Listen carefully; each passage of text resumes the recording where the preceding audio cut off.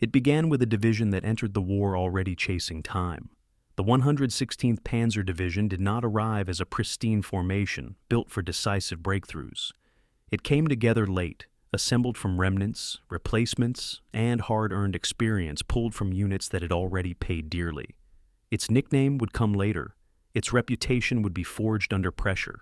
From the beginning, this was a division shaped by urgency, expected to perform as if fully formed while the ground beneath it was already shifting.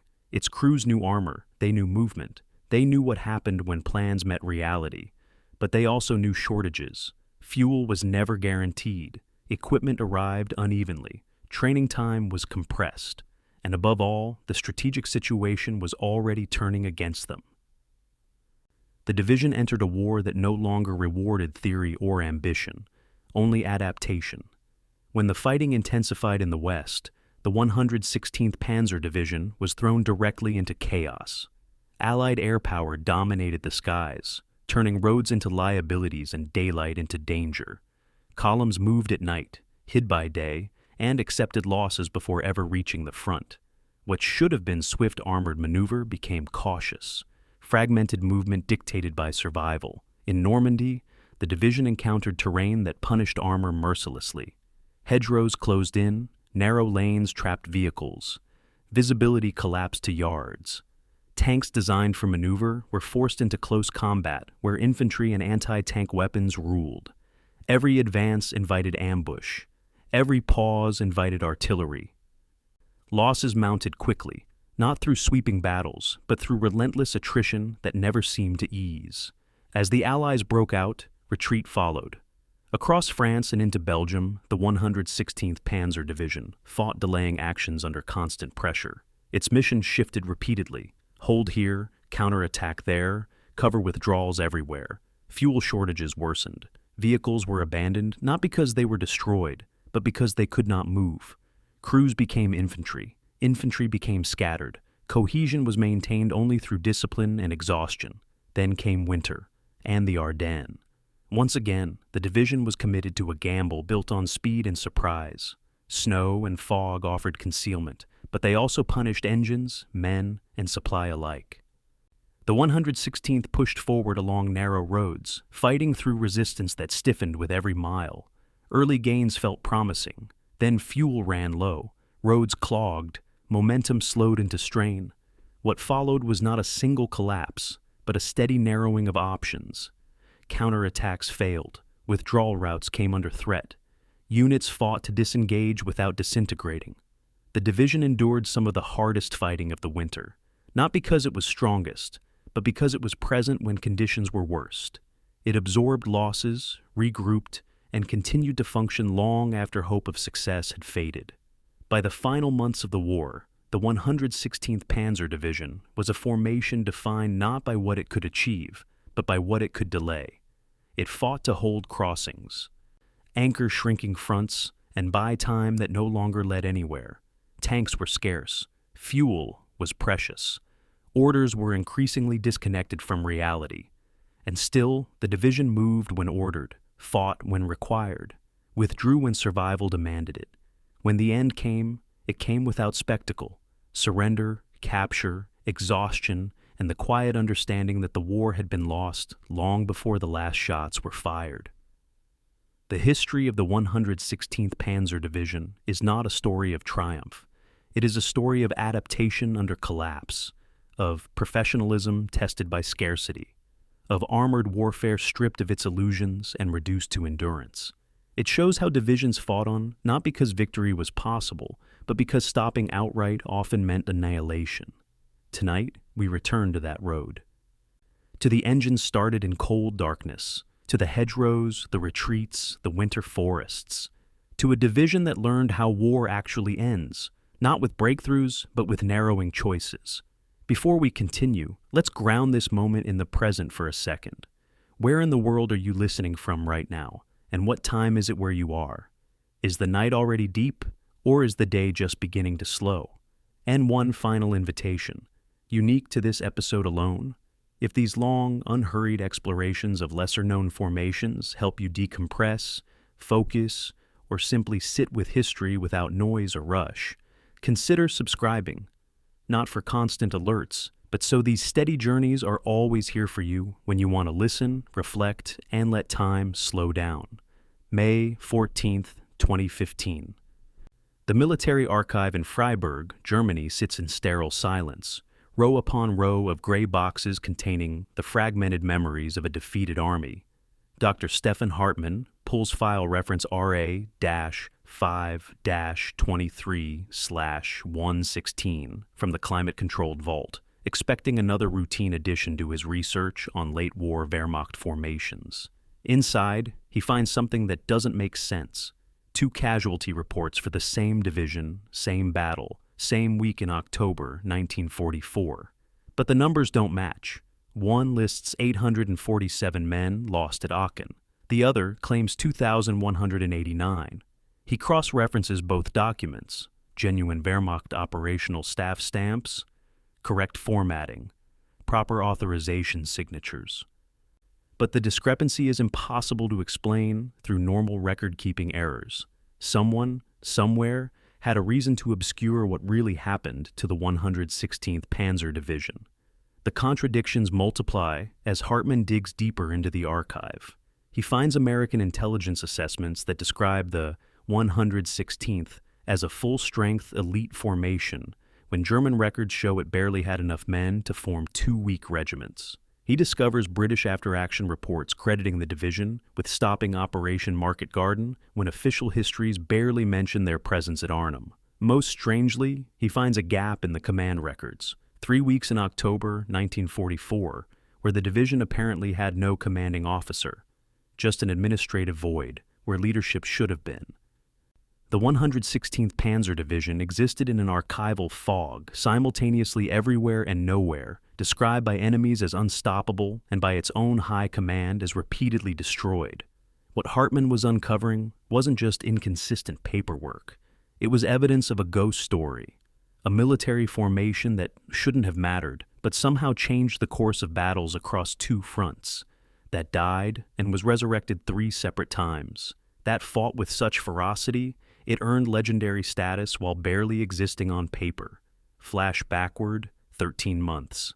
December the 16th, 1944. American soldiers from the 84th Infantry Division, huddled in frozen foxholes near the Belgian village of Marche, hear a sound that turns their blood cold. Through the pre-dawn darkness and swirling snow comes the distinctive high-pitched whine of Maybach engines, German Panther tanks, somewhere close but invisible in the fog. The sound is different from the reliable rumble of American Shermans, sharper and more aggressive, the mechanical scream of something built purely to kill. Within minutes, the forest erupts with muzzle flashes and the crack of 75mm guns. The Americans don't know it yet, but they are facing the 116th Panzer Division, a formation their intelligence officers assured them was destroyed weeks ago at Aachen. In the next 72 hours, this destroyed division would advance 28 kilometers, destroy 76 American tanks, and come within 5 kilometers of reaching the Meuse River, the deepest penetration of Hitler's entire Ardennes Offensive. How does a dead division rise to spearhead Germany's last great attack? The answer begins in the spring of 1944, when the Wehrmacht was bleeding to death on 2 fronts. In the east, Soviet offensives had pushed German forces back hundreds of kilometers. In the south, Allied armies were grinding up the Italian peninsula. And in the west, everyone knew the invasion was coming. The only question was where and when. Germany's armored reserve had been gutted by 3 years of catastrophic losses.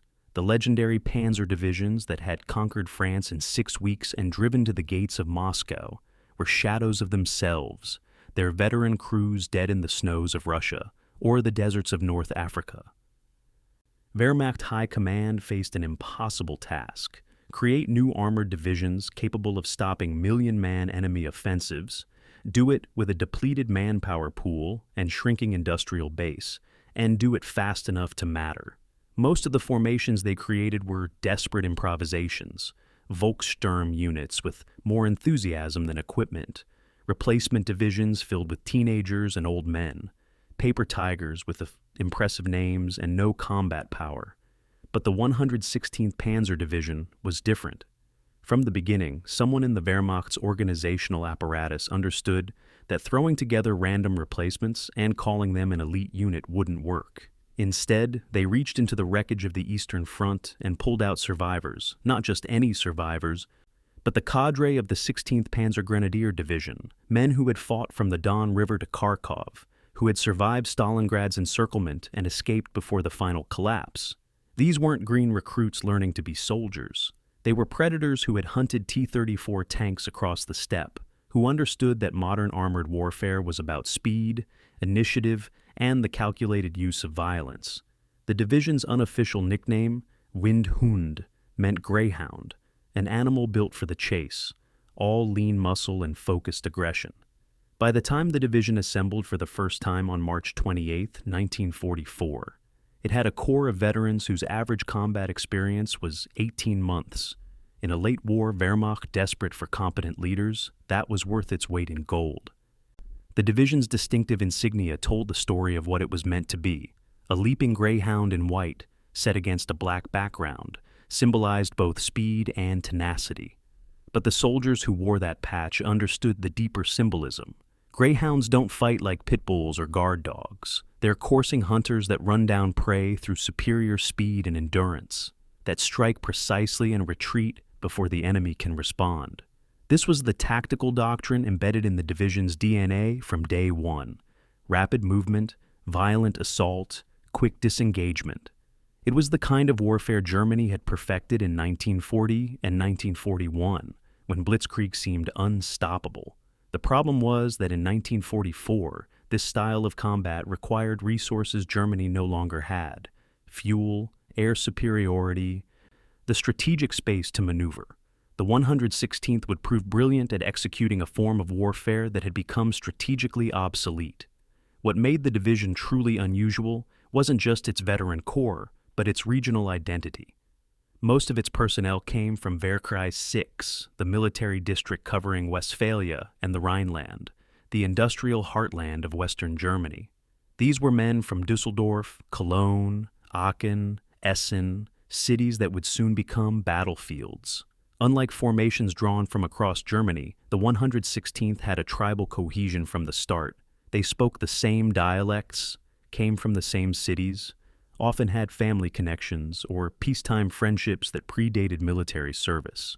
When American armies crossed into Germany in September 1944, the division would literally be fighting to defend their own homes, their own families, their own streets. This created a motivation that no amount of Nazi ideology or military discipline could replicate: the primal human instinct to protect home ground. Wehrmacht High Command didn't plan this deliberately, but they stumbled into creating a formation with stronger unit cohesion than divisions that had trained together for years. But there was a darker side to the division's story that the archives reveal only in fragments and implications. The 116th was activated in March 1944, just as the full scope of Nazi Germany's crimes was becoming undeniable to anyone paying attention. The Holocaust was in full operation. Slave labor from conquered territories kept German factories running. The regime these men served was conducting industrial-scale murder, even as it drafted them to defend it. Some historians argue that late-war Wehrmacht soldiers, like those in the 116th, were just defending their homeland, that they weren't directly involved in Nazi atrocities and therefore occupy a morally gray space. Others counter that by March 1944, claiming ignorance of the regime's nature was willful blindness at best, complicity at worst. The truth is that the 116th Panzer Division, like all Wehrmacht formations, existed in a moral nightmare where individual conscience collided with institutional evil, where love of homeland entangled with service to genocide. The division's first commander was General Lieutenant Gerhard Graf von Schwerin, an aristocratic Prussian officer whose career embodied the Wehrmacht's contradictions. Von Schwerin was a professional soldier from the old Reichswehr tradition, a man who saw military service as a matter of honor and duty rather than political ideology. He had commanded armored formations in Poland, France, and Russia, earning a reputation for tactical competence and personal courage. He was also a man who would, 6 months later, attempt to surrender a German city to American forces to spare civilian lives, an act of humanitarian conscience that would nearly get him executed for treason. In March 1944, von Schwerin took command of a formation that existed mostly on paper, with trucks arriving daily, carrying confused replacements, crates of weapons, and an endless stream of contradictory orders about the division's ultimate deployment. He had 6 weeks to turn this administrative chaos into something capable of fighting the best-equipped, most powerful military forces ever assembled. The 116th Panzer Division's story is ultimately about a fundamental question that echoes through all of military history. What makes some military units extraordinary, while others with identical equipment and training remain mediocre? The answer isn't simple, and it's not comfortable. Tactical excellence can serve evil causes. Courage and skill can be devoted to terrible ends. Understanding the 116th means confronting the reality that the Wehrmacht produced some of the most effective fighting formations of the Second World War, while serving history's most murderous regime. Their enemies respected them. Their own high command simultaneously relied on them and wasted them. They fought brilliantly and lost catastrophically. They were ghosts that haunted battlefields from Normandy to the Ruhr, leaving behind a legacy that's impossible to celebrate and dangerous to ignore. This is their story, not to glorify what they did, but to understand how tactical excellence and strategic madness combined to produce one of the war's most effective and most tragic military formations. February 9th, 1944. Oberst Walter Schmidt sits behind a scarred wooden desk at Wehrkreis 6, headquarters in Münster, conducting what amounts to an archaeological dig through human wreckage. The men filing into his office every 15 minutes are survivors of the Eastern Front's meat grinder, and their bodies tell stories their service records only hint at. Some walk with limps from poorly healed wounds. Others have the distant, flat-eyed stare of men who've seen things that rewired their nervous systems. One candidate arrives with a knight's cross around his neck and burn scars covering the entire left side of his face, the flesh melted into waxy ridges by a tank fire that should have killed him. Schmidt's job is to sort through these damaged men and find the ones who can still fight, who retain enough tactical knowledge and psychological resilience to form the nucleus of a new Panzer Division. It's like trying to build a house from boards pulled from a collapsed building. Some are still structurally sound, but many are cracked in ways that aren't immediately visible. The interview that stays with Schmidt happens just before noon. Hauptmann Erich Löwe enters the office with the mechanical precision of a man who's learned to compensate for injuries. Slight favoring of his left leg, careful control of his head movements to protect a damaged neck. The left side of his face is a horror show of reconstructive surgery. The skin grafts still angry red against pale German winter complexion. But it's Löwe's eyes that Schmidt notices most. Alert, calculating, predatory in a way that has nothing to do with ideology and everything to do with the simple mathematics of killing. Löwe's record is extraordinary even by Eastern Front standards. 47 confirmed tank kills, all from the commander's position in Panzer IVs and Panthers, fighting from Kursk to Kharkov across 18 months of continuous combat. He survived being knocked out of 4 different tanks, the last one burning around him, while he dragged his unconscious driver through a hatch with Russian infantry 50 meters away. Schmidt asks the standard question: "Are you prepared to train new crews and command in combat again?" Löwe's response is flat, matter of fact. "That's all I know how to do." He's 26 years old. This is the human material Schmidt has to work with. Men who are simultaneously the Wehrmacht's most valuable resource and its most damaged product. The official activation order for the 116th Panzer Division called for 16,000 men, organized into 2 full Panzer Grenadier regiments, a tank battalion, reconnaissance units, artillery, and support services. Wehrmacht doctrine specified that late-war Panzer divisions should have at least 60% of their tank commanders and 70% of their company-grade officers drawn from combat veterans with at least 6 months frontline experience. For most divisions formed in 1944, this was a fantasy. They got whatever warm bodies the replacement system could scrape together. commanded by officers promoted far beyond their competence because everyone better was already dead. But the 116th was different. Someone high in the Wehrmacht hierarchy had decided this division mattered, that it was worth the investment of scarce veteran personnel. Schmidt's screening process wasn't just administrative box-checking, it was an actual selection filter.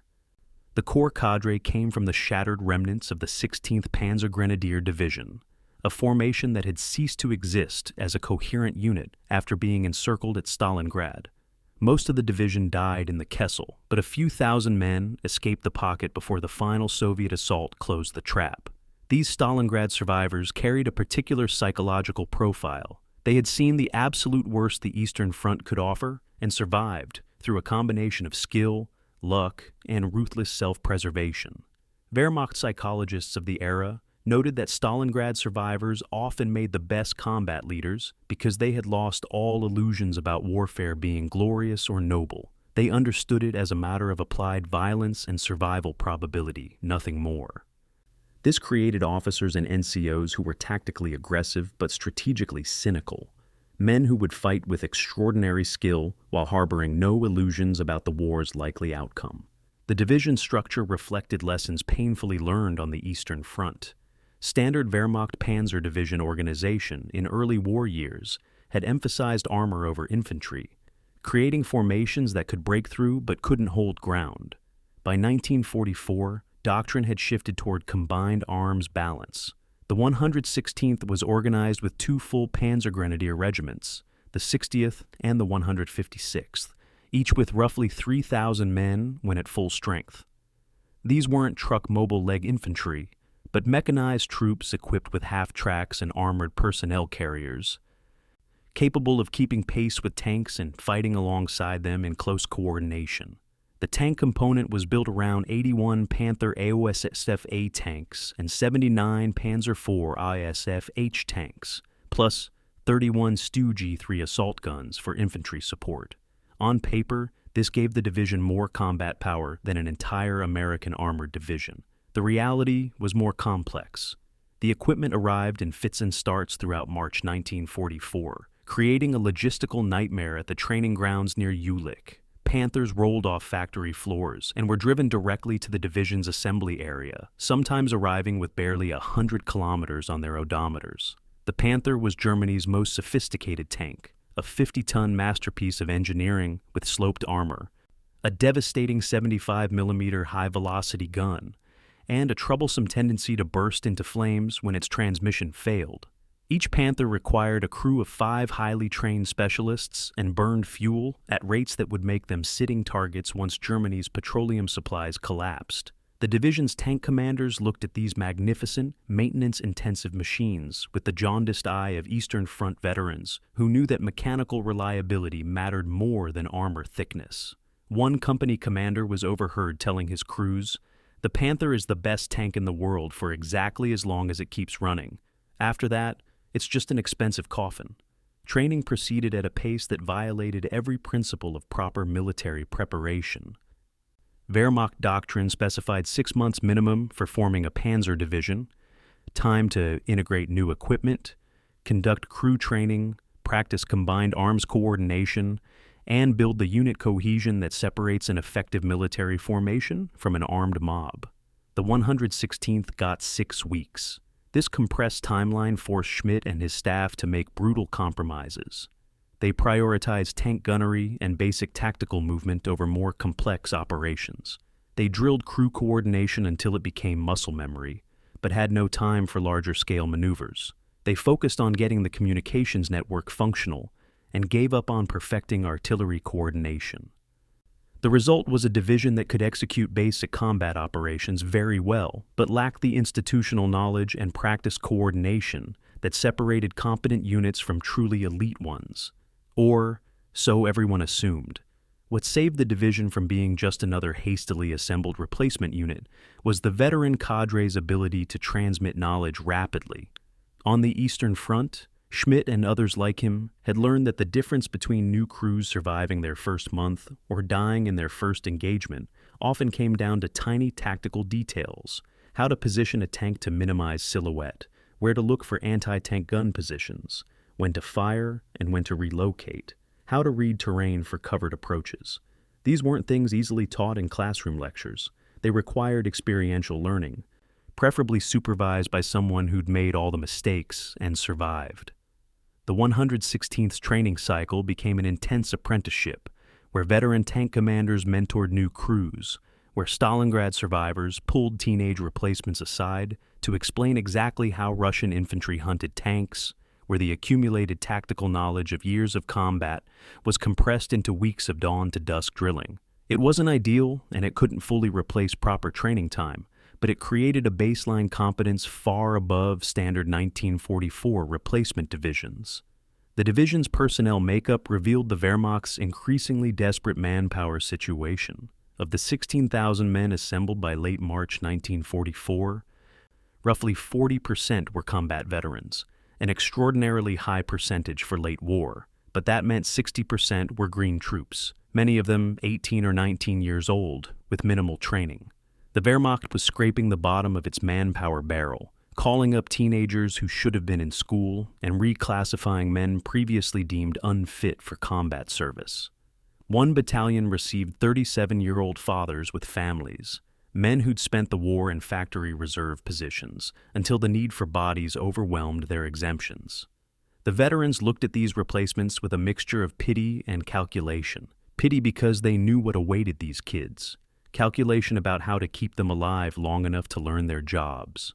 There was also a darker procurement stream that German records barely acknowledge. The division received personnel transfers from Waffen-SS recruiting offices, men who had been rejected for SS service but were deemed suitable for Wehrmacht Panzer duty. The reasons for SS rejection varied. Some failed ideological screening, others lacked the physical standards the SS maintained. Some had minor criminal records or political associations the SS found unacceptable. Wehrmacht officers like Schmidt weren't particularly happy about receiving what amounted to the SS's rejects, but by March 1944, they took what they could get. This created a unit with a complex political composition: hardcore Nazis who worshipped Hitler, apolitical career soldiers who just wanted to serve competently, cynical survivors who had lost faith in everything except their own buddies, and confused teenagers who barely understood what they were fighting for. Somehow, Schmidt had to forge this diverse collection of damaged veterans and raw recruits into a cohesive fighting force in less than 2 months.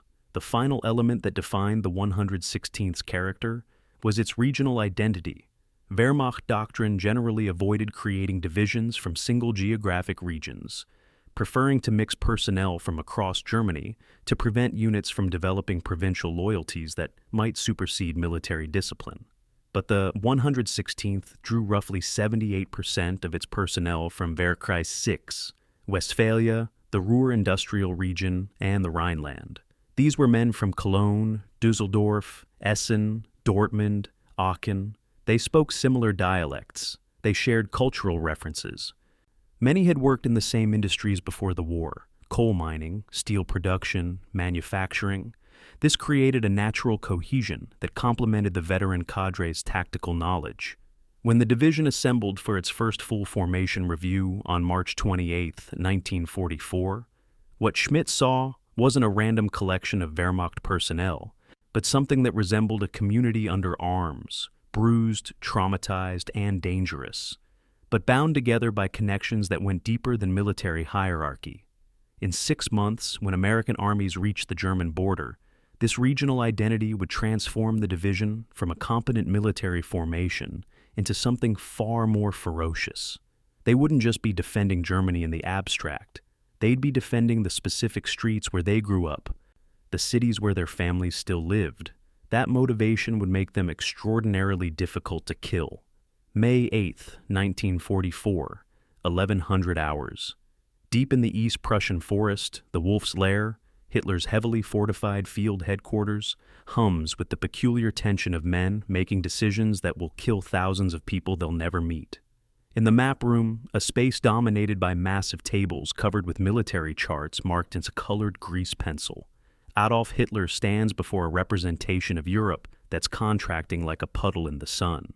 Red arrows show Soviet positions pushing westward into Poland and the Baltic states. Blue markers indicate Allied forces grinding up the Italian peninsula. And in France, clustering around English Channel ports, are intelligence estimates of the largest amphibious invasion force ever assembled, somewhere between 150,000 and 200,000 troops in the first wave, thousands of ships, overwhelming air superiority. The question dominating this May morning strategy session isn't whether the Allies will invade, but where, when, and whether Germany has the reserves to stop them.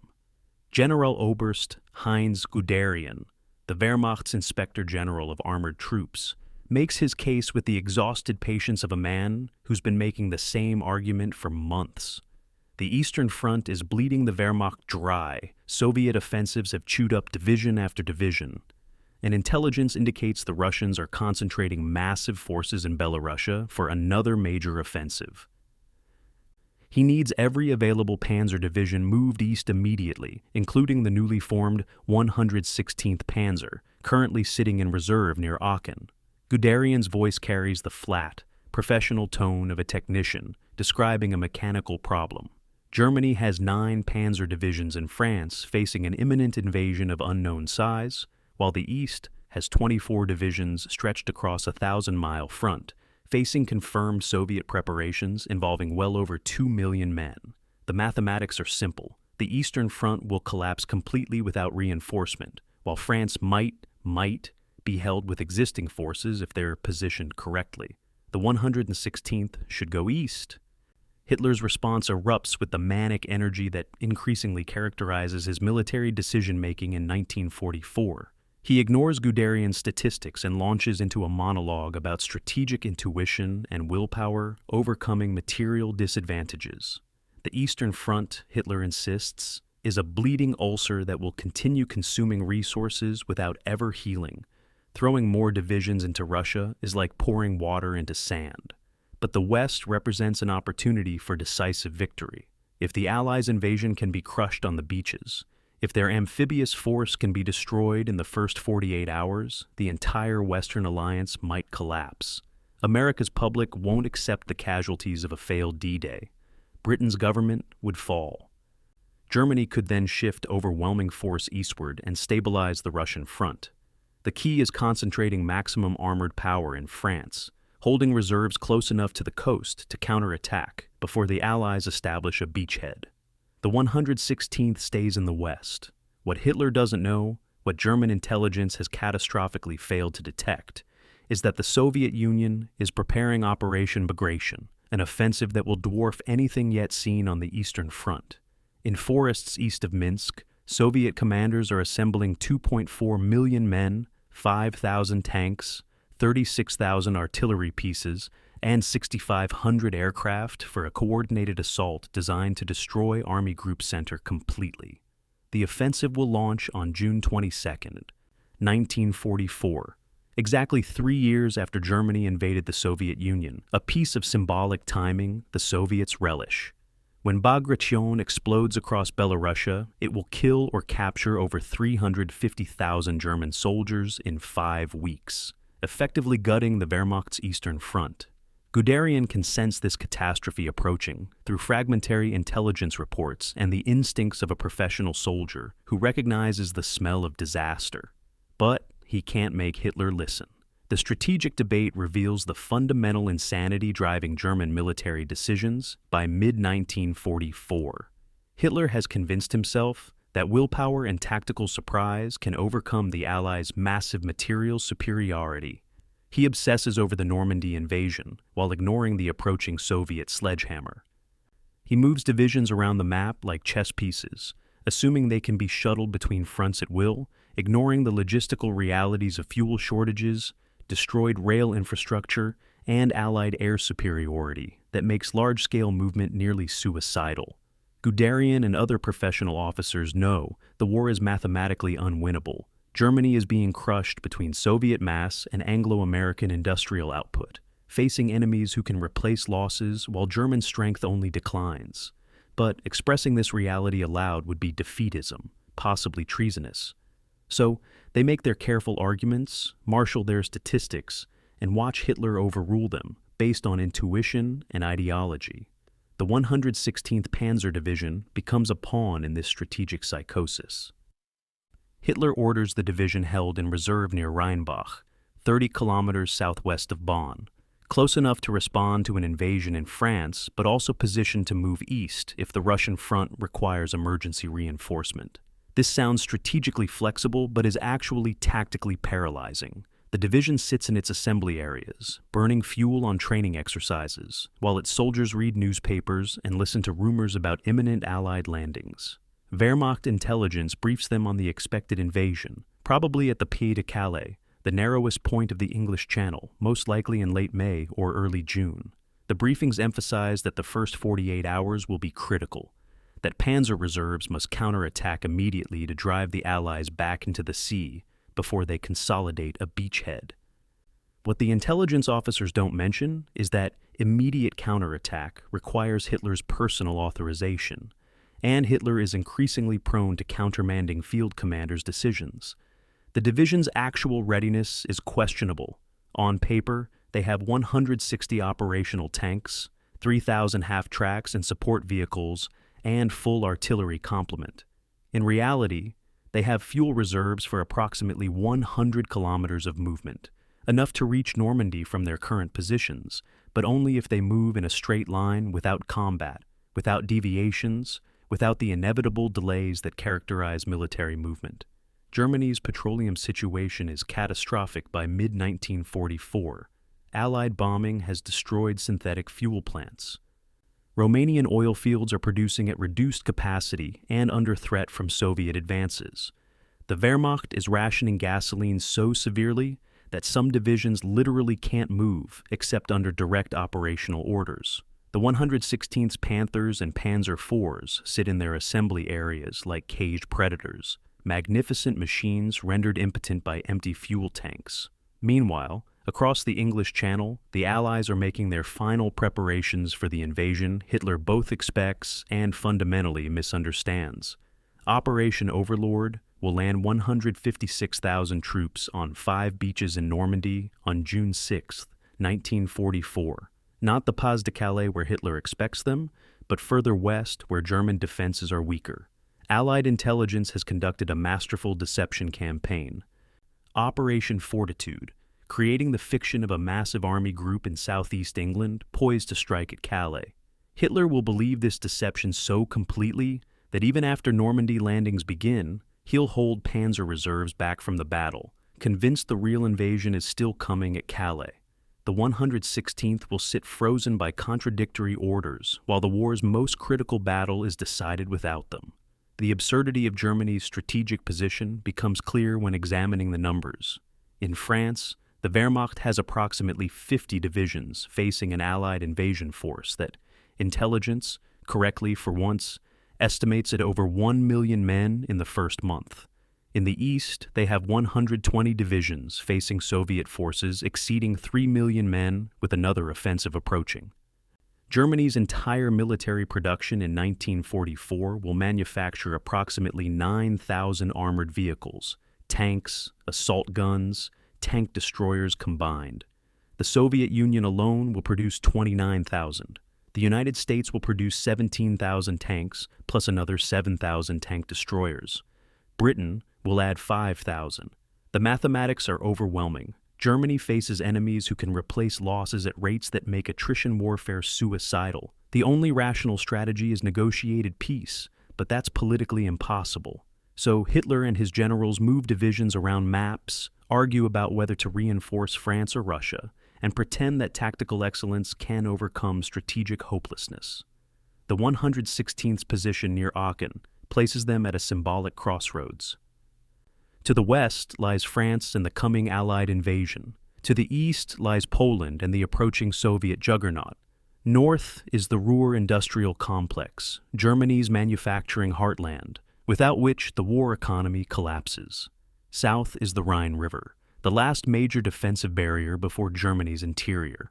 Standing at division headquarters in Rheinbach, looking at maps marked with unit positions and enemy dispositions, the officers of the 116th can see their future with depressing clarity. They'll be rushed to whatever crisis develops first, thrown into a desperate battle against overwhelming odds, expected to perform miracles with insufficient resources, and ultimately blamed when the miracle doesn't materialize.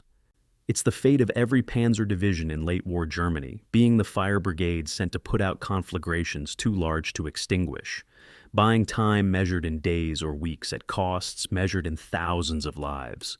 But there's also a peculiar pride among the division's veterans, a professional arrogance born from surviving worse odds on the Eastern Front. They've fought battles where they were outnumbered 10-1 and won. They've seen entire Soviet armies disintegrate under properly executed armored attacks. They know the Allies have material superiority, but doubt whether American and British soldiers have the skill and ruthlessness required for the kind of warfare that's coming. It's a dangerous overconfidence, mistaking tactical victories for strategic viability, but it's also the psychological armor that lets them function without succumbing to despair. As May turns to June and the entire Wehrmacht tenses for the expected invasion, the men of the 116th Panzer Division wait in their assembly areas, maintain their equipment, run training exercises, and tell each other that when the time comes, when they're finally unleashed, they'll show the Allies what German armor can really do. Within weeks they'll get their chance, and it will be nothing like they expect. June 6, 1944, 3 o'clock in the afternoon, at the 116th Panzer Division's headquarters in a requisition manor house near Düsseldorf, the field telephone rings with the shrill insistence that means operational orders. General Lieutenant von Schwerin picks up the receiver expecting confirmation of what everyone has known since dawn. The Allies have landed in Normandy, the invasion has begun, and the Panzer Reserves will now execute their long-planned counterattack to drive the enemy back into the sea. What he hears instead is bureaucratic chaos converted into military disaster. The division is ordered to full alert status, all leaves canceled, crews to their vehicles. Then, 45 minutes later, a second call countermands the first. Stand down, remain in position, await further orders. At 5:30 comes a third call. Mobilize immediately, prepare to move west. This is followed at 6:15 by a fourth order canceling the third. In 6 hours, the division receives mobilization orders and cancellations 3 complete times. Each one sowing confusion among units that have already started engines, briefed crews, and consumed precious fuel moving to assembly points. This operational paralysis isn't incompetence or communications breakdown. It's the Wehrmacht's command structure eating itself. Hitler has reserved personal authority to order Panzer Reserves into combat, and he's receiving conflicting intelligence about whether the Normandy landings are the main invasion or a diversion before the real attack at Pas de Calais. Field Marshal Rundstedt, commanding all German forces in the west, wants to commit the armor immediately, while Allied forces are still vulnerable on the beaches. Field Marshal Rommel, commanding Army Group B responsible for the invasion sector, agrees with Rundstedt. Every hour of delay lets the Allies consolidate their beachhead and bring ashore the massive material superiority that will make counterattack suicidal. But Hitler won't authorize release of the Panzer Reserves because he's convinced, partly through Allied deception and partly through his own strategic fantasies, that Normandy is a feint. So the 116th sits paralyzed, engines idling and then shutting down, crews confused and frustrated, burning fuel and achieving nothing.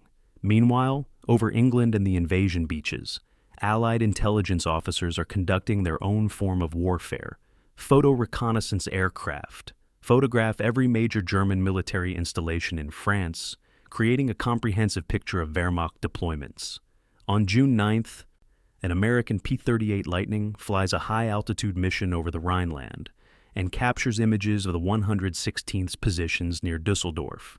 The photos show textbook Panzer Division deployment, tanks in dispersed positions under camouflage netting, half-tracks organized in company groups, artillery positioned for rapid movement.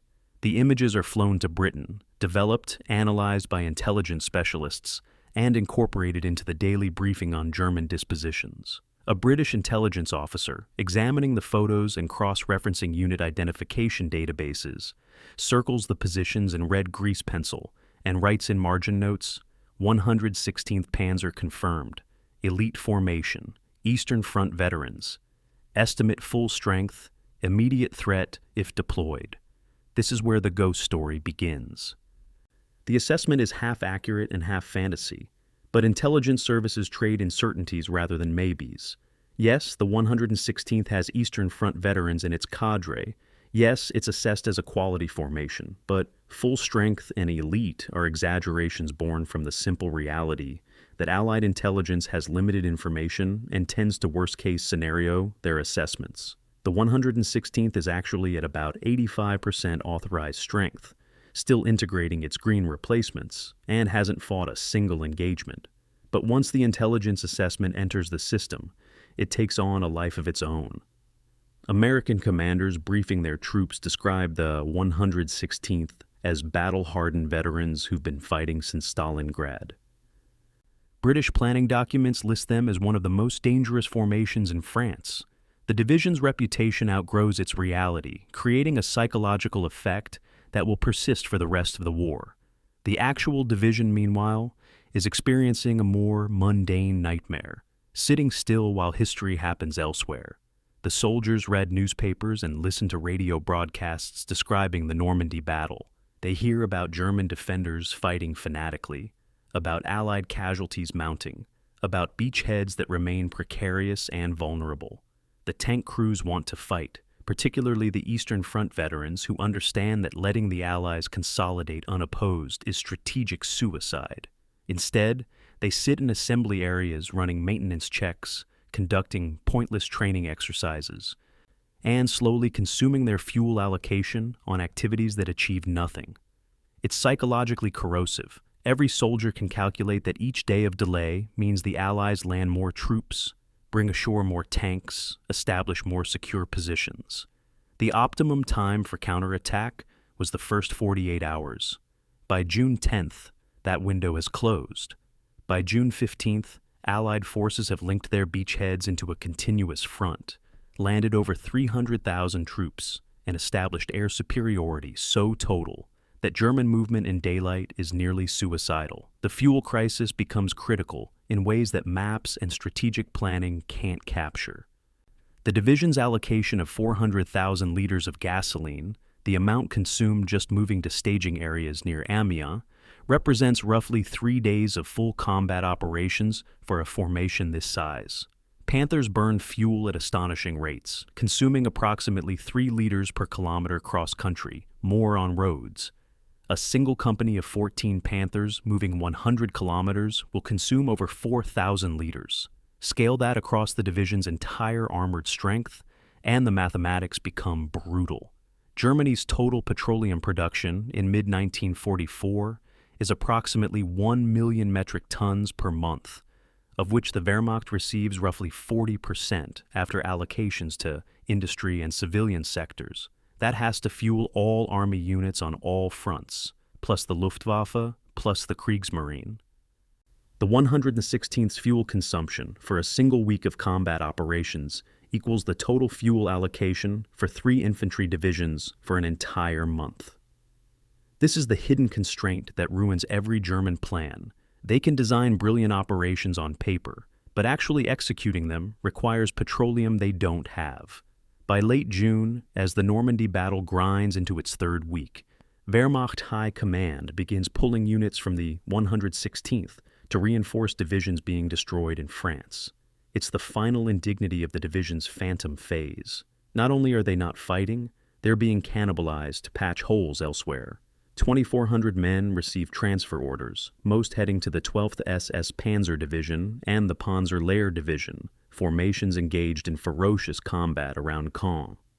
The transferred personnel are mostly the green replacements, teenagers who've barely completed training, but their departure leaves the 116th under strength and disrupts the careful integration of veterans and recruits. For the soldiers remaining, watching their comrades depart for the battle they all expected to fight creates bitter resentment. They are being held in reserve for a mythical Pas-de-Calais invasion that grows less plausible with each passing day, while their fellow soldiers die in Normandy without them. The division finally receives deployment orders on July 18th, 6 weeks after D-Day, long after the critical phase has passed. By this time, the Allies have landed over 1 million men in France, established complete air superiority, and built up material stockpiles that dwarf anything the Wehrmacht can match.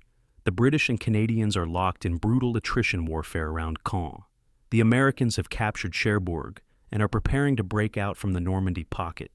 And the 116th Panzer Division, this supposedly elite formation that intelligence briefings described as Germany's ace in the hole, is ordered to move toward Veer in a strategic situation that's already irredeemable. The movement itself becomes a nightmare. Allied fighter bombers, Typhoons, Thunderbolts, Mustangs patrol French roads in rotating shifts, hunting for German vehicles with rockets and bombs. The division can only move at night, covering distances in darkness that should take hours, but stretch to days as units take wrong turns, get separated, and navigate through a countryside swarming with French resistance fighters who cut communication wires and ambush isolated columns. The first combat casualties occur before the division engages enemy ground forces. On July 21st, a column from the reconnaissance battalion is caught by P-47 Thunderbolts while moving through open country near Avranches. The American aircraft make 3 strafing passes, firing 50 caliber machine guns and launching rockets, before disappearing as quickly as they arrived. The attack lasts approximately 7 minutes. When it's over, 23 German soldiers are dead, 41 are wounded, and 12 half-tracks are burning wrecks.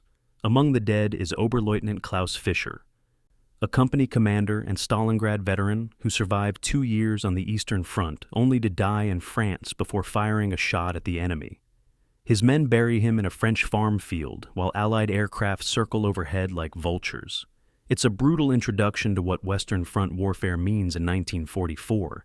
The Eastern Front was savage, but at least there both sides fought under the same sky. Here, the Allies own the air completely, turning any movement in daylight into a death sentence. The division reaches its assigned sector near Veer on July 30th and finds a tactical situation best described as catastrophic. The unit they are relieving, the 2nd SS Panzer Division, has been reduced to approximately 40% combat strength. The front line is a porous mess of improvised positions, uncoordinated strongpoints, and gaps that Allied patrols exploit constantly. American artillery fires harassment and interdiction missions around the clock, making rest impossible and movement dangerous.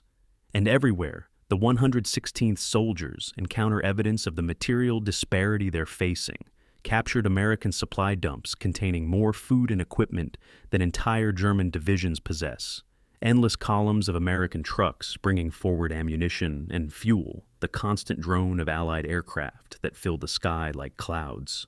An Eastern Front veteran from the division's reconnaissance battalion, surveying this industrial warfare landscape, remarks to his squad, "The Russians tried to bury us in bodies. The Americans are going to bury us in steel." Within 10 days, his prediction will begin coming true in ways he can't imagine. The phantom phase is over. The 116th Panzer Division is about to discover that reputation means nothing when you're being crushed between material superiority and strategic insanity. August 7th, 1944, 4:45 in the morning.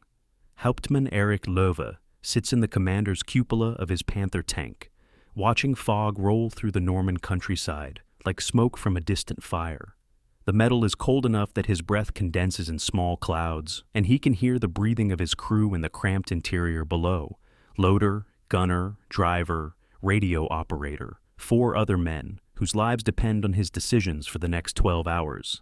The engine idles with a low rumble, the Maybach power plant generating enough vibration that Löwe feels it through the seat, through his bones. Around him in the pre-dawn darkness are 40 other Panthers from the division's tank battalion, arranged in attack formation across a kilometer of Norman farmland. The fog is thick enough that he can barely see the next tank over, just the vague outline of turret and hull, exhaust smoke mixing with the morning mist. In 30 minutes, they'll begin Operation Lüttich, Hitler's personally ordered counteroffensive to cut off American forces that have broken out from the Normandy beachhead.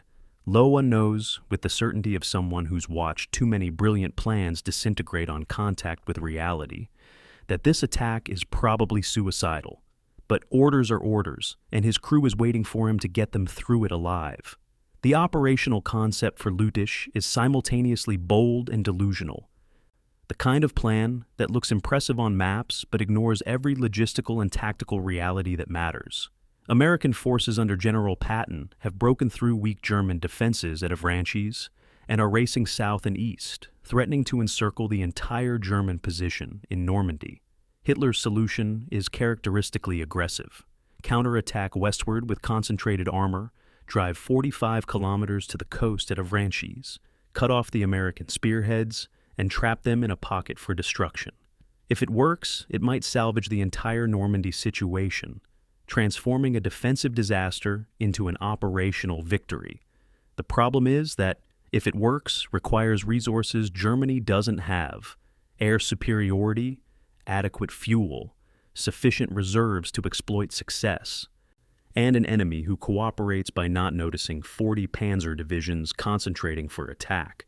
None of those conditions exist. But Hitler has ordered the attack, and Wehrmacht commanders who value their lives don't tell the Führer his plans are fantasies. The 116th Panzer Division is one of 4 armored formations committed to the assault, assigned to the northern flank with orders to advance through Mortain toward Avranches. Their actual combat strength is already reduced from what mobilized 7 days ago.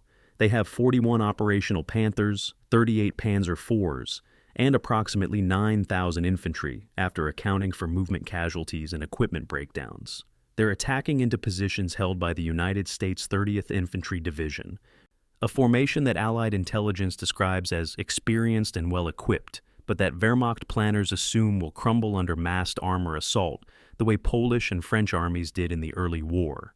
It's an assessment that underestimates both American combat capability and the extraordinary firepower modern American infantry can generate when defending prepared positions with artillery support. The 116th is about to receive an education in exactly how much warfare has changed since 1940. At 5:30, German artillery opens fire, 600 guns bombarding American positions in a coordinated barrage that announces the attack with the subtlety of a kick to the face. For 30 minutes, high explosive shells tear through Mortain and the surrounding hills, intended to suppress American defenses and create shock that armor will exploit. Then, precisely at 600 hours, the tanks begin moving forward, Panthers leading with Panzer IVs in support, mechanized infantry following in half-tracks. The fog provides unexpected cover. American observers can hear the German armor coming, but can't see it, can't direct artillery effectively, can't coordinate defensive fire. For the first 2 hours, Lüttich achieves the kind of breakthrough that makes armored warfare glorious in propaganda films and tactical manuals. The 116th's spearhead advances 12 kilometers, overwhelming American forward positions, destroying dozens of vehicles, and creating the kind of chaos and confusion that armor is designed to generate. The critical moment comes at Hill 317, a high point dominating the surrounding terrain, where the 2nd Battalion of the 120th Infantry Regiment, 30th Division, has established defensive positions. The German attack bypasses and surrounds the hill, cutting off approximately 600 American soldiers who now occupy a strong point deep behind German lines. Wehrmacht doctrine says to leave bypassed positions for follow-on forces and continue the advance. Momentum matters more than clearing every enemy pocket. But Hill 317's height gives American observers perfect visibility over the entire attack axis. Within 2 hours, American artillery fire directed from the hill begins landing with devastating accuracy on German columns, destroying vehicles, killing crews, creating roadblocks that slow the advance to a crawl. Loese's company is tasked with reducing the position, and he spends 6 hours maneuvering Panthers around the hill base, taking flanking fire from dug-in American anti-tank guns, losing 3 tanks to weapons he never sees until they fire. By mid-afternoon on August 7th, the tactical situation starts shifting in ways German planning didn't account for. The fog burns off, revealing clear blue skies and perfect flying weather, exactly what Allied air forces have been waiting for. The first strike arrives at 1400 hours. RAF Typhoons armed with rockets and bombs, targeting the traffic jam the German advance has created on roads leading toward Avranches. The Typhoons attack in rotating waves, diving through anti-aircraft fire that's heavy but ineffective, launching rockets that transform German armor into burning pyres. A single rocket hit can penetrate a Panther's thinner top armor or disable the running gear, immobilizing a 50-ton machine that then becomes target practice for subsequent waves. Loa watches from a hold-down position as a Typhoon strike obliterates a column of half-tracks carrying Panzer Grenadiers, the vehicles erupting in sequence like firecrackers, screaming men jumping from burning carriers into machine gun fire from American positions. There's nothing he can do except keep his Panther buttoned up and hope the aircraft choose different targets. The American defense of Hill 317 becomes legendary. 600 men holding out for 5 days against repeated German assaults, surrounded and cut off, but supplied by airdrops and sustained by artillery fire that never stops. Wehrmacht commanders brief Hitler that the position has been neutralized, but it keeps fighting, keeps directing fire, keeps disrupting the timetable. Meanwhile, American reinforcements are flooding into the sector, the 2nd and 3rd Armored Divisions redeploying from other sectors, infantry divisions rushing north, reserves that Germany simply doesn't have any equivalent for. What the 116th is experiencing firsthand is the fundamental impossibility of winning attrition battles against an enemy who can replace losses faster than you can inflict them. Every German tank destroyed is gone forever, maybe replaced in weeks if factory production allows. Every American tank destroyed is replaced from depot stocks within days, sometimes hours. August 8th is worse. Clear weather continues, and Allied air forces launch over 2,000 sorties against the German attack. Typhoons, Thunderbolts, Mustangs, medium bombers, everything with wings and ordnance. The 116th loses 46 tanks in 4 hours to air attack alone. Tanks that survived Eastern Front combat for months, dying in minutes under rocket and bomb, strikes they can't defend against. Lova's company is reduced from 14 Panthers to 6. The Panzer Grenadier regiments take horrific casualties moving in open terrain under constant strafing. German artillery, which should be suppressing American positions, can't deploy without being spotted and destroyed from the air. The advance, which penetrated 12 kilometers in the first 6 hours, gains less than 3 kilometers over the next 36. Wehrmacht after-action reports describe uninterrupted enemy air attack of intensity previously unknown in ground combat. Eastern Front veterans accustomed to at least contested skies find themselves nostalgic for fighting the Red Army. On August 9th, Hitler radios specific instructions. Not one step backward from Mortain.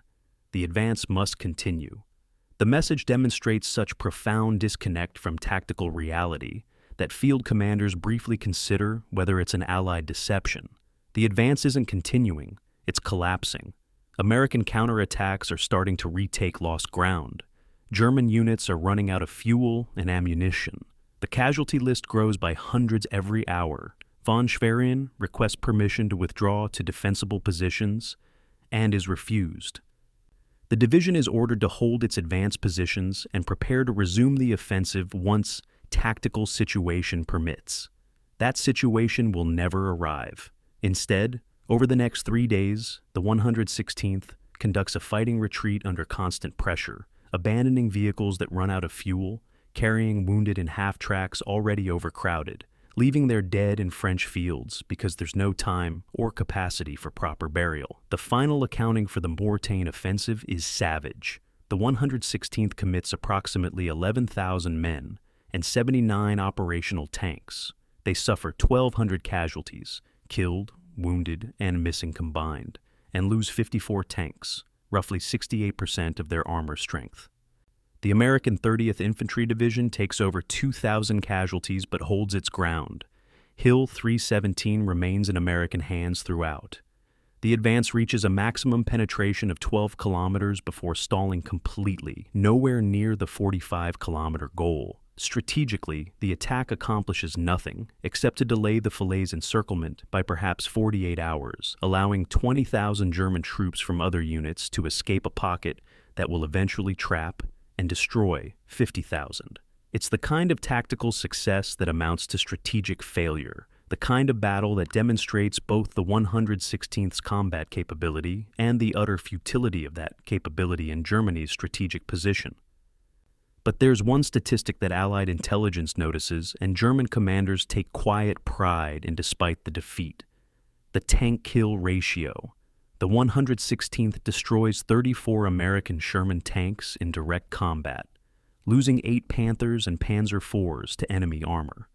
A 4-to-1 ratio that would be extraordinary in any circumstance and is remarkable given the tactical disadvantages they're operating under. The division's tank crews demonstrate exactly the skill their Eastern Front veterans brought to the unit, engaging American armor at ranges where German guns can penetrate, while Sherman guns can't return effective fire, using terrain and maneuver to offset numerical disadvantage. It's the tactical excellence that makes the 116th dangerous. The reason Allied intelligence will continue rating them as an elite threat. And it's ultimately meaningless because tactical excellence can't overcome strategic bankruptcy. Loa survives Mortain, his Panther shot out from under him on August 11th, but his crew all walking away. As he watches American artillery obliterate his burning tank from 1,000 meters away, he thinks about his 47 kills on the Eastern Front and realizes that none of it matters. The war is lost. His job now is just keeping his men alive as long as possible while Germany circles the drain. The baptism at Mortain didn't make the 116th battle hardened. It made them realists. August 19th, 1944, just past midnight. Gefreiter Hans Wolf crouches in a roadside ditch 3 kilometers east of Rouen, watching the Seine River Bridge explode in a cascade of sparks and collapsing steel. He's 19 years old, from a small town outside Cologne, and 3 months ago he was working in his father's machine shop before being drafted into the Wehrmacht with barely 4 weeks of training.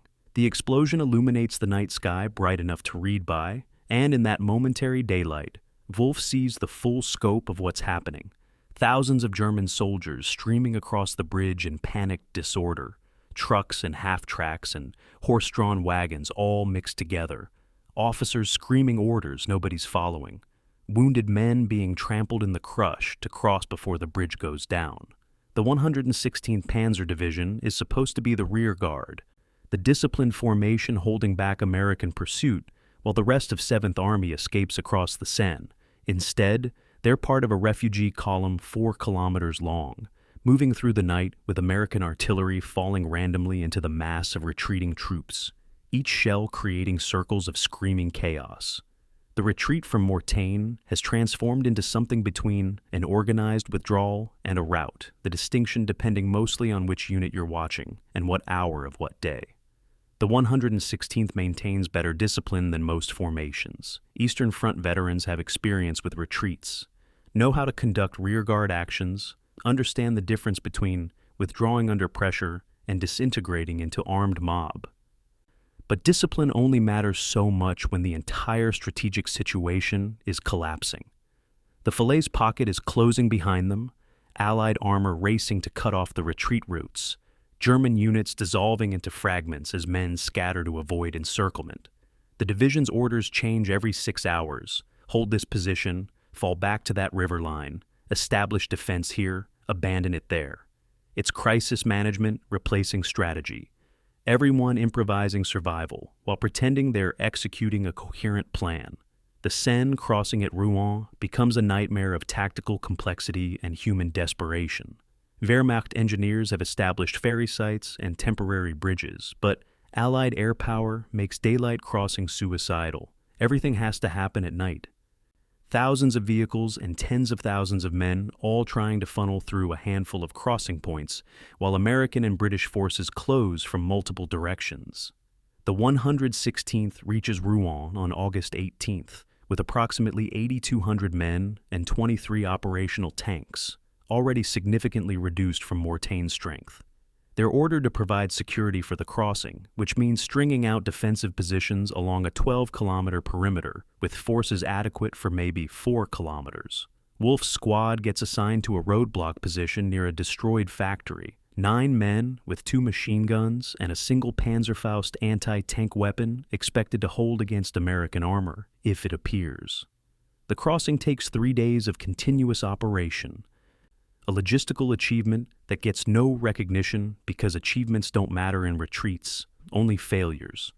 German combat engineers work under constant harassment from Allied artillery, repairing damage, maintaining ferry operations, building improvised rafts from whatever materials they can scavenge.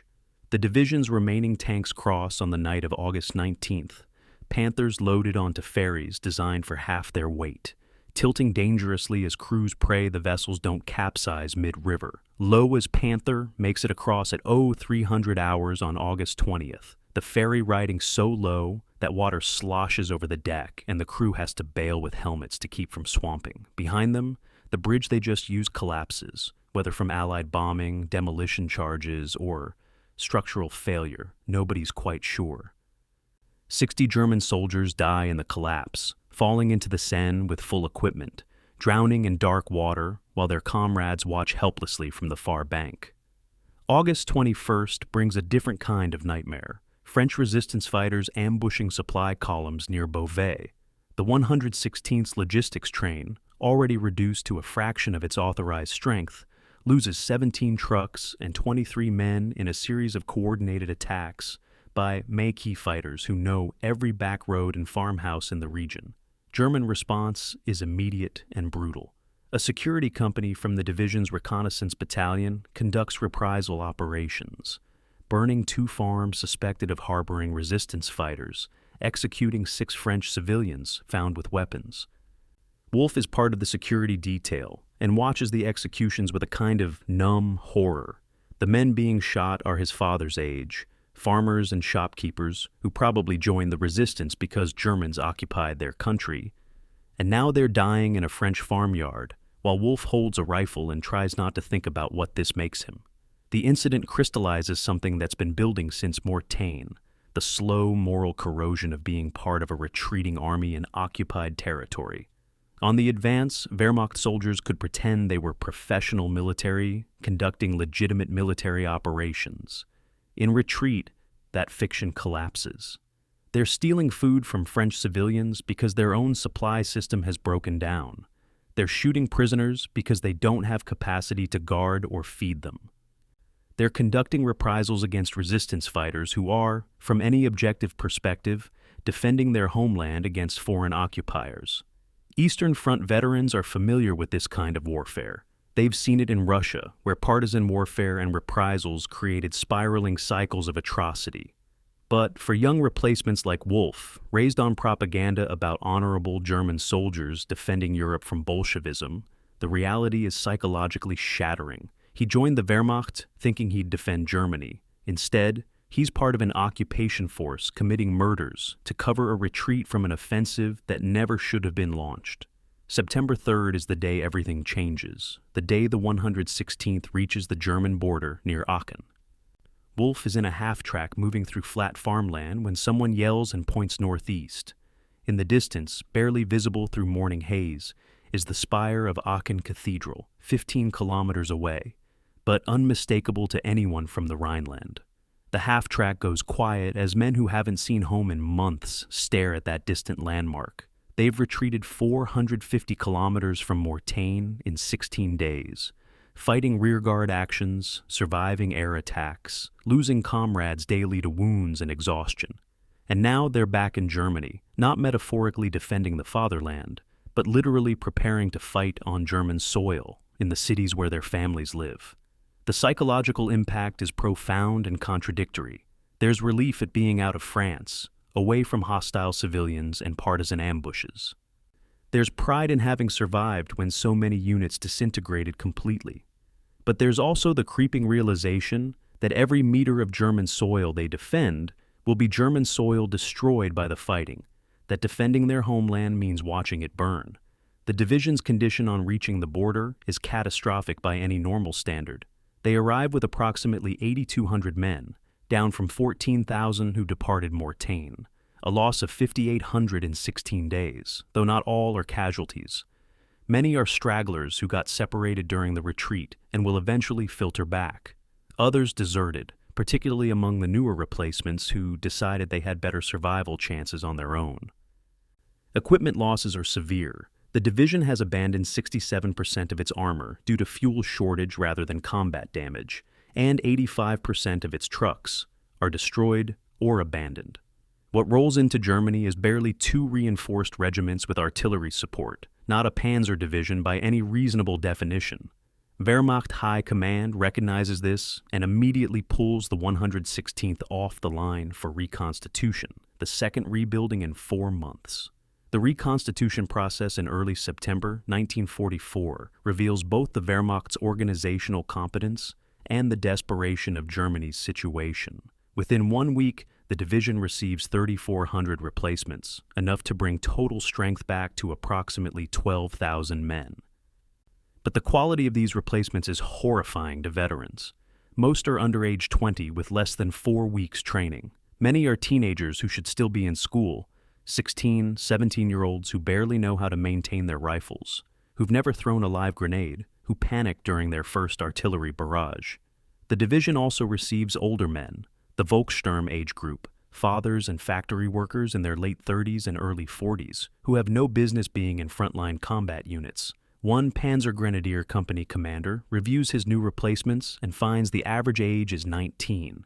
The average training time is 4 weeks, and exactly 3 men out of 120 have any prior combat experience. He's expected to turn this collection of children and old men into an effective fighting force immediately, because there's no time for proper training. Equipment arrives in better shape than personnel. 42 factory-fresh Panthers, 36 Panzer IVs, 18 Stuss G3s, all with less than 100 kilometers on their odometers. German industrial production is still functioning, despite Allied bombing, still producing tanks and weapons at rates that would be impressive if they weren't being fed into a strategic meat grinder. The new Panthers come with updated features, improved transmission reliability, better armor protection on the turret sides, upgraded optics. They're magnificent machines, possibly the best tanks in the world, on a purely technical basis. The problem is that most of the crews being assigned to operate them are so inexperienced they struggle with basic driving tasks. Lowe, now promoted to company commander after Mortain casualties created vacancies, watches a 17-year-old driver stall a Panther 3 times trying to move it from the rail yard to the assembly area. The kid is terrified of the machine, overwhelmed by the complexity of operating a 50-ton tank, and he's expected to be combat-ready in 2 weeks. It's a microcosm of Germany's entire situation. Excellent equipment, inadequate people to use it, and no time to fix the gap. The division's morale is simultaneously low and strangely elevated, a psychological contradiction that seems impossible until you talk to the soldiers. Morale is low because everyone can see the war is lost, that Germany is being crushed between Soviet mass in the east and Allied material superiority in the west, that eventual defeat is inevitable barring some miracle. But morale is elevated because 78% of the division's personnel are from the Rhineland, and they're now literally defending their home region. Wolf can look at a map and calculate that American forces are approximately 40 kilometers from his hometown. His mother and sister are still there. His father died in an Allied bombing raid in May, and the thought of American soldiers occupying his home, walking his streets, creates a protective fury that ideology could never generate. It's personal now, in a way France never was.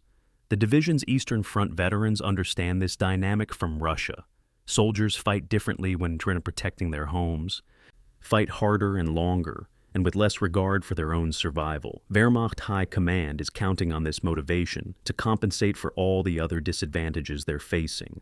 On September 7th, the division receives orders that create audible groans of disbelief. Turn around and attack toward the Netherlands.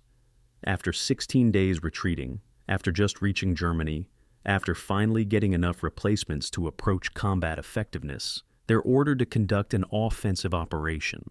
The target is the Allied advance that's pushing through Belgium toward the Netherlands, trying to outflank German defenses and reach the Rhine before winter. It's the kind of mission that makes tactical sense on a map. Disrupt enemy logistics, delay their advance, buy time for defensive preparations. But to soldiers who just fought their way out of France, who lost thousands of comrades in a retreat that achieved nothing, It feels like being ordered back into a burning building they just escaped. The veterans are cynical enough to recognize it as futile. The replacements are inexperienced enough to still believe success is possible. And Loa, sitting in his command panther reviewing the operation order, understands that his job is to somehow lead both groups into combat and keep enough of them alive to matter. The long retreat has ended, but what's coming next might be worse. A division reformed from wreckage being ordered to stop an Allied offensive that has overwhelming material superiority and momentum. In 3 weeks, they'll face British airborne forces at Arnhem. It will be the finest hour of the 116th Panzer Division and the beginning of their ultimate destruction. September 17th, 1944, 1400 hours.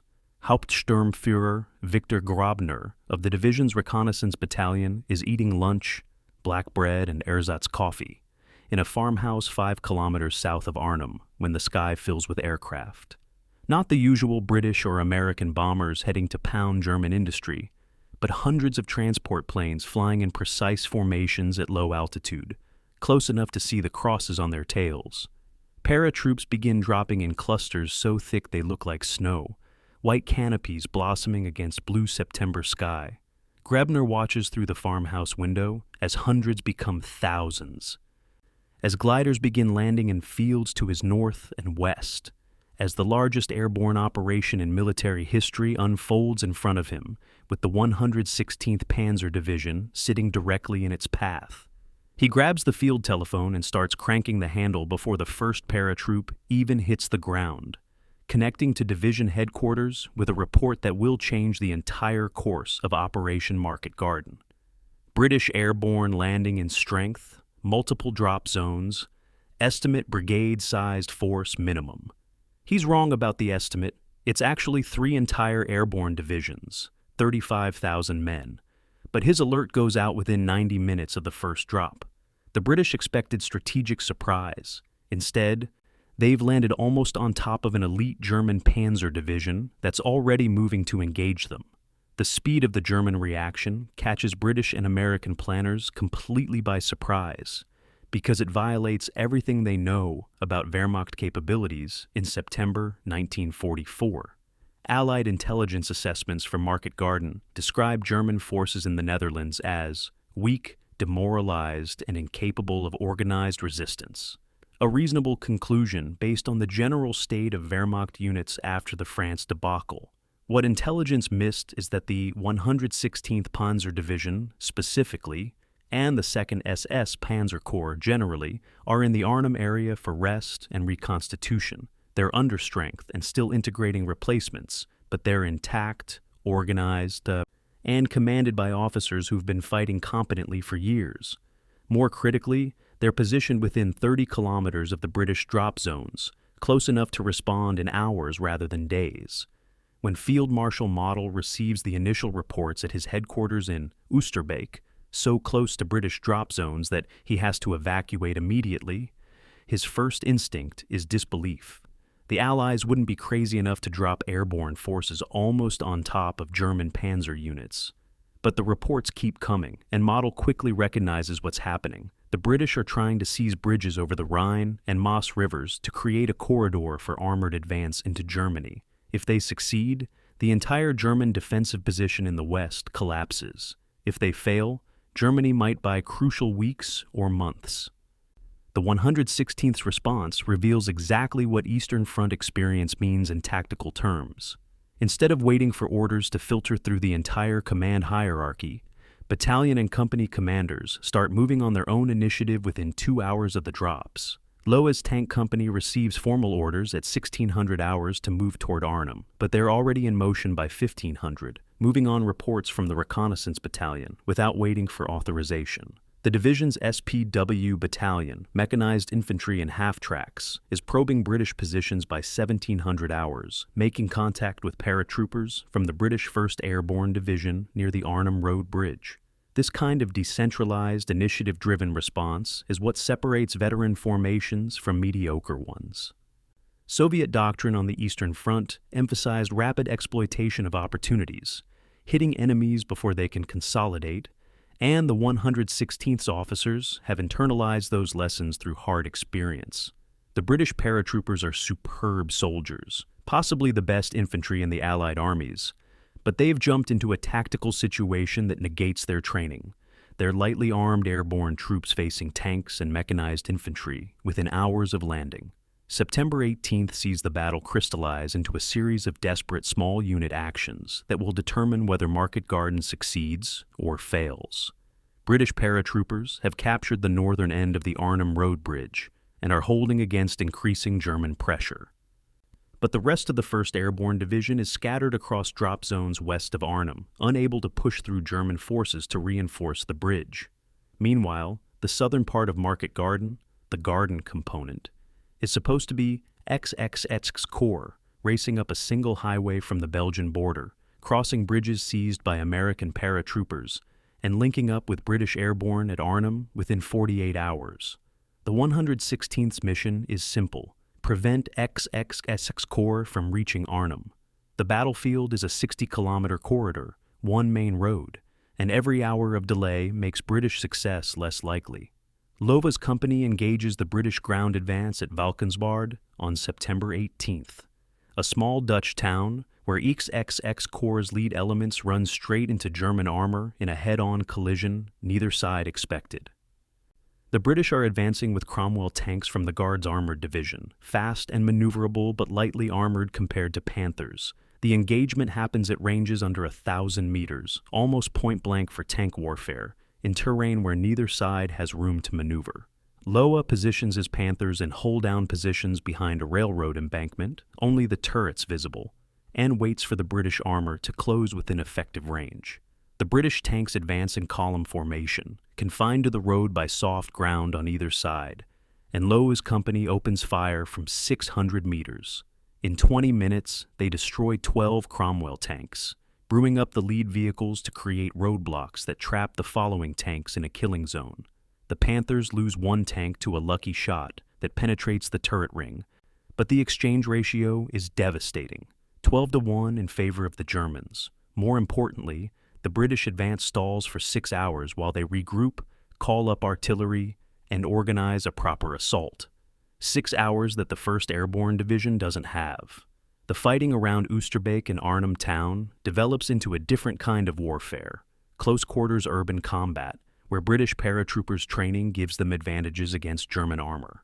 Panzer Grenadiers from the 116th 60th Regiment fight house to house through Oosterbeek on September 20th and 21st, clearing British positions in brutal room-to-room combat that looks more like the Eastern Front than anything in France. A German squad leader describes the experience in a letter home. "These British don't panic like the Americans. They let you get close, then hit you from 3 directions. Lost 7 men taking one house."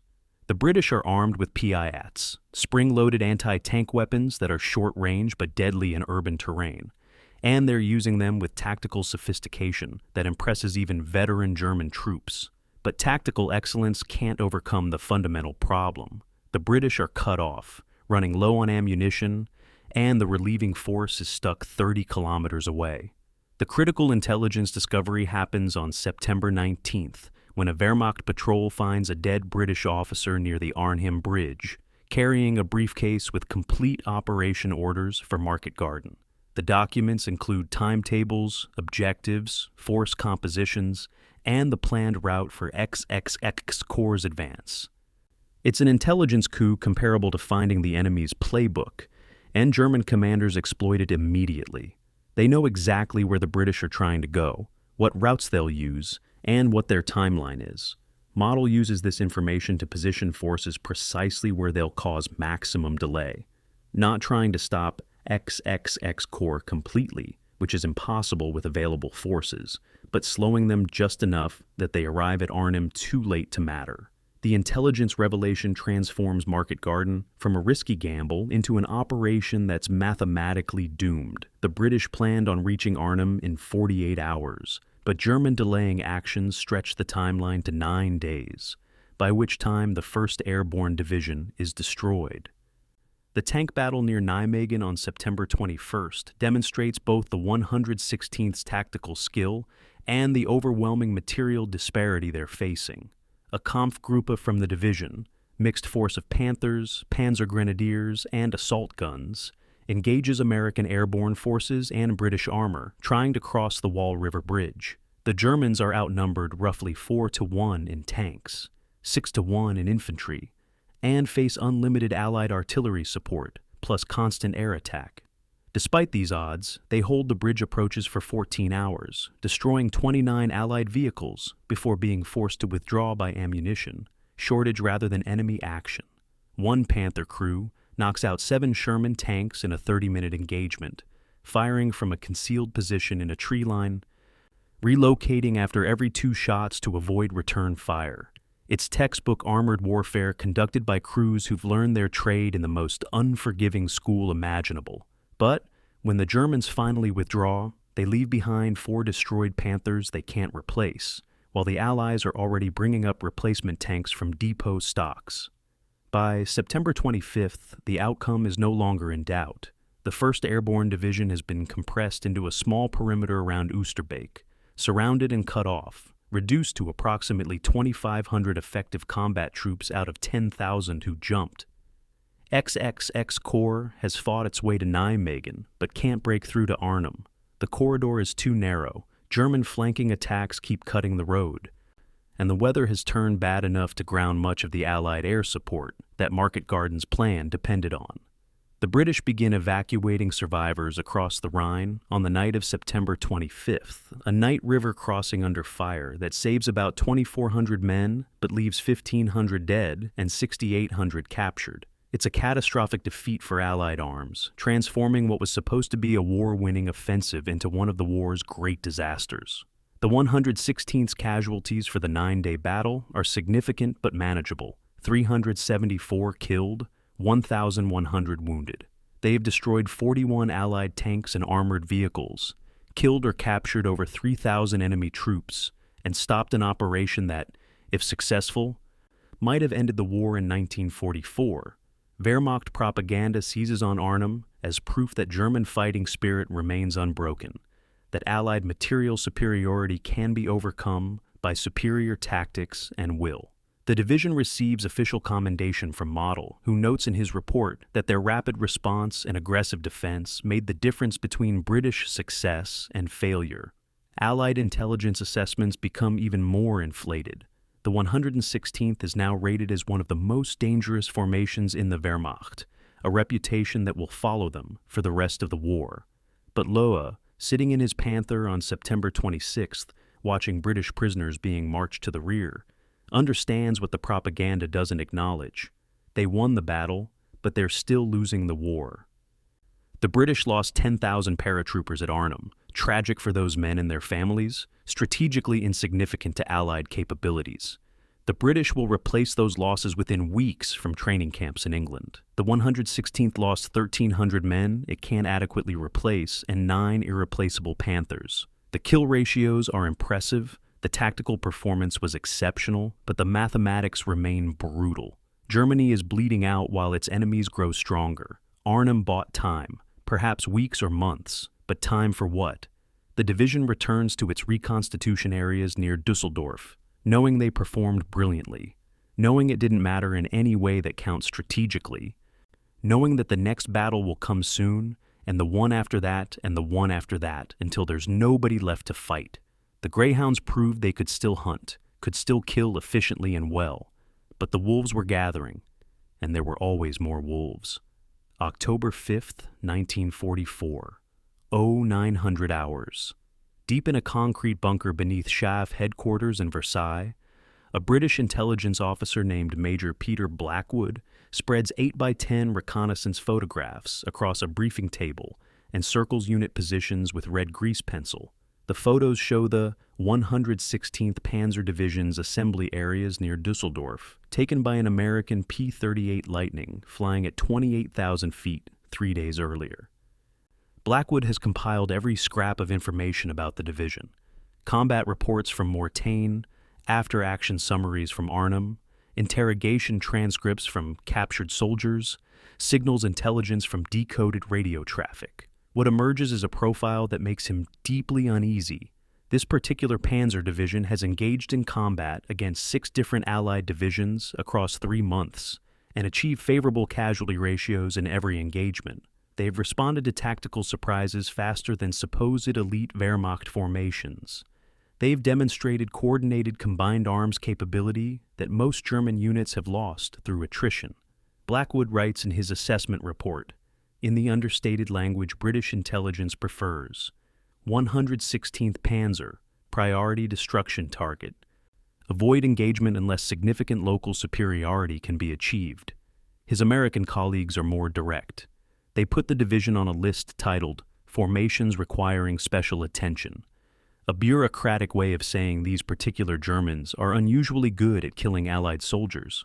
The assessment circulates through Allied command structure within 48 hours, finding its way into briefing packets for division and corps commanders, into planning documents for upcoming offensives, into the daily intelligence summaries that inform operational decision-making.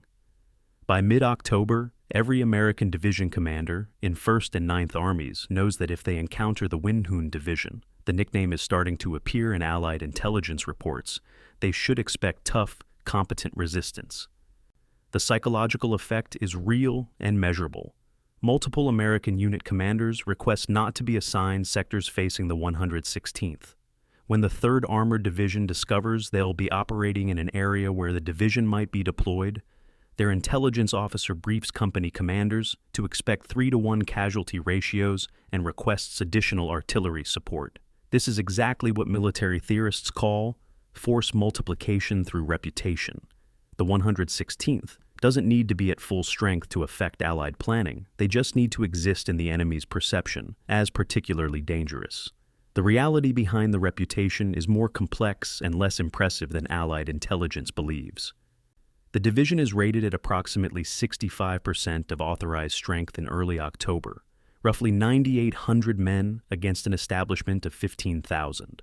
Equipment status is better due to factory deliveries, but crew quality is mixed at best. The veteran cadre that made the division effective in Normandy and Arnhem has been steadily eroded by casualties.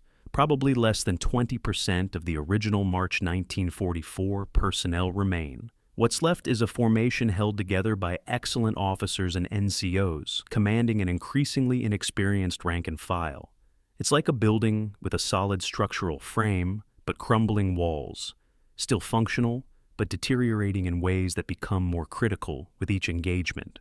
But the officer corps quality is genuinely exceptional, a product of both the original selection process and Darwinian attrition. By October 1944, 89% of the 116th company grade officers are combat veterans with at least 8 months frontline experience. The Wehrmacht average is 23%. This matters enormously in tactical performance because modern warfare is fundamentally a competition in decision-making speed. Which side can observe, orient, decide, and act faster in rapidly changing situations. The 116th's officers have been making life-or-death tactical decisions for months or years. They can read terrain quickly, anticipate enemy moves, coordinate combined arms actions without lengthy briefings.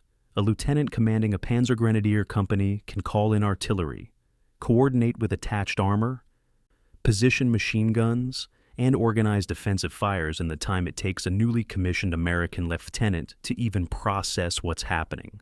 This experiential advantage compensates for a lot of the material disadvantages Germany faces. Wehrmacht High Command's internal assessment of the division is both more accurate and more cynical than Allied intelligence estimates. An October report from Inspector General of Panzer Troops ranks the 116th as third in combat effectiveness among all German armored divisions, behind only the 1st SS Leibstandarte and the 12th SS Hitlerjugend. But the report also notes that combat effectiveness is declining monthly due to irreplaceable personnel losses, and that the division is being consumed strategically through employment in operations that achieve tactical success without strategic significance. The assessment is brutally clear-eyed. The division is an excellent formation being wasted on defensive battles that delay defeat without preventing it. One staff officer's marginalia on the report reads, "Finest greyhound in the kennel. Pity we're using it to chase automobiles." The reputation creates its own problems for the division. Being identified as an elite formation means Wehrmacht High Command uses the 116th as a fire brigade, rushing them to crisis sectors and expecting them to stabilize deteriorating situations through superior performance.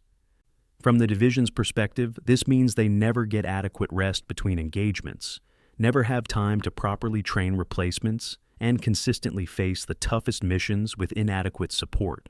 One company commander describes it in a letter to his wife. "We're good, so they keep sending us to places where good isn't good enough.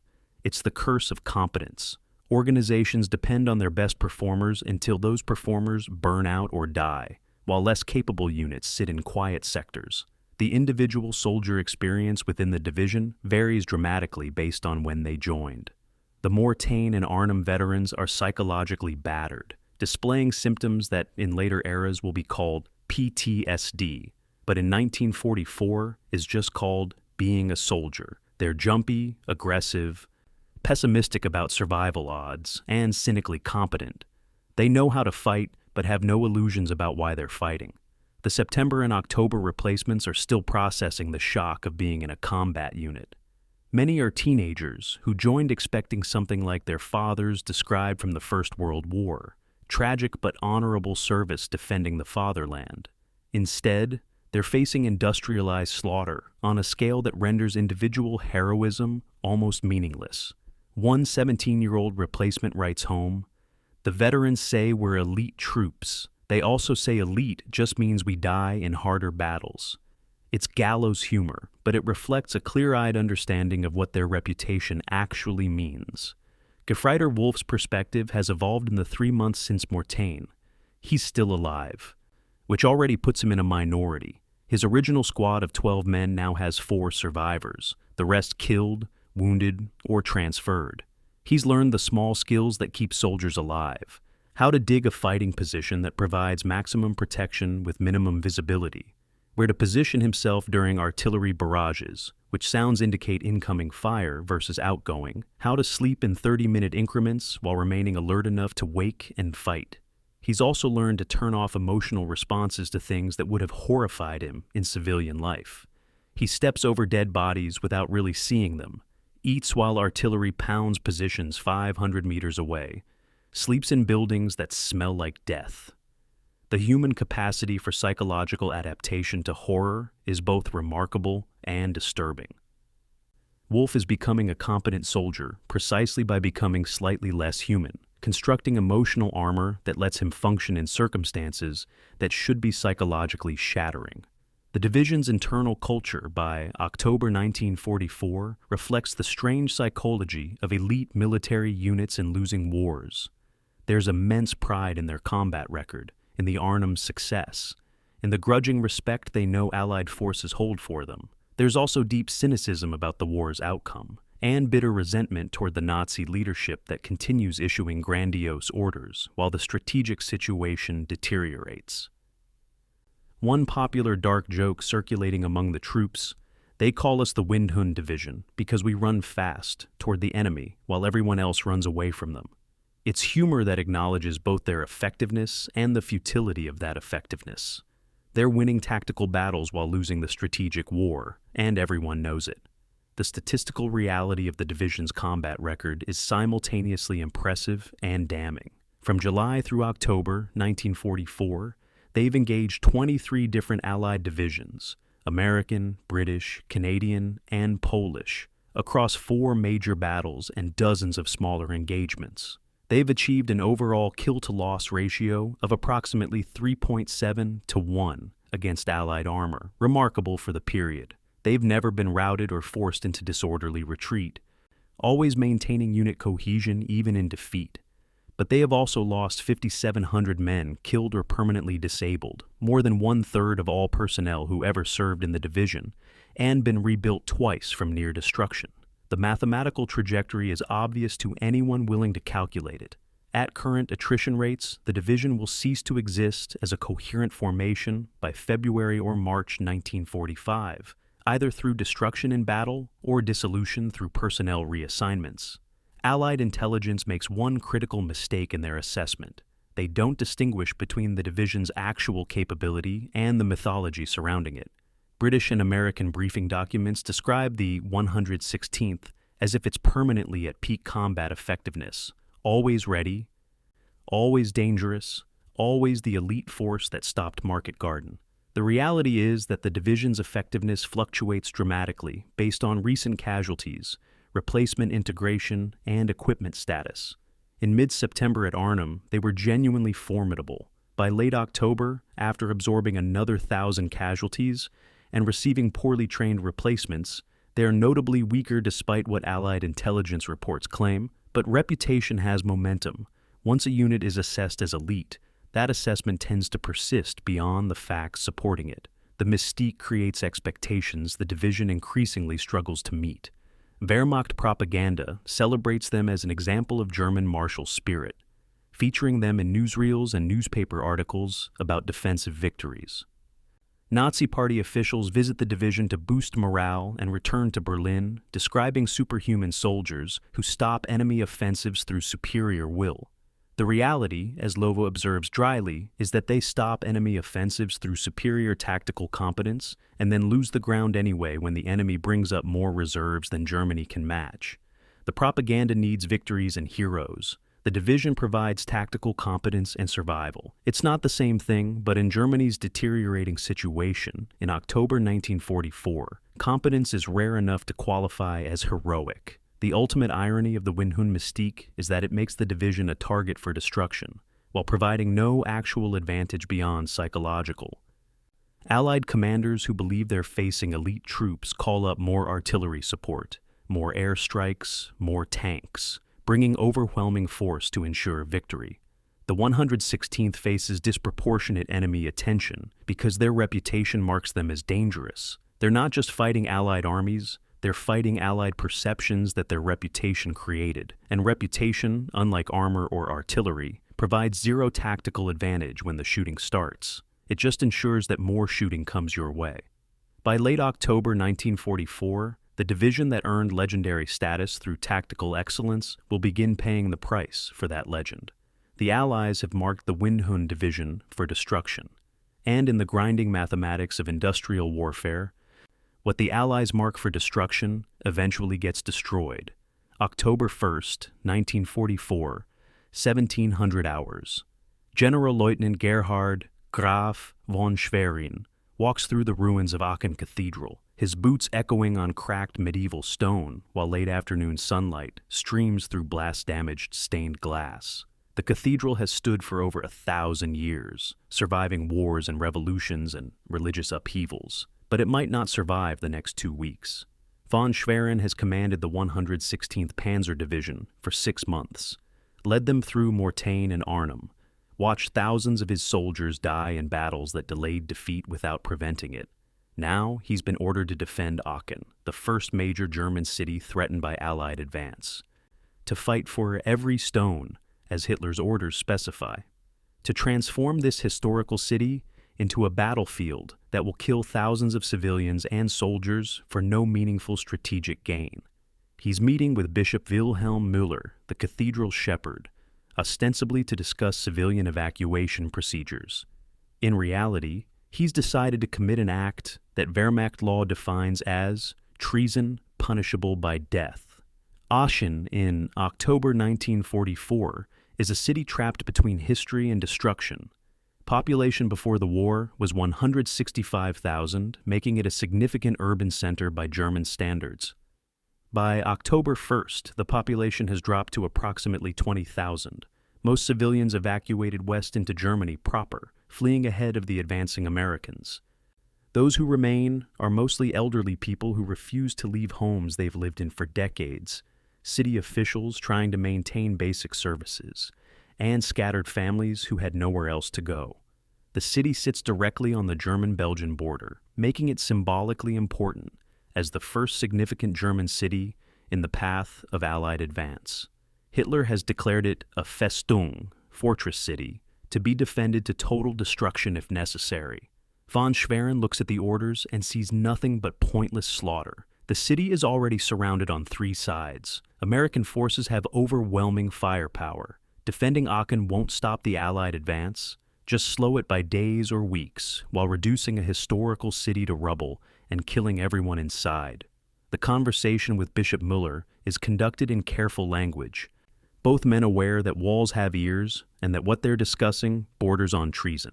Müller describes the civilian situation: old people hiding in cellars, inadequate medical facilities for wounded, food supplies running low because Wehrmacht forces have requisitioned civilian stocks. Von Schwerin listens and then says something extraordinary for a German general in October 1944. The military situation is hopeless. Defending the city will only kill civilians without achieving any military objective. I believe the honorable course is to surrender Aachen to American forces without resistance to spare the population. Müller's response is cautious but grateful. They discuss mechanics, how to contact American commanders, what terms might be acceptable, how to evacuate remaining German military from the city before its surrender. It's a conspiracy between a Wehrmacht general and a Catholic bishop to defy direct orders from Hitler. In Nazi Germany, this is the definition of treason. Von Schwerin returns to division headquarters and drafts a letter to American commanders offering to surrender Aachen without resistance if American forces will guarantee civilian safety and allow German military personnel to withdraw with personal weapons. It's carefully worded, emphasizing humanitarian concerns rather than military defeatism, but the intent is unmistakable. He's offering to hand over a German city without a fight in direct violation of orders to defend it to the last. He seals the letter and prepares to send it through intermediaries, through Swiss Red Cross contacts who can reach American lines. But Wehrmacht security services are more competent than von Schwerin anticipates. An SS intelligence officer, part of the security detachment assigned to monitor political reliability in Wehrmacht units, discovers the letter before it's delivered. The report goes immediately to Field Marshal Model's headquarters, and within 6 hours reaches Hitler's East Prussia command post. The phone call comes on October 4th after midnight. Von Schwerin is awakened by his aide with the message that Field Marshal Model is on the secure line. Model's voice is controlled but cold. General Lieutenant, you are relieved of command effective immediately. You will report to Wehrmacht High Command in Berlin for court-martial proceedings. Your proposed surrender of Aachen has been discovered. You should consider yourself extraordinarily fortunate that immediate execution has not been ordered. The line goes dead. Von Schwerin sits in the darkness of his quarters, processing what just happened. He attempted to save thousands of civilian lives through an act of conscience, and instead, he's likely bought himself a treason charge that carries the death penalty. His career is over. His life might be over. And Aachen will be defended anyway by officers who will follow Hitler's orders regardless of the human cost. The division's reaction to von Schwerin's relief is complex and divided, reflecting the fractured psychology of the Wehrmacht in late 1944. Some officers, particularly the older Prussian professionals, quietly sympathize with von Schwerin's humanitarian impulse, even if they think his method was catastrophically misjudged. One battalion commander writes in his diary, "Von Schwerin tried to spare the city. He'll probably be shot for it. In a sane world, he'd be commended. But we stopped living in a sane world years ago." Other officers, particularly those with Nazi Party affiliations, see his actions as unforgivable betrayal. Germany is fighting for survival, and surrendering cities without resistance is exactly the kind of defeatism that will destroy the nation. The enlisted men's reaction is even more mixed. Veterans who've watched cities burn from Stalingrad to Normandy tend towards cynical resignation. Aachen will be destroyed, whether the general surrenders it or not. At least his way would have saved German lives. The younger replacements, many still influenced by years of Nazi propaganda, are shocked that a German general would even consider surrendering German territory. Von Schwerin's replacement arrives within 48 hours. Oberst Siegfried von Waldenberg, a committed Nazi and professional soldier whose loyalty to Hitler has never been questioned. Von Waldenberg's first order to the division is unambiguous: Aachen will be defended in accordance with Führer directives. Every building, every street, every cellar. No talk of surrender will be tolerated. He reorganizes the division's defensive positions, integrates them with city garrison forces, and prepares to do exactly what von Schwerin tried to prevent: turn Aachen into an urban battlefield where German and American soldiers will kill each other among civilian homes, while the city's remaining population shelters in basements and prays for survival. The historical footnote to von Schwerin's attempted treason makes the tragedy complete. The Battle of Aachen, which begins on October 10th, results in exactly the catastrophe he tried to prevent. 19 days of brutal urban warfare reduce 80% of the medieval city to rubble. American forces fire 169,000 artillery shells into an area of 5.5 square kilometers. Unprecedented devastation. Approximately 5,000 civilians die, mostly in the final week of fighting, when Wehrmacht forces refuse American demands to surrender, and the Americans respond with overwhelming firepower. The 116th Panzer Division loses 2,100 men fighting for a city that falls anyway.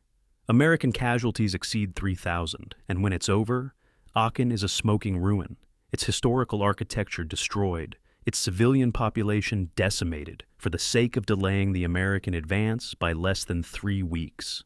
Everything von Schwerin predicted comes true. Von Schwerin himself survives through a combination of luck and bureaucratic confusion. He's court-martialed in November 1944, and the prosecutors seek the death penalty for treason and defeatism. But Germany's legal system, even under Nazi distortion, requires evidence and procedure. And von Schwerin's defense argues that he never actually transmitted the surrender offer.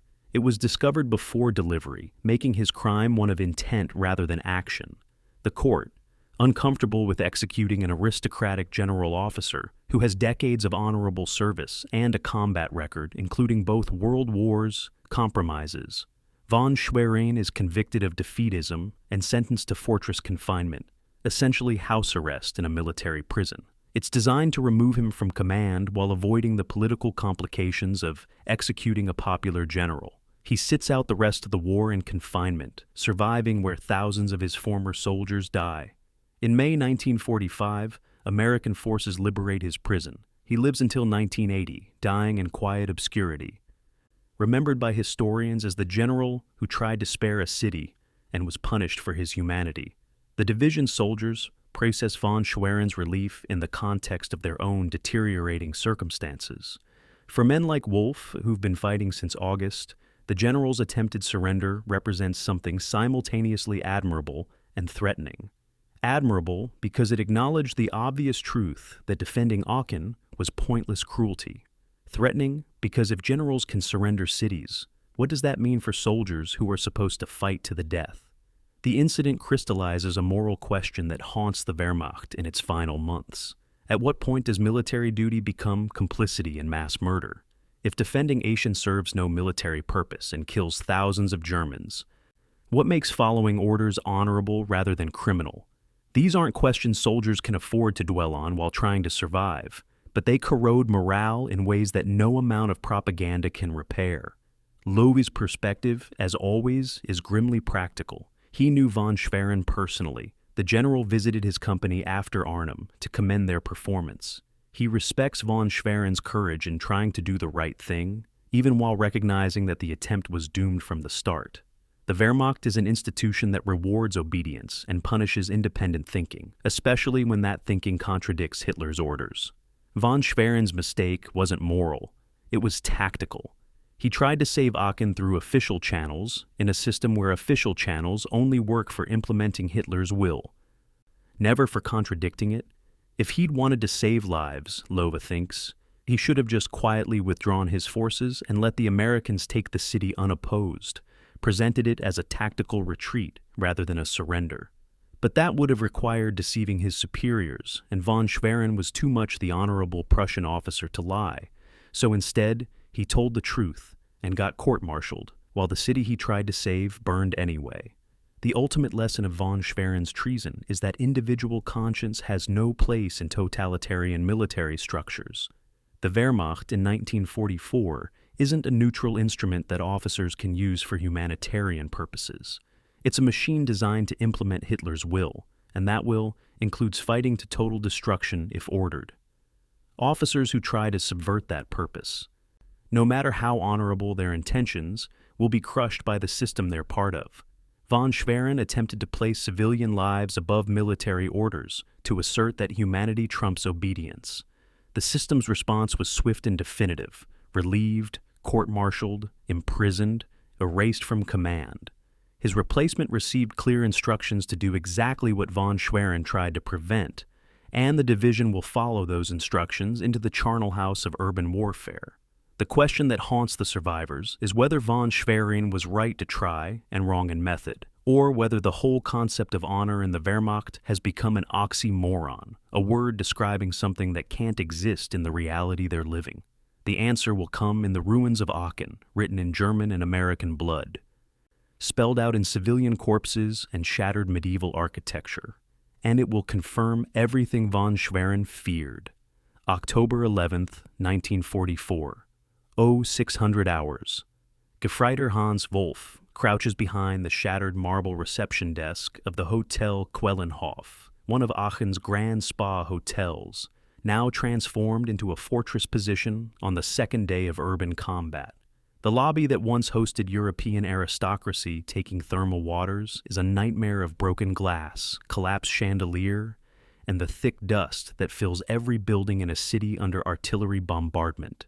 Through the smoke, he can hear American voices, close, maybe 15 meters away, calling to each other in English he doesn't understand but whose meaning is clear enough from tone and urgency. They're coming through the building room by room, and his squad of 9 men is the only thing between American infantry and the hotel's basement, where approximately 40 wounded German soldiers are sheltering with 1 medic and no morphine. Wolf is 20 years old. 3 months ago, he was working in his father's machine shop.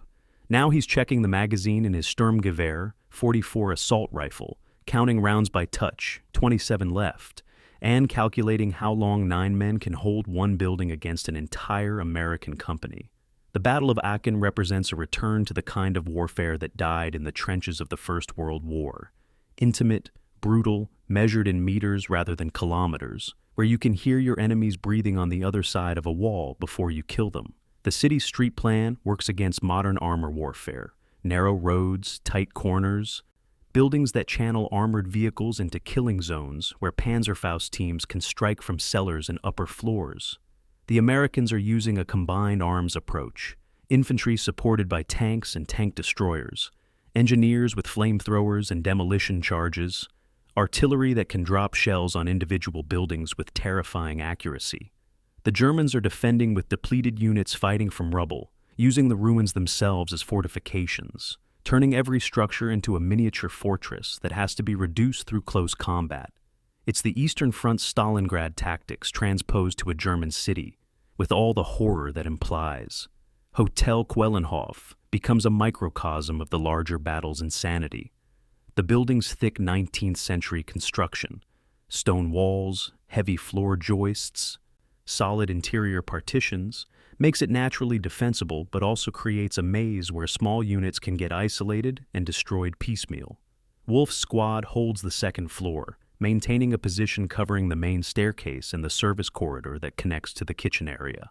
American troops from the 1st Infantry Division's 16th Regiment are clearing the ground floor, room by room, methodically throwing grenades into each space before entering, firing bursts from Thompson submachine guns into closets and bathrooms, checking for German defenders or booby traps.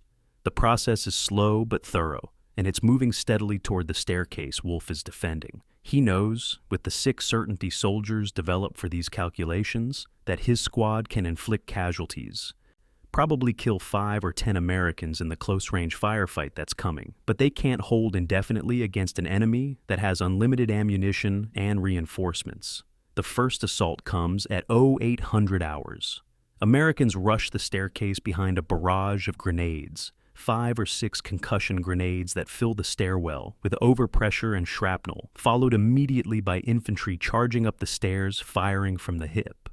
Wolf's squad opens fire from positions behind overturned furniture, pouring MP-40 submachine gun fire down the staircase, creating a killing zone where the Americans are silhouetted against light from the ground floor.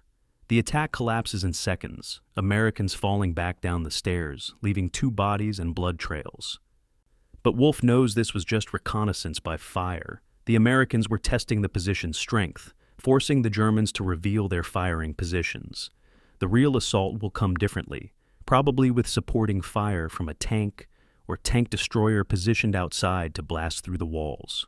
The horror escalates at noon when the Americans bring up a Pershing tank equipped with a 90mm gun and position it 60 meters from the hotel's facade.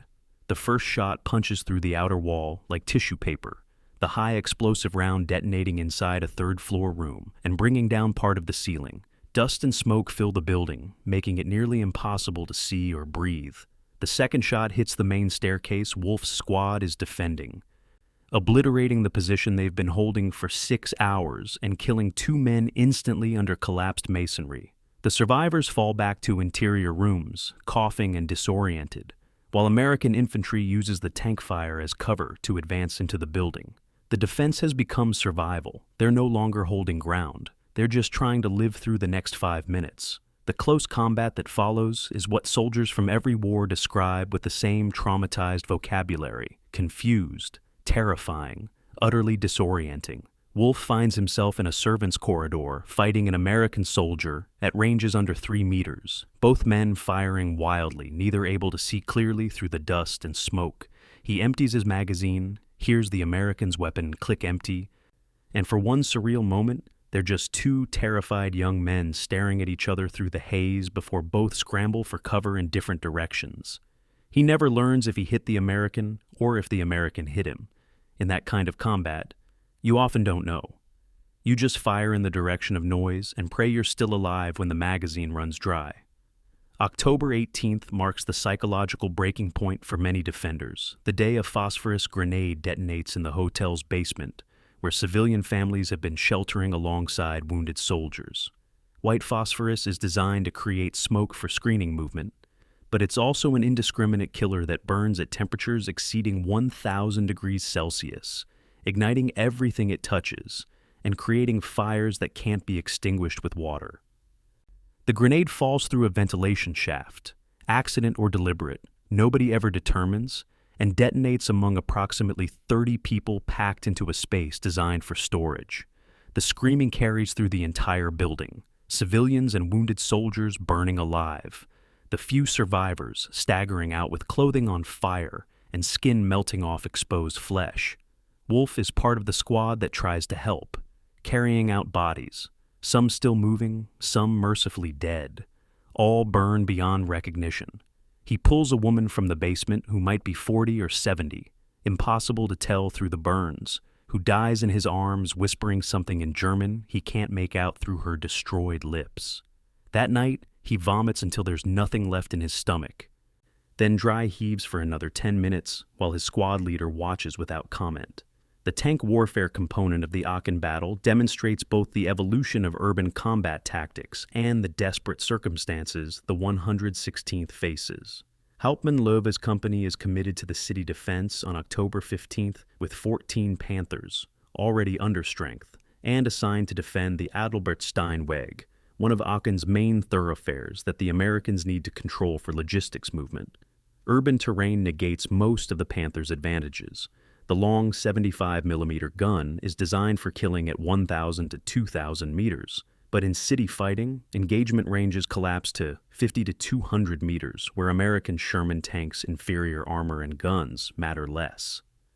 Löwe positions his Panthers in hold-down positions behind rubble piles, only the turrets visible, creating ambush points where American armor advancing down the street will enter a crossfire with no room to maneuver. The engagement on October 16th is textbook urban armor combat and utterly horrifying to experience. 3 Sherman tanks from the 2nd Armored Division advance down Adalbertsteinweg in column formation, buttoned up tight with infantry support, following in the buildings flanking the street. Löwe's lead Panther waits until the Shermans are at 75 meters, point-blank range for tank combat, and opens fire. The 75mm guns report so loud in the confined street that it's physically painful even inside the tank. The lead Sherman brews up immediately, penetrated through the frontal armor, ammunition cooking off in a spectacular explosion that tears the turret off and sends it bouncing across the cobblestones. The second Sherman tries to back up and strikes rubble, tracks throwing sparks, immobilized and helpless. Lowe's gunner puts a round through its side armor, killing the crew instantly. The third Sherman escapes by reversing at maximum speed around a corner, disappearing before the Panthers can get a shot. The engagement lasts approximately 90 seconds. 3 German tanks have destroyed 2 American tanks and damaged a third, but the noise and muzzle flashes have revealed the Panthers' positions, and within 5 minutes, American artillery begins impacting with precision that suggests forward observers had the street pre-targeted. October 21st brings the end for both the hotel position and Wolfe's capacity to process what he's experiencing without psychological damage that will last the rest of his life. American forces launch a coordinated assault using flamethrowers, tanks modified with flame projectors that can shoot burning fuel up to 50 meters. The first indication is the roar of the flamethrower igniting, a sound like a jet engine combined with a blowtorch, followed by a wave of burning fuel that flows through the hotel's windows like liquid fire. The rooms ignite immediately. Furniture, wooden floors, everything combustible, turning into an inferno that reaches temperatures where stone cracks and steel warps. Wolfe's squad retreats through the service corridors toward the rear exit, men screaming as burning fuel splashes onto uniforms. One man on fire, throwing himself out a window in desperation. They escape through a shattered rear wall into an alley filled with smoke and rubble. 8 men out of the original 12, all coughing and burned to varying degrees. Behind them, the Hotel Quellenhof burns with an intensity that will leave only the outer walls standing. The final defense of Aachen Cathedral District on October 21st is less a battle than a ritual of destruction, both sides knowing the outcome but unable to stop the process. The 116th remnants, approximately 900 combat-effective soldiers out of 2,100 committed to the city defense, hold a perimeter centered on the cathedral itself, using the massive stone building as a strong point. American forces surround the position with overwhelming strength, 4 battalions of infantry, 2 tank battalions, artillery that fires at will. The American commander sends a surrender demand under white flag. The German commander, following von Waldenberg's orders, refuses. What follows is a demonstration of what industrial-scale firepower does to historical architecture. American artillery fires a time-on-target barrage, hundreds of guns firing so their shells arrive simultaneously, creating a single massive explosion rather than sequential impacts. The barrage lasts 15 minutes and expends over 8,000 shells on an area of approximately 1 square kilometer. When it lifts, the cathedral district is buried under smoke so thick that visibility drops to less than 10 meters. Wolfe watches the final withdrawal from a position in a cellar near the cathedral's southern wall. Through a ground-level window, he can see the division's surviving tanks, 3 Panthers, all damaged but mobile, providing covering fire while infantry pulls back through the ruins. 1 Panther is engaging an American Sherman at absurdly close range, maybe 40 meters, trading shots in what amounts to a duel, except that tank duels aren't supposed to happen in urban terrain where neither vehicle can maneuver. The Panther fires first, hits, and the Sherman explodes. But the Panther's engine has been damaged by artillery, and it can't reverse out of its position. The crew abandons it, demolition charges set to destroy the vehicle rather than let it be captured intact. Wolfe watches the crew run through the rubble while American infantry fires at them from windows. Watches one man fall and the others keep running because stopping to help means everyone dies. The Panther explodes 90 seconds later, turret lifting off and settling back askew, another piece of expensive German equipment destroyed to prevent capture. The division withdraws from Aachen during the night of October 21st to 22nd, infiltrating through American lines in small groups, abandoning equipment that can't be moved, leaving their dead in the rubble because there's no possibility of recovery. Wolfe's group, 6 men moving through destroyed neighborhoods under sporadic artillery fire, passes houses he recognizes from before the war, buildings where friends lived, shops his mother patronized. Everything is ruins. The city where he grew up looks like photographs of First World War battlefields, craters and collapsed buildings and twisted metal and the smell of death everywhere. They reach German lines just before dawn, exhausted and filthy and psychologically shattered, and immediately get loaded onto trucks for movement to rear areas because the division is being pulled out of line for reconstitution. Again, the accounting for the Battle of Aachen is written in multiple currencies of human suffering. The 116th Panzer Division commits 2,100 men and loses approximately 68%, 1,429 killed, wounded, or missing. They destroy an estimated 60 American tanks and armored vehicles through a combination of Panzerfaust teams, tank engagements, and improvised demolitions. American forces suffer over 3,000 casualties, mostly in the brutal house-to-house fighting, where German defensive tactics extract maximum cost. The civilian casualties are hardest to calculate because records are fragmentary, somewhere between 4,800 and 5,400 dead, most in the final week when Wehrmacht refusal to surrender triggered American employment of overwhelming firepower. The city itself suffers 80% destruction of its historical center, medieval architecture that survived 600 years obliterated in 19 days. The battle achieves exactly what von Schwerin predicted it would: massive destruction for minimal strategic gain. American forces take Aachen and move on. The German defensive line contracts slightly but doesn't collapse. The war continues exactly as it would have if Aachen had been surrendered without resistance, except now thousands of additional people are dead, and an irreplaceable historical city is ruins. Wehrmacht propaganda describes the defense as heroic, proof that German soldiers can still contest every meter of sacred German soil. The soldiers who actually fought there describe it differently. One Panzer Grenadier writes in his diary, "We defended Aachen the way you defend something that's already dead. We just made the corpse harder to bury. It's a distinction that matters to the men who lived through it, even if it means nothing to the generals moving pins on maps or the propagandists crafting narratives about unbroken German fighting spirit." Loewe survives Aachen, with his Panther knocked out on the final day. His crew all walking away from the burning hull with minor wounds and major psychological trauma. He's commanded tanks through Russia and France and Belgium and now Germany, and Aachen is the worst he's experienced. Worse than Kursk, worse than Mortain, worse than any battle he can remember, because the combination of urban terrain and modern weapons creates a tactical environment where skill matters less than simple survival probability.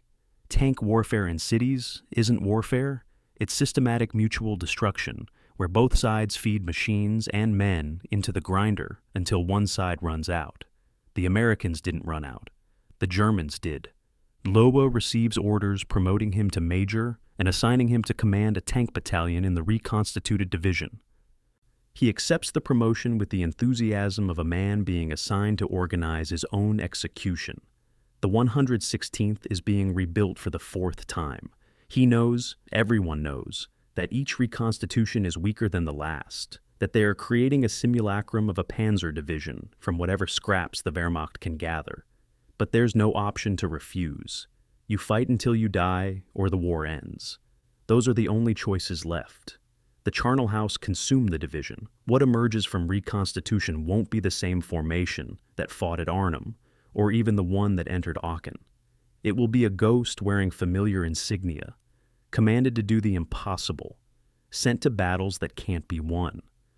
And Wolf, sitting in a truck heading to rear areas, staring at ruins that used to be his home region, understands with perfect clarity that Germany is dying the way Aachen died, violently, pointlessly, in agony that serves no purpose except to satisfy the madness of leaders who can't or won't accept defeat. The Greyhounds survived the charnel house, but they left something of themselves in the ruins, something that won't be recovered. November 3rd, 1944, 1400 hours. The replacement draft arrives at the 116th Panzer Division's reconstitution area near Düren in a convoy of trucks that look like they're delivering children to summer camp rather than combat troops to a frontline formation. Major Erich Loewe watches them dismount, 4,200 men who represent the Wehrmacht's 4th attempt to rebuild this division from near destruction, and sees the same thing every officer sees when looking at late 1944 replacements. They're too young. The average age is 17 and a half years, according to the personnel manifests. The youngest is 15, a kid who lied about his age and somehow made it through the Wehrmacht's increasingly desperate screening process. The oldest is 52, a former factory foreman from the Ruhr who was reclassified from reserved occupation to active military service when Germany started scraping the absolute bottom of the manpower barrel. Loba is supposed to integrate these people into combat units, give them 2 weeks of training, and then take them into the Hurtgen forest where American forces have been bleeding themselves white for 3 months, trying to advance through the worst terrain on the Western Front. It's less a military assignment than an exercise in mass child endangerment. The reconstitution process reveals the Wehrmacht's organizational capabilities and strategic insanity in equal measure. Within 72 hours of the Aachen survivors reaching assembly areas, staff officers have processed paperwork, assigned replacements to units, allocated equipment, and created a division structure that exists at least on paper. The speed is impressive. This is an organization that can resurrect destroyed formations faster than the Allies can destroy them, that can maintain coherent command structure even as the strategic situation collapses. But the quality of what's being created is catastrophically degraded from earlier iterations. The November reconstitution produces a division that has only 380 combat veterans from the original March 1944 cadre, roughly 3% of the formation. Everyone else is either new replacements or soldiers transferred in from other depleted units. It's not the same division wearing the same name. It's a new organization that inherited the Windhund insignia and the reputation, but lacks the experience that made those things meaningful.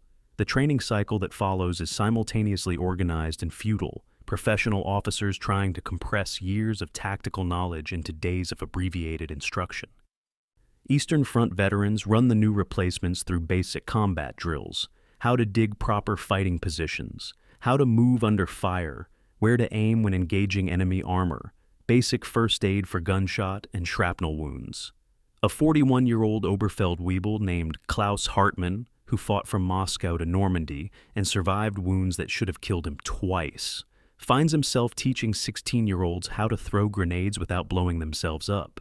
He describes the experience in a letter to his wife. "They're good kids, they try hard, but they're children playing at being soldiers. I'm teaching them things that took me months to learn on the Eastern Front, and I have 10 days to do it. We're sending them to die, and they don't even understand that yet. The equipment situation is better than personnel quality, but creates its own problems. The division receives 45 Panther AOSF-G tanks, latest model, fresh from factory, incorporating every improvement German engineers learned from years of combat experience. They also receive 32 Panzerversiers AOSF-J tanks and 24 Stu-G3 assault guns. On paper, it's a respectable armored force. In reality, it's sophisticated machinery being crewed by teenagers who've never driven tanks in combat. Lozier watches a 17-year-old driver try to execute a tactical turn during training and nearly flip a 50-ton Panther by taking the corner too fast. The kid is trying his best, following instructions exactly as taught, but combat driving requires instinct and experience he simply doesn't have. The veterans try to accelerate the learning curve through intensive one-on-one mentoring, experienced tank commanders taking new crews through hour after hour of drills, teaching them the muscle memory responses that keep tanks alive in engagement. But 2 weeks isn't enough time. It would take 6 months to properly train these crews. They have 14 days. November 15th brings deployment orders that confirm everyone's worst fears. The division is moving into the Hurtgen forest to relieve the 275th Infantry Division, which has been ground to pieces by American attacks over the past month. The Hurtgen is already legendary as a killing ground. 40 square kilometers of dense forest and steep ravines, where American forces have lost approximately 24,000 casualties since September, trying to advance toward the Roa River dams. It's terrain that negates most advantages of modern warfare. Armor can barely maneuver through the trees. Artillery has reduced effectiveness against troops dug into wooded hillsides. Air support can't see targets through the forest canopy. What it does extremely well is create close-range infantry combat in conditions where visibility drops to meters, where fights happen at grenade-throwing distance, where every tree might conceal enemy soldiers. For green troops with minimal training, it's the worst possible introduction to combat. The division moves into the Hurtgen during a cold rain that turns forest trails into mud streams and makes every physical task miserable. Wolf, now a squad leader after Aachen's casualties created vacancies, leads 9 replacements, 8 teenagers and one 38-year-old, through positions being abandoned by the 275th. The departing infantry look like refugees from a defeated army, hollow-eyed and emaciated, uniforms rotting off their bodies from weeks in constant wetness, many suffering from trench foot because they haven't had dry socks in a month.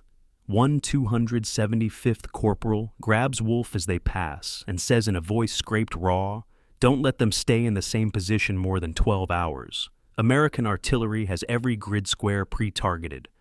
They'll drop entire fire missions on single foxholes just to make you scared. And watch for tree bursts, artillery shells that detonate in the canopy and rain shrapnel straight down. They're worse than direct hits." Wolf nods and tries to commit the information to memory while knowing it's inadequate. That real learning in the Hurtgen happens through surviving long enough to understand the rules. The forest warfare that develops over the next 3 weeks is unlike anything the division has experienced, even the Aachen survivors who thought they understood urban hell.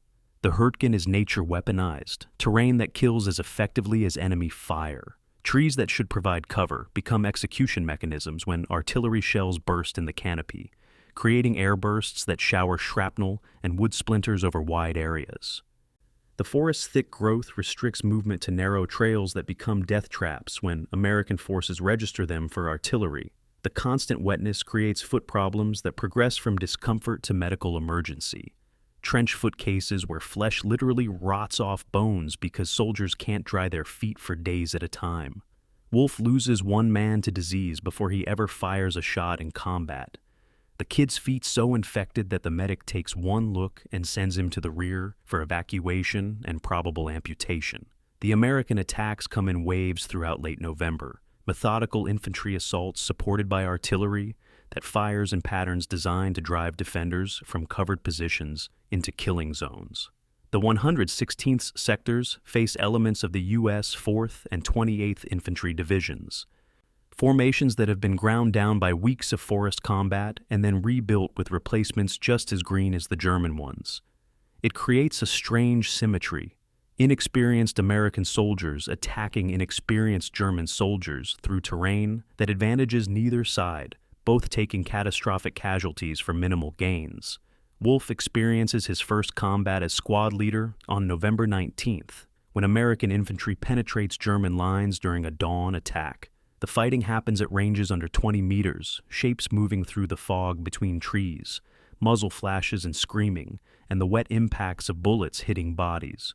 One of his teenagers freezes completely during the engagement, unable to process what's happening fast enough to react. And Wolf watches him die standing still while an American Thompson submachine gun stitches him from groin to chest. The kid drops without ever firing his rifle. He was 17 years old and in combat for 45 minutes. The tank employment in the Hurtgen demonstrates the complete unsuitability of armor for forest warfare, while also showing why commanders keep trying to use it anyway.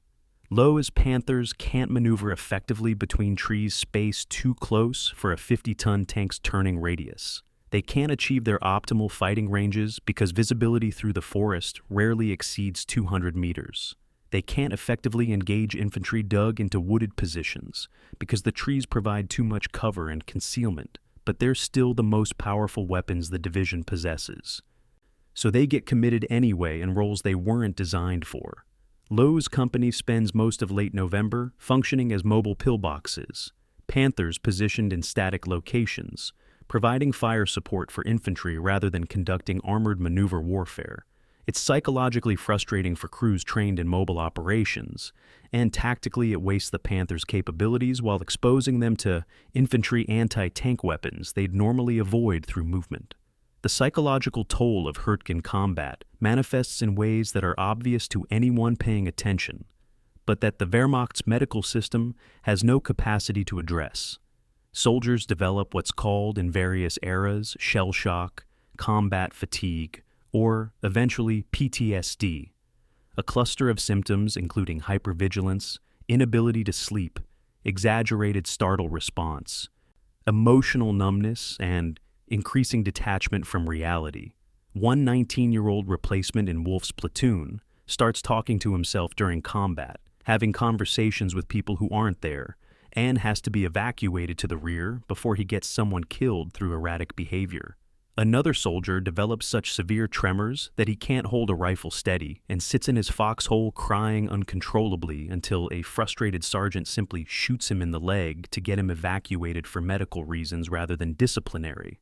The Wehrmacht's approach to combat stress is simple and brutal. If you can still physically fight, you fight. If you can't, you're either wounded enough for medical evacuation or you're a coward deserving punishment. There's no middle ground for psychological damage. November 24th brings the first large-scale desertions in the division's history. 124 men go missing over a 48-hour period, most simply walking away from their positions during the night and disappearing into the forest or surrendering to American forces. For a formation that prided itself on discipline and unit cohesion, it's a devastating indicator of morale collapse. The deserters are mostly replacements who joined in early November, kids who had 2 weeks of training, a few days of forest combat, and decided that dying for Hitler in the Hurried forest wasn't worth it. Wehrmacht regulations specify that deserters should be court-martialed and executed, but by late November in 1944, the system doesn't have capacity to process that many cases. Most are listed as missing in action in official records, a bureaucratic fiction that acknowledges the reality that Germany no longer has the resources to enforce discipline through mass executions. The veterans view the desertions with a mixture of contempt and understanding. Contempt because running away violates the soldiers' code they have internalized. Understanding because who can blame teenagers for not wanting to die pointlessly in a forest? The final week of November sees the division's Hurried deployment reach a kind of equilibrium. They're holding their assigned sectors, taking steady casualties from artillery and small unit combat, but not facing major American attacks or conducting any offensive operations themselves. It's static warfare. Both sides dug into positions and trading casualties without significant territorial changes. The Americans have learned that pushing through the Hurried costs more than it's worth strategically. They're taking losses that would be acceptable if capturing the forest opened the way to the Roer River, but the forest just continues, kilometer after kilometer of the same terrain. The Germans have learned that they can hold the forest against limited attacks but can't conduct successful counterattacks because their forces are too weak and the terrain advantages defensive operations. So, both sides just bleed, losing men daily to artillery and patrol actions and disease and accidents, achieving nothing except proving that modern industrial warfare can create stalemates as pointless as any from the First World War. Wolf's personal transformation during the Hurried period completes his evolution from civilian draftee to combat veteran. He starts November as a 20-year-old kid, trying to keep himself and his squad alive. He ends November as someone who can organize defensive positions under fire, who can read American artillery patterns and predict where the next barrage will land, who can make life-or-death tactical decisions in seconds without second-guessing himself. He's also developed the emotional armor that lets him function in circumstances that should be psychologically destroying. He can sleep while artillery pounds positions 300 meters away, can eat while looking at a dead body, can joke with his surviving squad members while planning how to kill American soldiers tomorrow. Part of him recognizes that this adaptation is itself a kind of damage, that the psychological changes that let him function as a soldier are eroding the person he was before the war. But that realization doesn't change anything. You either adapt to combat, or you die, or go insane. Those are the only options. The division's casualty reports for November show the Hurried's grinding arithmetic.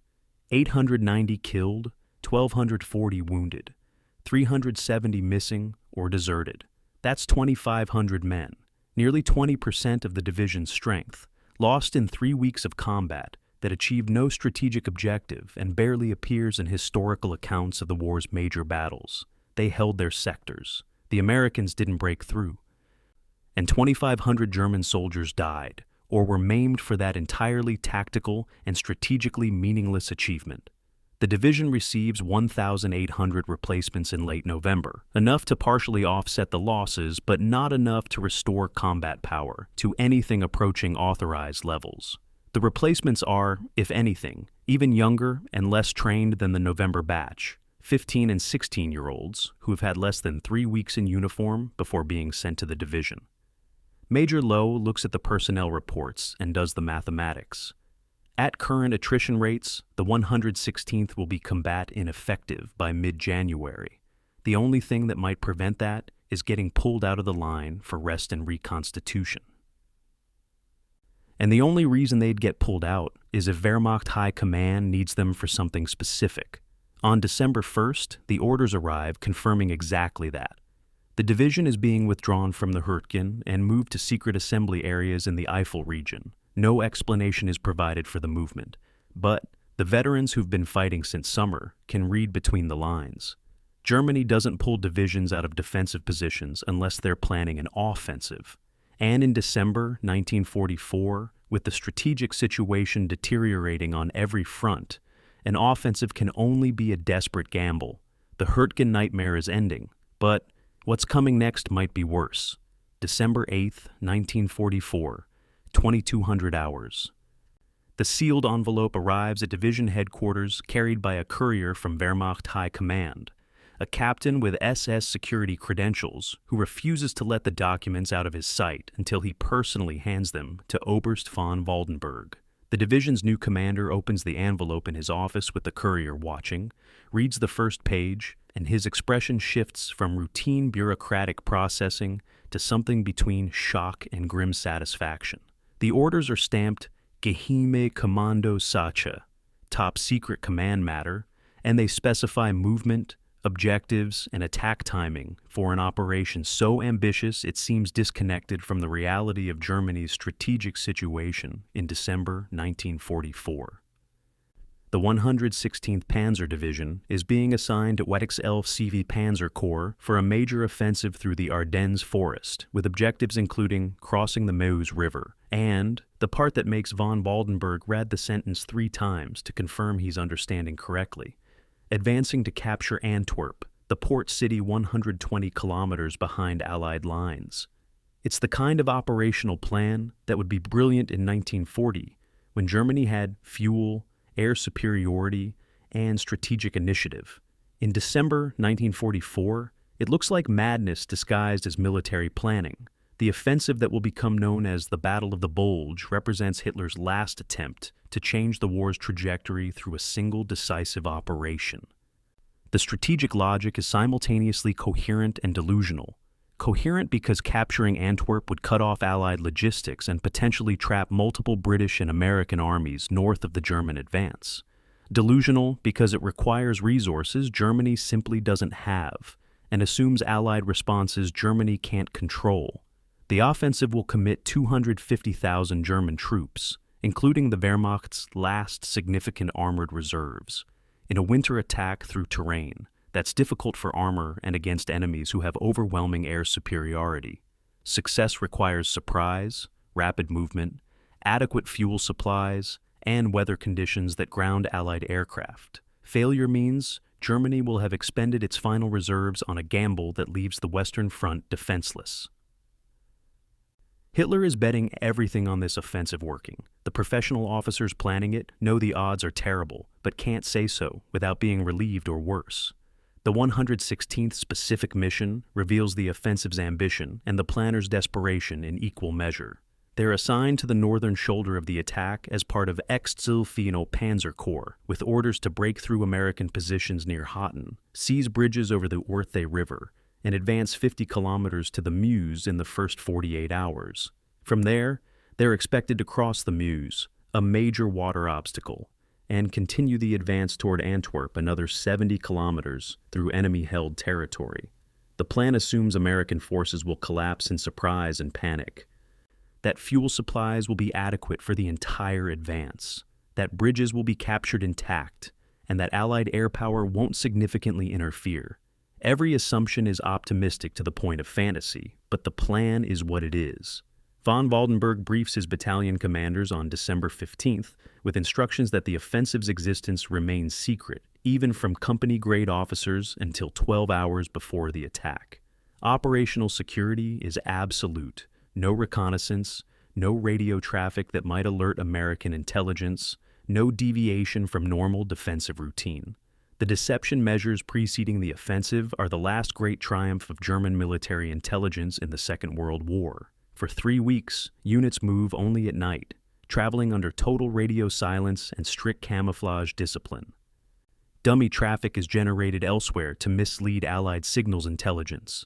False rumors are spread through controlled leaks about defensive preparations, rather than offensive intentions. The result is that Allied intelligence completely misses the concentration of over 250,000 German troops in the Ardennes sector. On December 14th, the U.S. E-8 Corps intelligence assessment describes forces facing them as 4 weak Volksgrenadier divisions with minimal combat capability. The actual force includes 8 divisions with 3 full-strength Panzer divisions in reserve, all positioned within striking distance of American lines. It's an intelligence failure comparable to Pearl Harbor. Complete strategic surprise despite abundant signals that something was happening. The division's actual combat strength on December 15th reveals the gap between operational plans and tactical reality. They have 13,881 men on the rolls, significantly fuller than at any point since July, thanks to aggressive personnel replacement in November and early December. Equipment status is even better. 69 operational tanks, including 41 Panthers, plus full complements of artillery, half-tracks, and support vehicles. But crew quality remains problematic. Approximately 40% of tank crews have fewer than 4 weeks' experience in their vehicles. Most infantry replacements have less than 2 months in uniform. The division looks impressive on paper and actually has significant combat power, but it's untested in the kind of mobile warfare the offensive requires. They've been fighting defensive operations since September. Now they're expected to conduct a rapid breakthrough and exploitation against an enemy that, once surprised, will bring overwhelming firepower to bear. It's asking a partially trained force to execute the most difficult form of military operations under the worst possible conditions. The pre-attack briefing on December 15th night is conducted in a barn near the jump-off positions, officers gathering in the darkness while snow falls outside and temperature drops toward freezing. Von Waldenberg uses a map covered with acetate overlays to show the attack plan, red arrows indicating division advance routes, blue circles marking American positions to be bypassed or destroyed, black triangles showing bridges and key terrain. The officers listen with expressions ranging from grim determination to poorly concealed skepticism. One company commander asks the obvious question, "Herr Oberst, the fuel situation?" Von Waldenberg's answer is honest enough to be alarming. "We have adequate fuel for the initial penetration and approximately 150 kilometers of movement. After that, we're expected to capture American fuel dumps and use enemy supplies." It's a plan that requires not just defeating the Americans, but doing it so quickly and completely that their logistics network can be captured intact. One Panzer Grenadier battalion commander writes in his diary that night, "We're attempting 1940 blitzkrieg with 1944 resources. Either it works perfectly, or we die trying." There's no middle ground. Wolf's squad receives their briefing at 1800 hours on December 15th from their company commander, a 34-year-old captain who fought in Poland and France before being wounded in Russia. The captain is honest about what's coming. "Tomorrow morning, we attack. This is the largest offensive Germany has launched since 1941. Success means we change the entire war. Failure means..." He pauses, searching for words that won't sound defeatist. "Failure means we fight on as we have been. You're good soldiers. Do your jobs, follow orders, take care of each other. The veterans will help the new men." Questions? Wolf has about 1,000 questions. Will there be air support? How many Americans are we facing? What if we run out of fuel? but asking them accomplishes nothing except revealing uncertainty to the younger soldiers. So, he stays silent and then repeats the captain's words to his own squad. 9 men whose average age is 19, trying to project confidence he absolutely doesn't feel. December 16th, 0500 hours. The artillery barrage that announces the offensive erupts across 80 kilometers of front. Hundreds of guns firing in coordinated bombardment that lights up the winter darkness like sustained lightning. Wolf crouches in his assembly position, hands over his ears against the overwhelming noise, feeling each impact through the ground. The barrage continues for 30 minutes, high explosive and smoke shells pounding American positions, intended to create shock and suppress defensive fires. Then, precisely at 0530, the barrage lifts and German infantry begin advancing through the darkness toward American lines that should be stunned and disorganized. For the first few hours, the plan actually works. The initial penetration achieves the kind of breakthrough that seems to justify the planner's optimism. American positions are thinly held. The Ardennes has been a quiet sector, where green divisions go for familiarization and veteran divisions go to rest after hard fighting. The Americans aren't expecting major attack, aren't prepared for the intensity of the German assault, and in many sectors, their positions simply collapse under the initial pressure. The 116th advance makes 12 kilometers by noon on December 16th, overrunning American observation posts and supply positions, cutting communication lines, creating exactly the kind of chaos and confusion that armored warfare is designed to generate. Wolf's company advances through abandoned American positions, finding half-eaten meals and equipment left behind in panicked retreat. For a few hours, it feels like the early war victories the veterans remember. Americans running, Germans advancing, resistance crumbling. The new soldiers start to believe the propaganda about German superiority. The veterans know better, but allow themselves brief hope that maybe this time, the plan might actually work. Lova's Panther Company encounters its first serious resistance near Trois Ponts on December 17th, a small Belgian town where bridges over the Somme River represent crucial objectives for maintaining advance momentum. American engineers are preparing the bridges for demolition, and American infantry has hastily established defensive positions in the town. The engagement that follows is sharp and brief, Panthers suppressing American positions with high explosive fire, while Panzer Grenadiers assault the town on foot. They capture one bridge intact, a critical success, but the other 2 bridges are blown before German forces can reach them. The destroyed bridges force a detour that costs 3 hours and alerts American commanders to the German advance direction, allowing them to rush reinforcements toward the threatened sector. It's the kind of small tactical setback that has enormous operational consequences. 3 hours of delay might not matter in training exercises, but in the Bulge offensive, every hour allows Americans to shift forces and compress the time frame for German success. The fuel situation starts becoming critical by December 18th, just 48 hours into the offensive. The division has consumed more fuel than predicted, thanks to detours around destroyed bridges and resistance that required fire and maneuver rather than rapid advance. Fuel trucks that were supposed to resupply the division haven't arrived. They're stuck in traffic jams on roads overwhelmed by the sheer volume of German units trying to move through the narrow Ardennes road network. By evening on December 18th, Panthers are operating on less than quarter tanks, and company commanders are making brutal calculations about fuel consumption versus distance to objectives. One company commander radios back to battalion with a message that captures the entire offensive's fundamental problem. We've advanced 28 kilometers in 48 hours. We were supposed to advance 50. We have fuel for another 30 kilometers. The Meuse is 40 kilometers away. The math doesn't work.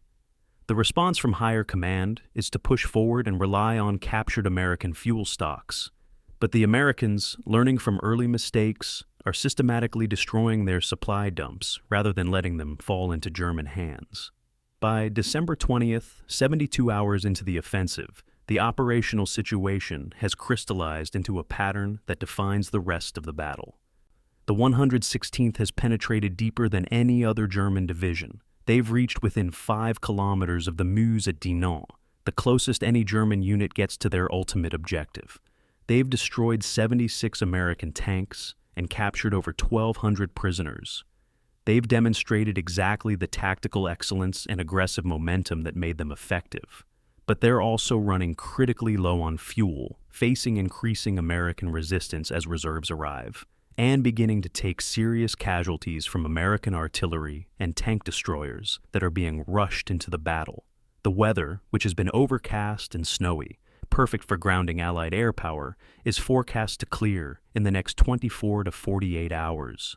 Once American aircraft can fly, the entire German advance will be exposed to air attack on a scale that makes Normandy look like a training exercise. The offensive has achieved tactical success, but is running out of time before overwhelming Allied material superiority crushes it completely. The 116th has reached the high water mark of Hitler's last gamble. Now, physics and arithmetic, and the simple fact of Allied industrial superiority will determine how quickly and completely the gamble fails. December 21st, 1944, 0600 hours. Major Erich Löwe stands in the commander's cupola of his Panther, watching the sun rise over snow-covered Belgian countryside near the village of Verden, and for the first time in months allows himself to believe Germany might actually pull off something extraordinary. His company has just completed a night march that brought them to within 8 kilometers of the Meuse River, the critical objective that stands between the German advance and the open country leading to Antwerp. Behind him, strung out along forest roads in tactical column, are 11 more Panthers and approximately 2 battalions of Panzer Grenadiers, the spearhead of the 116th's deepest penetration into Allied territory. Intelligence reports indicate American forces in the area are scattered and disorganized, rushing reinforcements piecemeal toward the threatened sector without time to establish coherent defensive lines. For 72 hours, the offensive has worked better than anyone dared hope. American resistance has crumbled. Fuel captured from overrun supply dumps has kept the division mobile, and the weather has stayed bad enough to ground Allied aircraft. Löwe knows the situation is precarious, that they're operating at the end of an extremely extended supply line, with enemies closing from multiple directions. But for this one morning, watching sunrise over Belgian fields that look exactly like the French countryside Germany blitzed through in 1940, he lets himself imagine that perhaps the old magic still works. The illusion shatters at 0900 hours when the division's reconnaissance battalion reports encountering the U.S. 84th Infantry Division's leading elements near Marche, 12 kilometers northeast of Verdun. The 84th is a fresh American division rushed into the battle from reserve positions, and their appearance means Allied High Command has recognized the threat and is flooding reinforcements into the sector faster than German planning anticipated. Within 2 hours, contact reports multiply. American forces establishing defensive positions across the division's advance routes, tank destroyers moving into ambush positions, artillery batteries registering defensive fire missions. The Americans aren't running anymore. They're standing and fighting, and their material advantages, unlimited ammunition, fresh troops, artillery that can fire all day without worrying about shell conservation, are starting to matter more than German tactical skill. The engagement at Verdun on December 21st demonstrates both the 116th's continued effectiveness and the fundamental impossibility of their strategic position. Löwe's company encounters an American column, mixture of Sherman tanks, half-tracks, and supply trucks, moving along a road in the valley below his position. It's a textbook ambush setup. Germans occupying high ground with clear fields of fire. Americans silhouetted against snow in the valley floor. Engagement range of approximately 600 meters, where German guns are lethal, and American return fire is less effective. Löwe's Panthers open fire in coordinated volley, 6 tanks firing simultaneously at pre-designated targets. In 30 minutes, they destroy 11 Sherman tanks and 17 support vehicles, creating a burning roadblock that stops the entire American column. It's the kind of tactical success that would merit commendation in any earlier period of the war. Disciplined fire, excellent gunnery, perfect use of terrain advantage. But tactical success doesn't translate to strategic progress anymore. The destroyed American column is replaced by another within 6 hours, this one advancing more cautiously with tank destroyers and infantry screens. The Germans can kill American vehicles at favorable ratios indefinitely, but the Americans have infinite replacement capacity, while every German loss is permanent. Wolfe's experience of the Bulge offensive differs dramatically from Lowa's tactical perspective. He's fighting at the sharp end where operational planning collapses into the chaos of small unit combat, and the questions of fuel supply and strategic objectives become irrelevant compared to the immediate problem of staying alive. His squad is attached to a Panzer Grenadier battalion tasked with clearing American resistance from a series of farm buildings near Mortain on December 19th. The operation should be straightforward, infantry supported by assault guns overwhelming a lightly defended position, but it goes wrong almost immediately when American artillery begins falling with accuracy that suggests forward observers have the entire area pre-registered. The farm buildings turn out to be held by elements of the 3rd Armored Division's infantry, experienced troops who've been fighting since Normandy and know exactly how to contest urban terrain. The battle lasts 14 hours, fought room to room through 3 farm buildings and a barn, with both sides taking casualties that would be considered catastrophic for the limited ground being contested. Wolfe's squad starts the engagement with 9 men and finishes with 5, losing 2 killed and 2 wounded to a combination of small arms fire and artillery. They take the position eventually, capture 11 American prisoners, and hold it for approximately 6 hours before being ordered to withdraw because American counterattacks are threatening to cut off the battalion.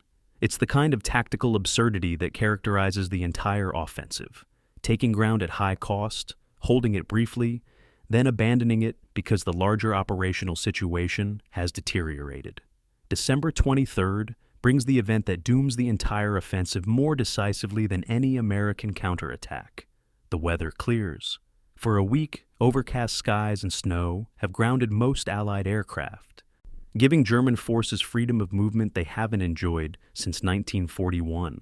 December the 23rd. Dawns with clear blue skies and perfect visibility. Flying weather. By 1000 hours, American and British aircraft are over the battlefield, in numbers that seem impossible to soldiers who've grown accustomed to operating without air attack. P-47 Thunderbolts, P-38, Lightnings, British Typhoons, medium bombers, everything the Allies can put in the sky, hunting German armor and supply columns with rockets, bombs, and machine guns. The division's after-action report for December 23rd notes uninterrupted enemy air attack of previously unknown intensity. Lowa's company loses 7 Panthers in 4 hours to air attack. Magnificent tanks reduced to burning hulks by fighter bombers that attack in rotating waves, one group striking while another circles waiting their turn. German anti-aircraft fire is heavy but ineffective. The Allies can afford to lose aircraft at rates that would ground any Luftwaffe unit, and they're willing to trade planes for tanks at ratios that make the exchange economically favorable. The fuel crisis becomes catastrophic on December 24th. The division has consumed every liter in its organic supply and every drop captured from American stocks. Panthers sit immobilized in positions where they ran dry. Magnificent Predators rendered helpless by empty fuel tanks. Crews demolish their own vehicles rather than let them be captured, setting demolition charges, destroying gun breaches, burning interiors so the Americans can't recover usable equipment. Watching his tankers blow up their own Panthers, Lowe experiences a kind of grief that he didn't feel for the men he's lost in combat. The tanks represented capability, the physical embodiment of what made the division effective. Without them, they're just infantry with better training, facing enemies who have tanks and air support and unlimited artillery. One of his tank commanders, a veteran who fought from Kursk to the Meuse, watches his Panther burn and says flatly, "We came 800 kilometers to run out of gas 15 kilometers from the objective. That's going to be Germany's epitaph. We almost made it." Christmas Day, 1944 is spent in defensive positions near Mortain. The division's advance completely stalled and American pressure increasing from multiple directions. The Americans are conducting coordinated counterattacks designed to pinch off the German penetration, and the 116th finds itself fighting not to advance but to avoid encirclement. The operational maps at division headquarters show the tactical situation with brutal clarity. They've penetrated approximately 30 kilometers into Allied lines, creating a salient that's vulnerable to attack from north and south, supplied by a single road network that's under constant artillery fire and air attack. Wehrmacht High Command keeps issuing orders to resume the offensive, but resume it with what? The division has lost 41 tanks in 10 days, mostly to air attack and fuel exhaustion, rather than enemy ground fire. Infantry strength is down to approximately 72% of authorized levels from casualties and stragglers. Artillery is rationing ammunition because supply trucks can't get forward through American interdiction. The offensive hasn't been stopped by American defensive genius. It's been strangled by logistics and attrition. December 26th brings the order everyone has been expecting and dreading. Begin withdrawal to starting positions. The offensive is over. All objectives are abandoned. The division will conduct fighting retreat back through the ground they advanced over in the past 10 days, this time moving against American forces that are now fully alerted and reinforced. The retreat order is phrased as tactical consolidation of positions in official communications, but everyone knows what it means. The gamble failed. The reserves are expended, and Germany is now going to pay the price for an offensive that achieved nothing strategically while consuming the last mobile combat power available in the West. Von Waldenberg briefs his officers with uncharacteristic honesty. We will withdraw in good order. We will maintain unit cohesion. We will not panic. But make no mistake, this offensive failed. Our mission now is to preserve the division so we can continue defending German soil. That is all we can accomplish. The fighting withdrawal through early January 1945 is exactly as bad as Loa predicts and worse than the replacements imagine. American forces press the retreat constantly, using their mobility and artillery advantages to harass German columns, striking at any sign of disorder or weakness. The division loses more men during the withdrawal than during the advance. 800 casualties in the first week of January, ground down by constant combat and the physical exhaustion of moving through deep snow while maintaining defensive perimeter. They abandon equipment they can't move, blow up supply dumps they can't evacuate, leave their dead where they fall because there's no capacity for proper burial. By January 3, 1945, the 116th is back at its starting positions from December 16th, having completed a perfect circle that consumed 3,447 casualties and achieved absolutely nothing. The final accounting for the Ardennes Offensive tells the story of tactical excellence in service of strategic delusion. The 116th Panzer Division penetrated 28 kilometers in the first 48 hours, the deepest and fastest advance of any formation in the offensive. They destroyed 76 American tanks and 38 other armored vehicles, captured 1,200 prisoners, and demonstrated coordinated combined arms operations at a level most Wehrmacht divisions could no longer achieve. But they also lost approximately 25% of their combat strength, expended irreplaceable veteran personnel and equipment, and ended the operation in exactly the same positions they started from. Strategically, the offensive consumed Germany's last armored reserves, divisions that might have delayed Allied advances for weeks or months if employed in defensive operations, instead got burned up in a futile offensive that bought nothing except temporary panic in Allied high command. Wolf sits in a frozen foxhole on January 5th, eating cold rations and looking at the same Belgian landscape he crossed in mid-December. Except now, he's on the German side of the lines again, and the Americans are preparing to advance. Of his original 9-man squad, 3 remain, himself and 2 others, all that survived 3 weeks of continuous combat. The replacements who filled the squad's ranks are dead, wounded or missing, their names barely remembered because nobody had time to learn them before they died. Wolf is 20 years old and feels 50. Exhausted in ways that sleep can't fix, carrying psychological damage that he doesn't have vocabulary to describe, the offensive was supposed to change the war, to buy Germany time, to split the Allied coalition, to create conditions for negotiated peace. Instead, it just killed more soldiers and consumed resources Germany couldn't afford to waste.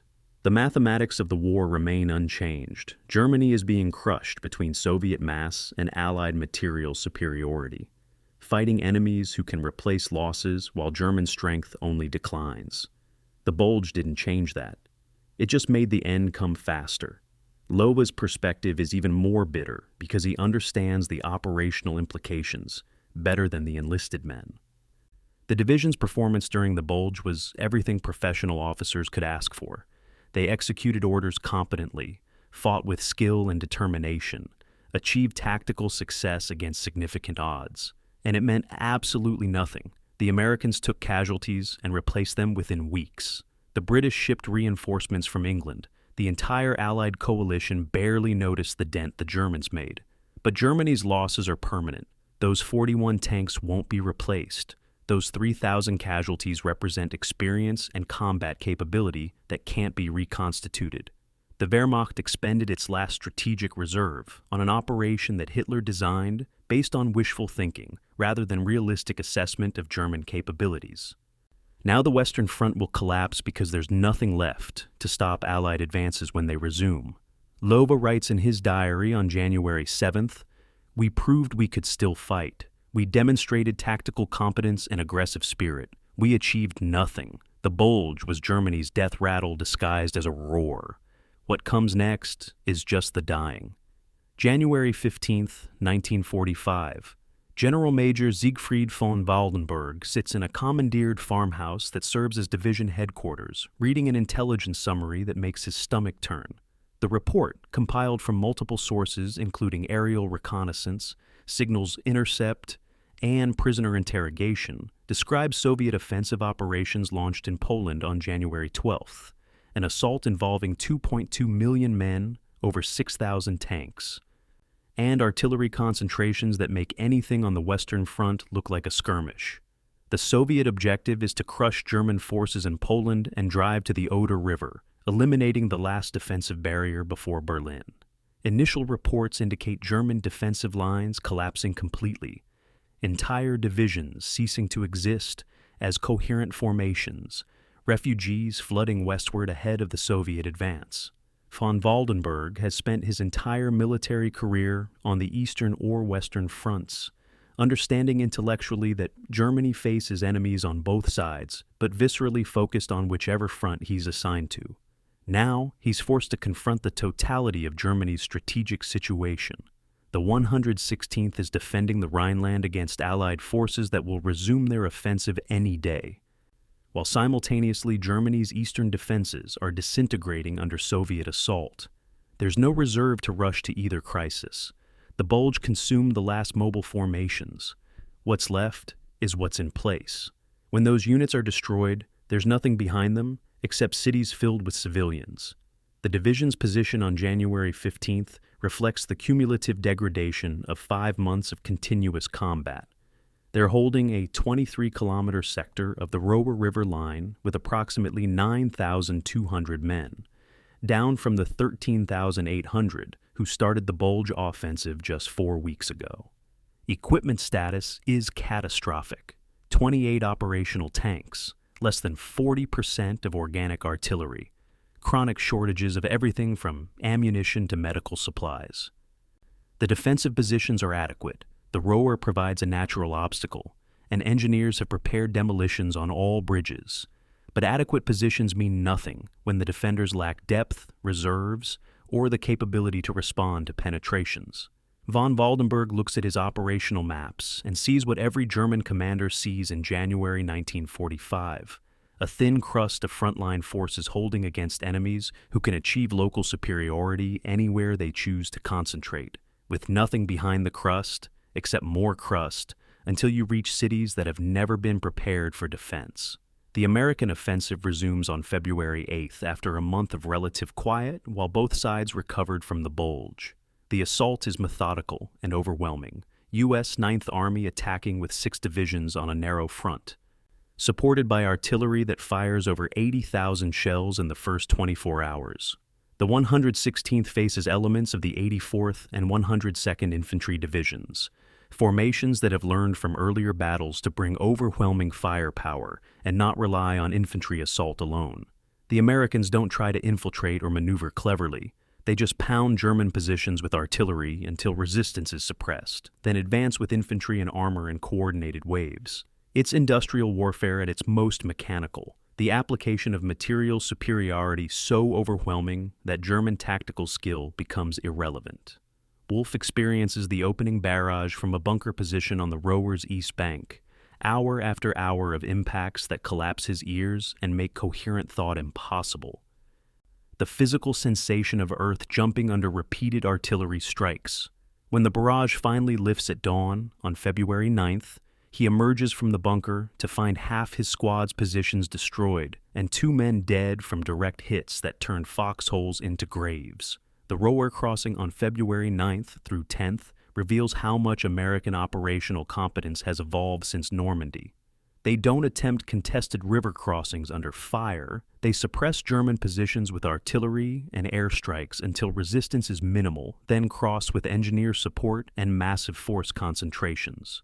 The 116th tries to contest the crossing, firing artillery at pre-registered points where Americans are likely to cross, sending infantry patrols to harass bridgehead positions. But American counter-battery fire is so accurate that German artillery can fire a few missions before being located and destroyed, and American airstrikes eliminate any defensive position that reveals itself through sustained fire. By February 10th, American forces have established multiple bridgeheads across the Rower, and the German defensive line is perforated in so many places that withdrawal becomes inevitable. The collapse of the neighboring 363rd Volksgrenadier Division on February 11th creates the crisis that dooms the 116th's defensive position. The 363rd is a replacement division of minimal combat capability, old men and teenagers commanded by officers with limited experience, and when American armor punches through their sector, the division simply dissolves. Units surrender en masse, others flee eastward in disorder, and within 12 hours, there's a 15-kilometer gap in the German line through which American forces begin pouring. Van Valdenburg recognizes immediately that his division's flanks are completely exposed, that American forces can now envelop his positions from the south, and that staying in place means certain encirclement. He requests permission from Corps headquarters to withdraw to prepared positions 10 kilometers east. The response is predictable. Hold current positions. No withdrawal authorized. Defend in place. It's the same order German commanders have been receiving since Stalingrad. Stand fast regardless of tactical reality. Trust that will and determination can overcome material disadvantage. Von Valdenburg faces the moral and tactical question that haunts Wehrmacht commanders in early 1945. Obey suicidal orders or preserve your command through unauthorized withdrawal. He knows what happened to von Schwerin for attempting unauthorized surrender of Aachen, court-martial and disgrace. He knows Hitler's standing orders about defending every meter of German soil, but he also knows that staying in position means the division will be encircled and destroyed within 72 hours, that 10,000 soldiers will be killed or captured for no strategic gain, that the decision comes down to following orders that lead to meaningless destruction or violating orders to preserve combat capability. On February 12th, he makes his decision. The division will conduct tactical reorientation of positions, meaning unauthorized withdrawal, beginning immediately. He doesn't request permission. He doesn't notify higher command until the movement is already underway. He just gives the order and accepts that it might cost him his command, or worse. The withdrawal through mid-February is conducted under constant American pressure, the division moving by bounds with rear guards holding successive positions, while main body displaces eastward. It's the kind of operation that requires discipline and coordination that replacement units can't achieve, but the 116th's veteran cadre still maintains enough institutional competence to execute it without dissolving into rout. His remaining tanks provide mobile firepower, engaging American pursuit forces and then withdrawing before they can be outflanked, trading space for time. The American advance is methodical rather than aggressive. They're not trying to achieve dramatic breakthroughs, just maintaining steady pressure that forces German withdrawal while minimizing their own casualties. It's an approach that reflects their material advantages.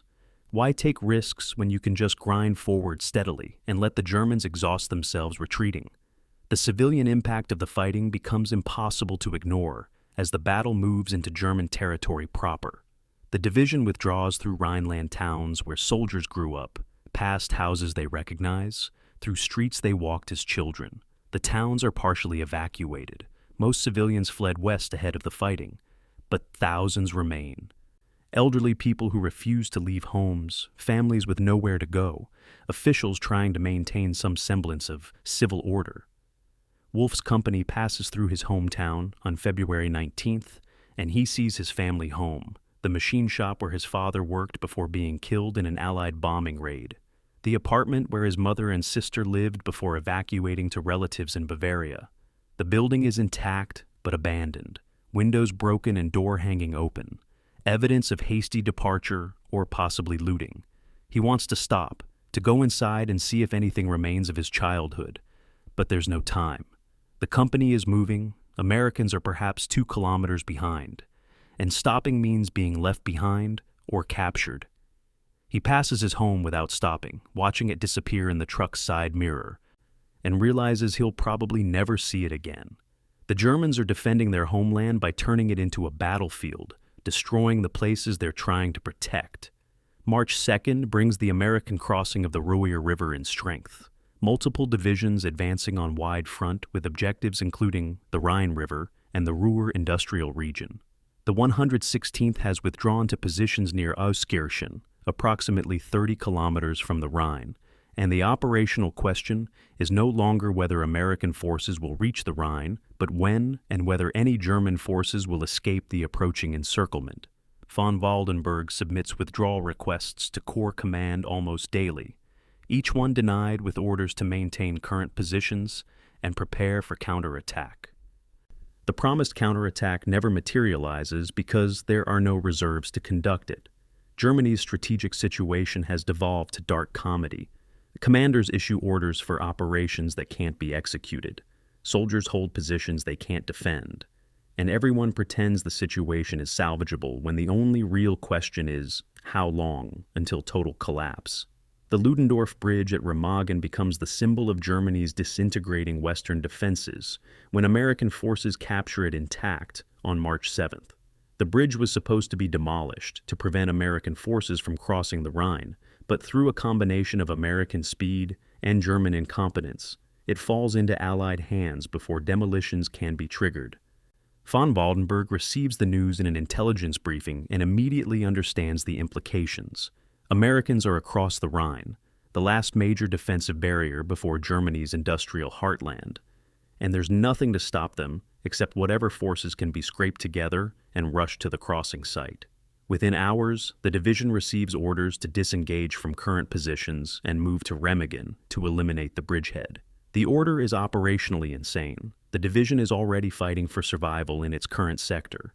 Movement will expose them to American pursuit, and even if they reach Remagen, they'll be attacking a bridgehead that's growing stronger every hour as Americans pour reinforcements across.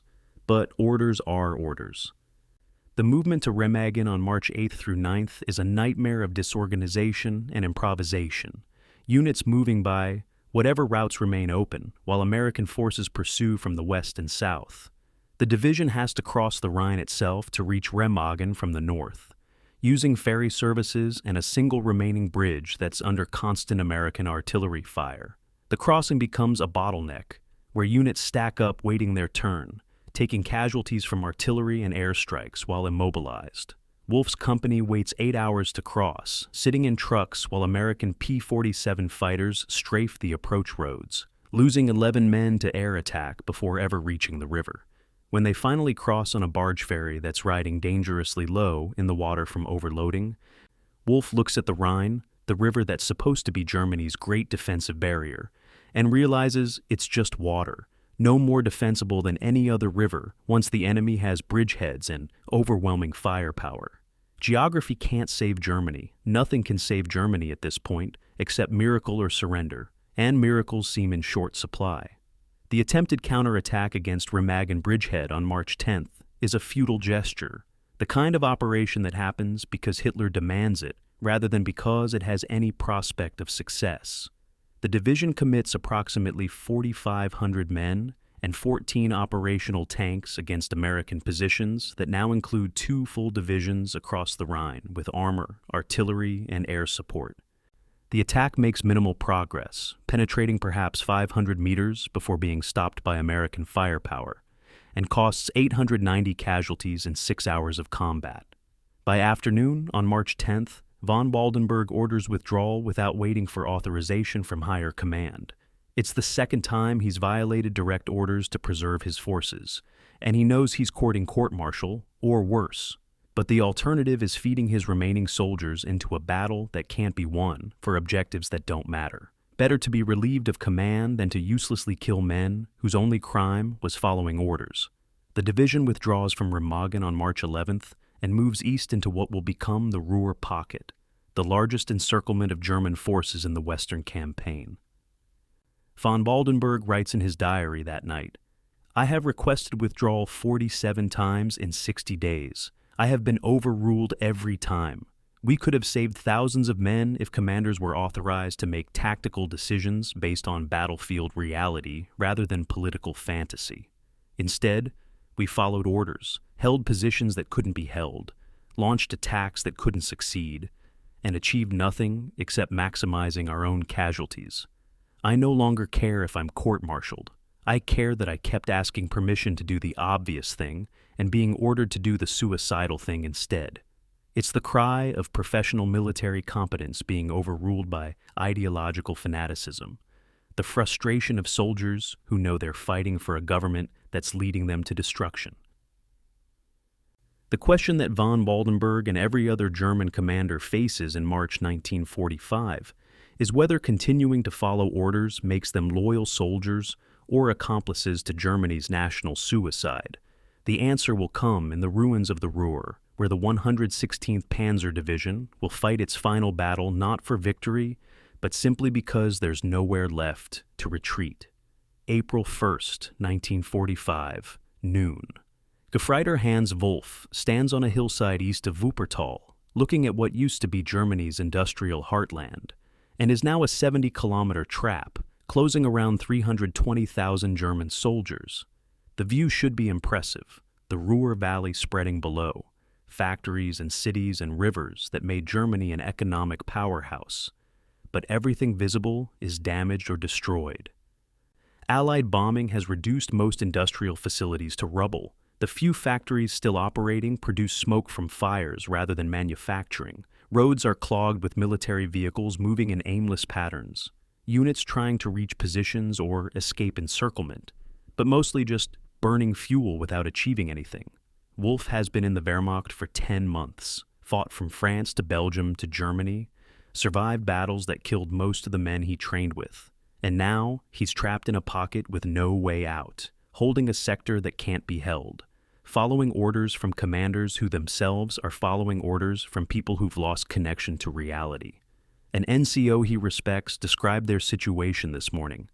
"We're in a bag, the bag is closing, and there's nobody coming to open it from the outside." It's the most accurate tactical assessment Wolf has heard in weeks.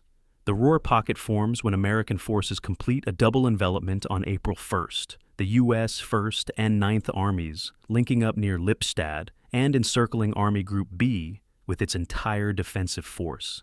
It's the largest encirclement in the Western European theater, dwarfing anything except the Great Stalingrad and Minsk pockets on the Eastern Front. The trapped forces include 15 regular divisions, 3 Panzer divisions, including the 116th, and miscellaneous support units, roughly 320,000 soldiers surrounded by American forces that have no intention of conducting a costly assault to reduce the pocket. American strategy is simple: contain the pocket, cut off supplies, and wait for the inevitable surrender while advancing elsewhere toward Berlin. It's economically efficient warfare, minimizing American casualties while accepting that German forces in the pocket will eventually collapse from starvation and ammunition shortage rather than being destroyed in pitched battle. The 116th's position within the pocket reflects their degraded state after 6 weeks of continuous retreat and combat. They're defending a sector near Hagen with approximately 4,200 men, less than half the division's authorized strength, barely 2 reinforced regiments. Equipment status is beyond critical. 11 operational tanks, approximately 30% of authorized artillery, chronic shortages of ammunition and fuel that make active defense almost impossible. The division has essentially devolved into a light infantry formation with some armored support, lacking the mobility and firepower that previously defined them as a Panzer Division. Von Waldenberg maintains the organizational structure, battalion staffs, company command posts, proper military hierarchy, but it's increasingly a facade covering the reality that the division is dying from attrition and supply starvation. The first week of April brings a steady degradation of conditions inside the pocket as supply systems collapse completely. Food deliveries cease on April 4th. There's simply no logistics network capable of sustaining 320,000 soldiers in an encircled area. Units begin consuming their emergency rations, then scavenging from abandoned positions and civilian homes. Water supplies become contaminated as utilities fail and nobody has capacity to maintain infrastructure. Medical supplies run out, leaving wounded soldiers with battlefield first aid and nothing else. No antibiotics, no morphine, no surgical capability beyond basic amputations. Wolf's company receives its last official food distribution on April 6th, half a loaf of bread per man, a can of meat that's probably horse, some ersatz coffee that tastes like burned grain. The distribution is supposed to last 3 days. He makes it last 5 by eating progressively smaller portions until he's consuming maybe 800 calories daily, burning through body fat and muscle mass that he doesn't have to spare. April 10th brings American loudspeaker broadcasts offering surrender terms. The broadcasts are conducted in German by native speakers, probably Austrian or German émigrés, and the message is straightforward. The war is lost. Further resistance is pointless. Soldiers who surrender will be treated in accordance with Geneva Convention. Families want soldiers to come home alive rather than die for a regime that's already defeated.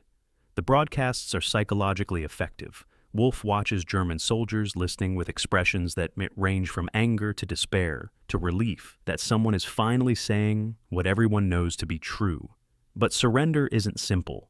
Wehrmacht standing orders specify that unauthorized surrender is treason punishable by summary execution, and military police units are actively shooting soldiers who attempt to cross to American lines. The broadcasts offer hope, while the reality is that individual soldiers can't surrender without being killed by their own side for trying. The tank graveyard near Schwerte becomes the division's final monument to mechanical warfare. 18 Panthers and Panzer IVs, all the armor that made it into the pocket, are lined up in a field and systematically demolished by their own crews. There's no fuel to operate them, no ammunition for their guns, no spare parts to maintain them, and no prospect of breaking out of the pocket to use them in mobile operations. The demolition is thorough and professional. Crews remove breech blocks from guns, pour sand into engines, set thermite grenades inside fighting compartments to melt electronics and optics. Lowe oversees the destruction of his own Panther, the tank that carried him through Mortain and Arnhem and the Bulge, and experiences emotions he can't articulate. It's not just a vehicle being destroyed, it's the physical manifestation of what made him effective as a soldier, the combination of German engineering and tactical skill that let him fight enemies with material advantages. Without the tank, he's just infantry, no different from any rifleman, except he has knowledge that's now useless. He watches his Panther burn and thinks about the hundreds of tons of steel and hundreds of man-hours of labor that went into creating it, all consumed in 30 seconds of self-inflicted destruction because Germany can't supply the fuel to make it run. April 14th marks the psychological breaking point for significant portions of the pocket's garrison. American forces begin probing attacks, limited assaults designed to test German defensive will rather than achieve territorial objectives. In the 116th sector, an American battalion attacks a position held by a company of Panzer Grenadiers drawn mostly from October and November replacements, teenagers who have been in combat for less than 6 months. The attack is preceded by artillery barrage, followed by infantry assault supported by tanks. The German position should be defensible, good fields of fire, adequate fortifications, numerical parity. Instead, it collapses almost immediately as German soldiers surrender en masse. 73 men walk out with hands raised after less than an hour of combat, violating their oaths and orders because they've decided dying for a lost cause makes no sense. Von Waldenberg is informed of the mass surrender by radio, and his response is telling. He orders no reprisals, no court-martial proceedings, no punishment beyond removing surrendering units from the order of battle. There's no point in executing soldiers for doing what rational analysis suggests they should do. The only reason to continue fighting is loyalty to comrades and unit pride, and those motivations aren't universal. The final command conference on April 16th brings together what remains of Army Group B's senior leadership to discuss whether to continue fighting or negotiate surrender. Field Marshal Model, commanding the pocket, faces the question that von Schwerin faced at Aachen and von Waldenberg has faced repeatedly. Obey Hitler's orders to fight to last man, or acknowledge reality and surrender to spare lives. Model's solution is characteristic of Wehrmacht leadership's final weeks. He won't order surrender because that would be disobedience to Hitler, but he also won't order continued resistance because that would be senseless killing. Instead, he announces he's disbanding Army Group B command structure, releasing subordinate commanders to make their own decisions, and then shoots himself. It's leadership by abdication, avoiding the moral question by removing himself from the situation. With Model dead and Army Group B officially disbanded, individual formations are left to choose between continuing hopeless resistance or surrendering independently. Von Waldenberg receives word of Model's suicide on April 17th and calls his remaining battalion commanders for a final conference. The meeting is conducted in a requisitioned house with American artillery falling randomly across the pocket. Not concentrated bombardment, just harassment fire to remind German forces they're surrounded. Von Waldenberg is direct. Field Marshal Model has dissolved Army Group B. We are released from higher command authority. The war is lost. Germany is defeated. The only question is whether we get more of our men killed before acknowledging that reality. I will not order you to surrender. That decision must be individual, but I will tell you that I see no military purpose in further resistance. Those who wish to attempt breakout may do so. Those who wish to surrender may do so. I will remain with division headquarters and handle surrender negotiations for anyone who chooses that course. It's the speech of a commander who's lost faith not in his soldiers, but in the cause they're fighting for, who's prioritizing the lives of his men over obedience to orders from a government that's lost legitimacy. April 18th sees the systematic collapse of organized resistance throughout the pocket. Units that choose to fight are destroyed piecemeal by American forces that have overwhelming advantages. Units that surrender are processed through POW systems and moved to camps in France and Belgium. The 116th sectors see mixed responses. Some companies surrender as units with commanders leading their men into captivity. Others dissolve as individual soldiers make private decisions to walk away. A few holdouts continue fighting because they can't conceive of surrender regardless of circumstances. Wolf's company commander assembles his remaining men on the morning of April 18th and speaks plainly. The division is surrendering. Anyone who wants to continue fighting may do so independently. Anyone who wants to come home alive should lay down weapons and come with me. 37 men choose surrender. 4 choose to continue fighting independently. 2 desert completely, disappearing into the woods to try reaching American lines on their own. The surrender process on April 18th is dignified and sad. Professional soldiers acknowledging defeat without pretending they had any alternative. Von Waldenberg arranges surrender through American intermediaries, specifying that division will march into captivity under their own colors, that officers will be allowed to retain sidearms until reaching POW camps, that wounded will be treated by American medical personnel. The Americans agree to terms that acknowledge the 116th as a military formation rather than a criminal organization. The division forms up one final time, approximately 2,100 men, all that remain from the 20,000 who served over 13 months, and marches under their Windhund banner toward American lines. Some soldiers cry, others maintain professional stoicism. Most just seem exhausted, relieved that the fighting is over, even though the cost of that relief is captivity and national defeat. Wolfe walks into captivity on April 18th, surrendering his rifle to an American MP who looks perhaps 2 years older than him. The American processes his paperwork, name, rank, serial number, unit, with bureaucratic efficiency that suggests he's done this thousands of times. Wolfe is searched, his personal effects recorded, and he's directed to a holding area where hundreds of other German POWs wait in muddy fields surrounded by barbed wire. He sits on the ground, feeling the absence of his weapon like a missing limb, and tries to process what just happened.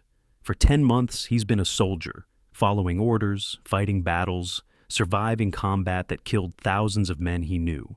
Now, he's a prisoner. The war is over for him, and he's not sure whether he feels relief or shame or just numbness. An older soldier sitting nearby, a man who wears the ribbons of the Eastern Front and Iron Cross First Class, speaks quietly. "We fought well. We lost anyway. Those two things are both true." It's the epitaph for the 116th Panzer Division. They performed their mission competently, demonstrated tactical excellence repeatedly, and achieved nothing except delaying the inevitable while getting most of their number killed. The Greyhounds ran their race. The race was always unwinnable. The final statistics from the Ruhr pocket tell the story of the division's end in brutal arithmetic. Approximately 4,200 men entered the pocket on April 1st. 2,100 surrendered on April 18th. Approximately 600 were killed in the final 2 weeks of fighting.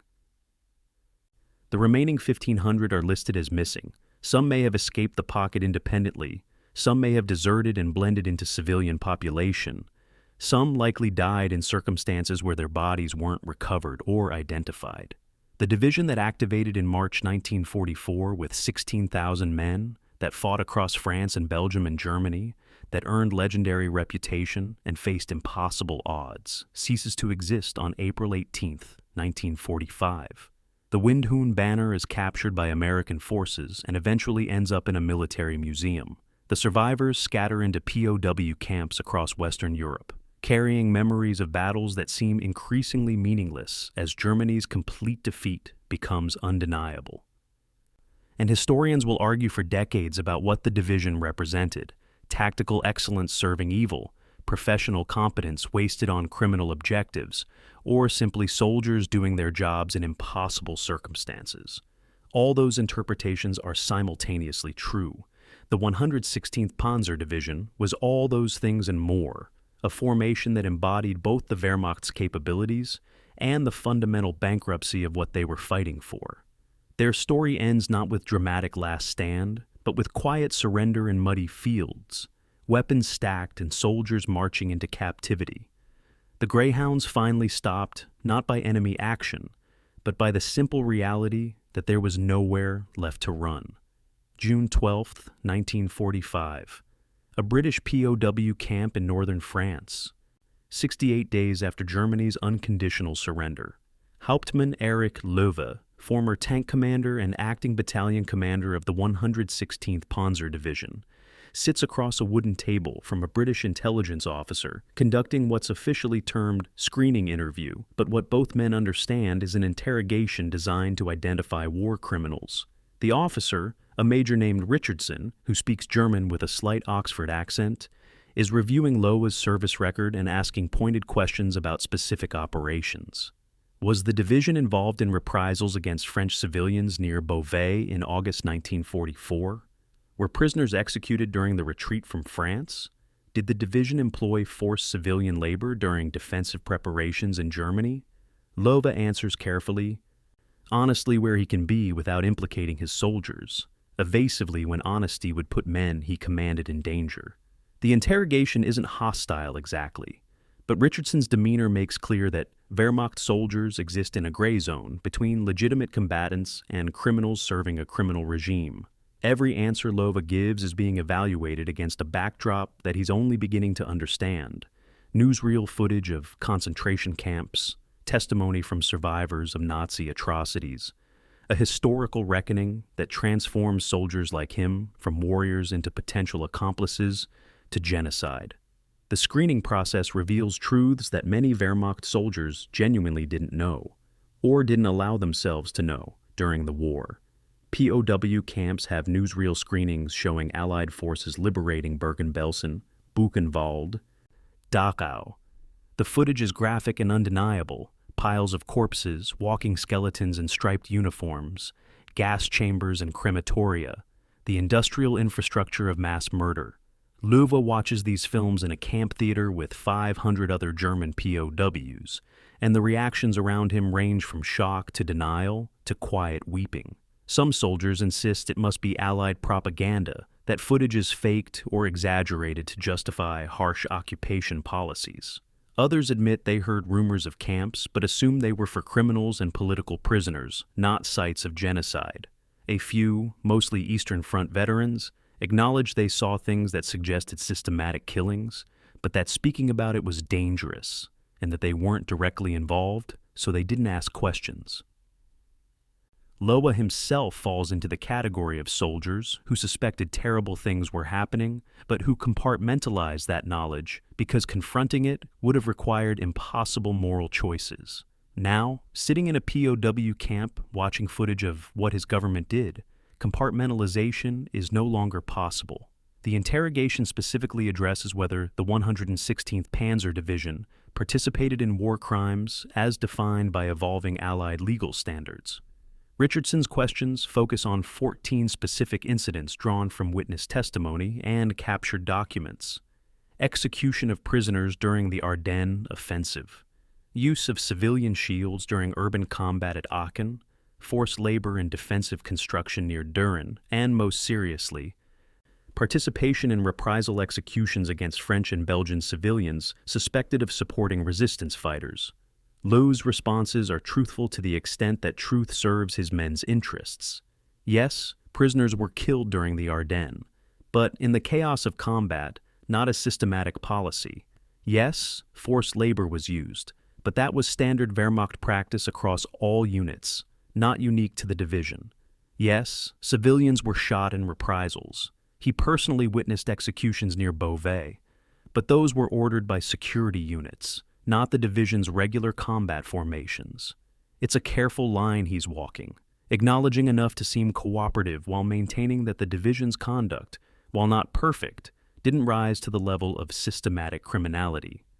The Allied investigators conclude after weeks of interviews that the 116th Panzer Division committed war crimes on 14 separate occasions, mostly reprisal executions and prisoner killings, but that these incidents were isolated rather than systematic, that the division wasn't involved in Holocaust operations, and that most of their combat conduct fell within accepted military practice despite serving a criminal regime. 7 officers are ultimately prosecuted for specific incidents, receiving sentences ranging from 3 to 15 years.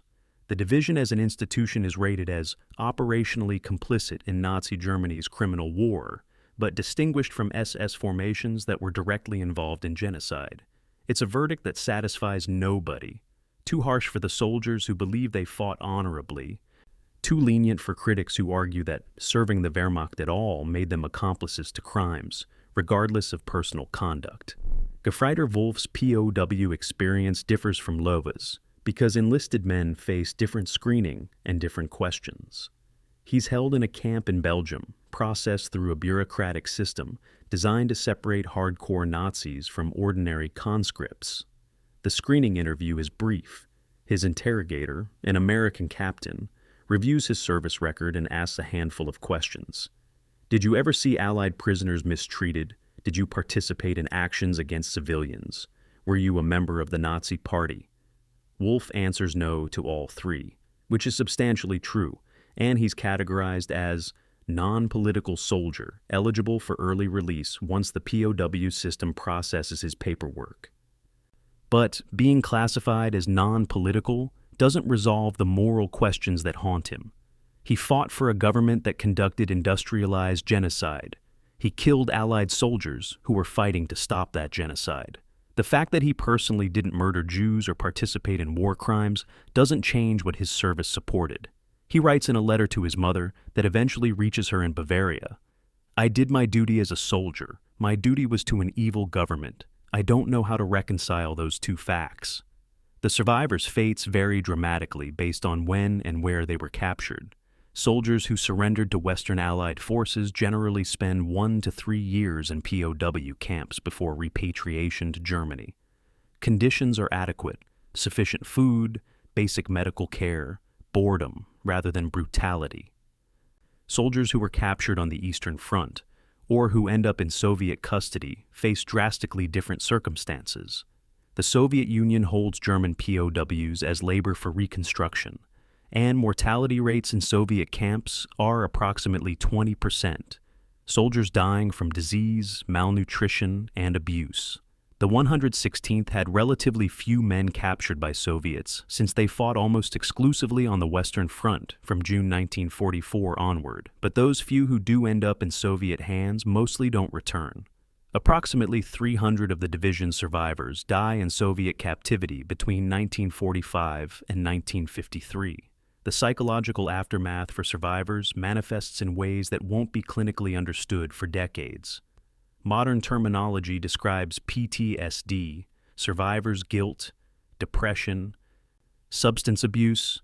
In 1945, these are just problems adjusting to civilian life, or war nerves, or sometimes not acknowledged at all because German society has more immediate concerns like rebuilding destroyed cities and feeding the population. A 1964 survey of 116th veterans finds that 68% report chronic symptoms consistent with combat trauma: nightmares, hypervigilance, emotional numbness, difficulty maintaining relationships, problems with employment. These men fought through some of the war's most intense combat: Mortain, Attrition, the Bulge, and carry psychological scars that civilian society has no framework to address. Many cope through silence, simply not talking about their experiences. Others find community with fellow veterans. Annual reunions where they can speak about combat with people who understand. Some never cope successfully, ending up alcoholic or isolated or broken in ways their families can't comprehend. The question of whether Wehrmacht soldiers deserve honor for their combat performance despite serving a criminal regime becomes one of the most contested issues in German post-war society. Early post-war German culture leans toward this clean Wehrmacht myth, the idea that regular army soldiers fought honorably even if their government was criminal, that soldiers can be remembered as patriots who did their duty regardless of the cause they served. By the 1960s and 70s, and this narrative comes under increasing challenge from historians who document Wehrmacht participation in war crimes and argue that serving Hitler's regime inherently makes soldiers complicit, regardless of personal conduct. The debate is particularly acute regarding formations like the 116th that demonstrated tactical excellence while serving genocidal objectives. Can you honor military skill while condemning what that skill enabled?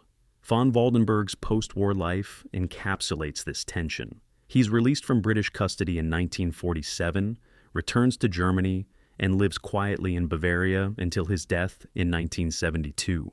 He never speaks publicly about his wartime service after a single interview in 1946, where he's asked about attempted surrenders at Aachen and Remagen. His response is careful. "I tried to preserve the lives of soldiers under my command. When continuing to fight served no military purpose. I was repeatedly overruled by higher authority. That experience taught me that individual conscience has limited influence within authoritarian military structures." He declines all invitations to veterans' reunions, refuses to participate in memoirs or historical projects, and when he dies, his obituary mentions his military service in a single sentence without elaboration. It's the response of a man who can't reconcile his professional competence with the regime he served, who chooses silence over engaging with questions he can't answer satisfactorily. Loa's post-war trajectory follows a different path. He's released in 1948, returns to Western Germany, and works in industrial management, his tank commander skills translating to logistics and operations, planning in civilian context. He participates in veteran organizations and speaks occasionally about his combat experience, always carefully distinguishing between tactical operations and political judgment. His standard formulation when asked about serving Nazi Germany is, "We fought for Germany, not for Hitler. Whether that distinction is meaningful is a question I leave to historians and moralists. He dies in 1989, months before the Berlin Wall falls, having lived long enough to see Germany reunified, but not long enough to witness the Soviet Union's collapse. His obituary describes him as distinguished tank commander, with no mention of moral complexity. Wolf returns to the Rhineland in 1947, finds his hometown 40% destroyed by the fighting he participated in defending it, and tries to rebuild a civilian life from the wreckage of adolescence sacrificed to war. He works in construction. There's enormous demand for labor to rebuild destroyed cities.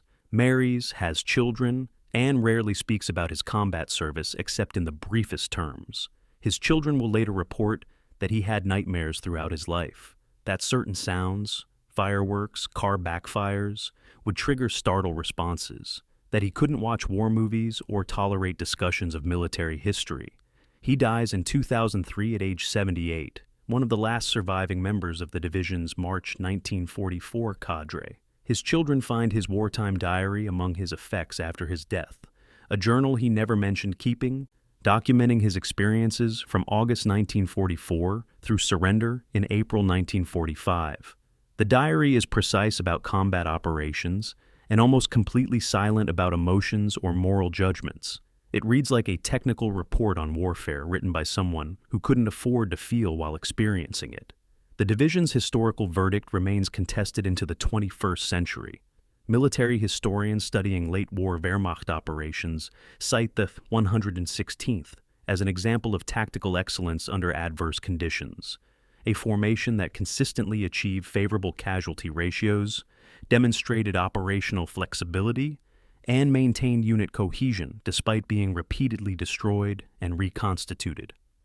Anti-fascist historians counter that tactical excellence in service of genocidal objectives cannot be celebrated, that studying Wehrmacht effectiveness without acknowledging what they fought for creates dangerous myths about honorable soldiers serving dishonorable causes.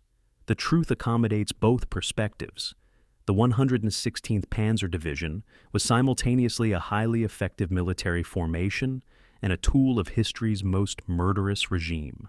Understanding their story requires holding both facts simultaneously without allowing either to erase the other. The final judgment on the division's survivors comes not from historians or war crimes tribunals, but from the simple passage of time. The last verified veteran dies in 2019 at age 94, taking with him living memory of what it felt like to fight for Germany in its final year, what it meant to serve competently in an incompetent cause, how it feels to survive when most of your comrades died. With the last veteran gone, the 116th Panzer Division transitions from lived experience to historical study, from contested memory to archival fact. The arguments about honor and complicity continue, but they are now academic rather than personal. The soldiers themselves, flawed men who made choices in impossible circumstances, who demonstrated courage and skill while serving evil, who survived to face questions they couldn't answer satisfactorily, have passed into history. What remains is the record. 16,000 men served, 18,400 died. The division fought for 13 months across 3 countries, and their tactical excellence achieved nothing except delaying the inevitable defeat of the regime they served. It's a legacy that cannot be celebrated and should not be forgotten, a story that illuminates both military competence and the moral catastrophe of that competence being devoted to monstrous ends. The reckoning isn't complete because it can never be complete.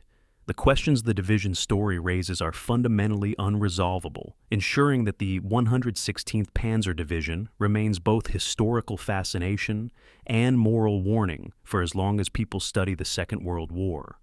May 23, 2012. The German Tank Museum in Munster houses one of the few surviving Panther tanks from the Western Front.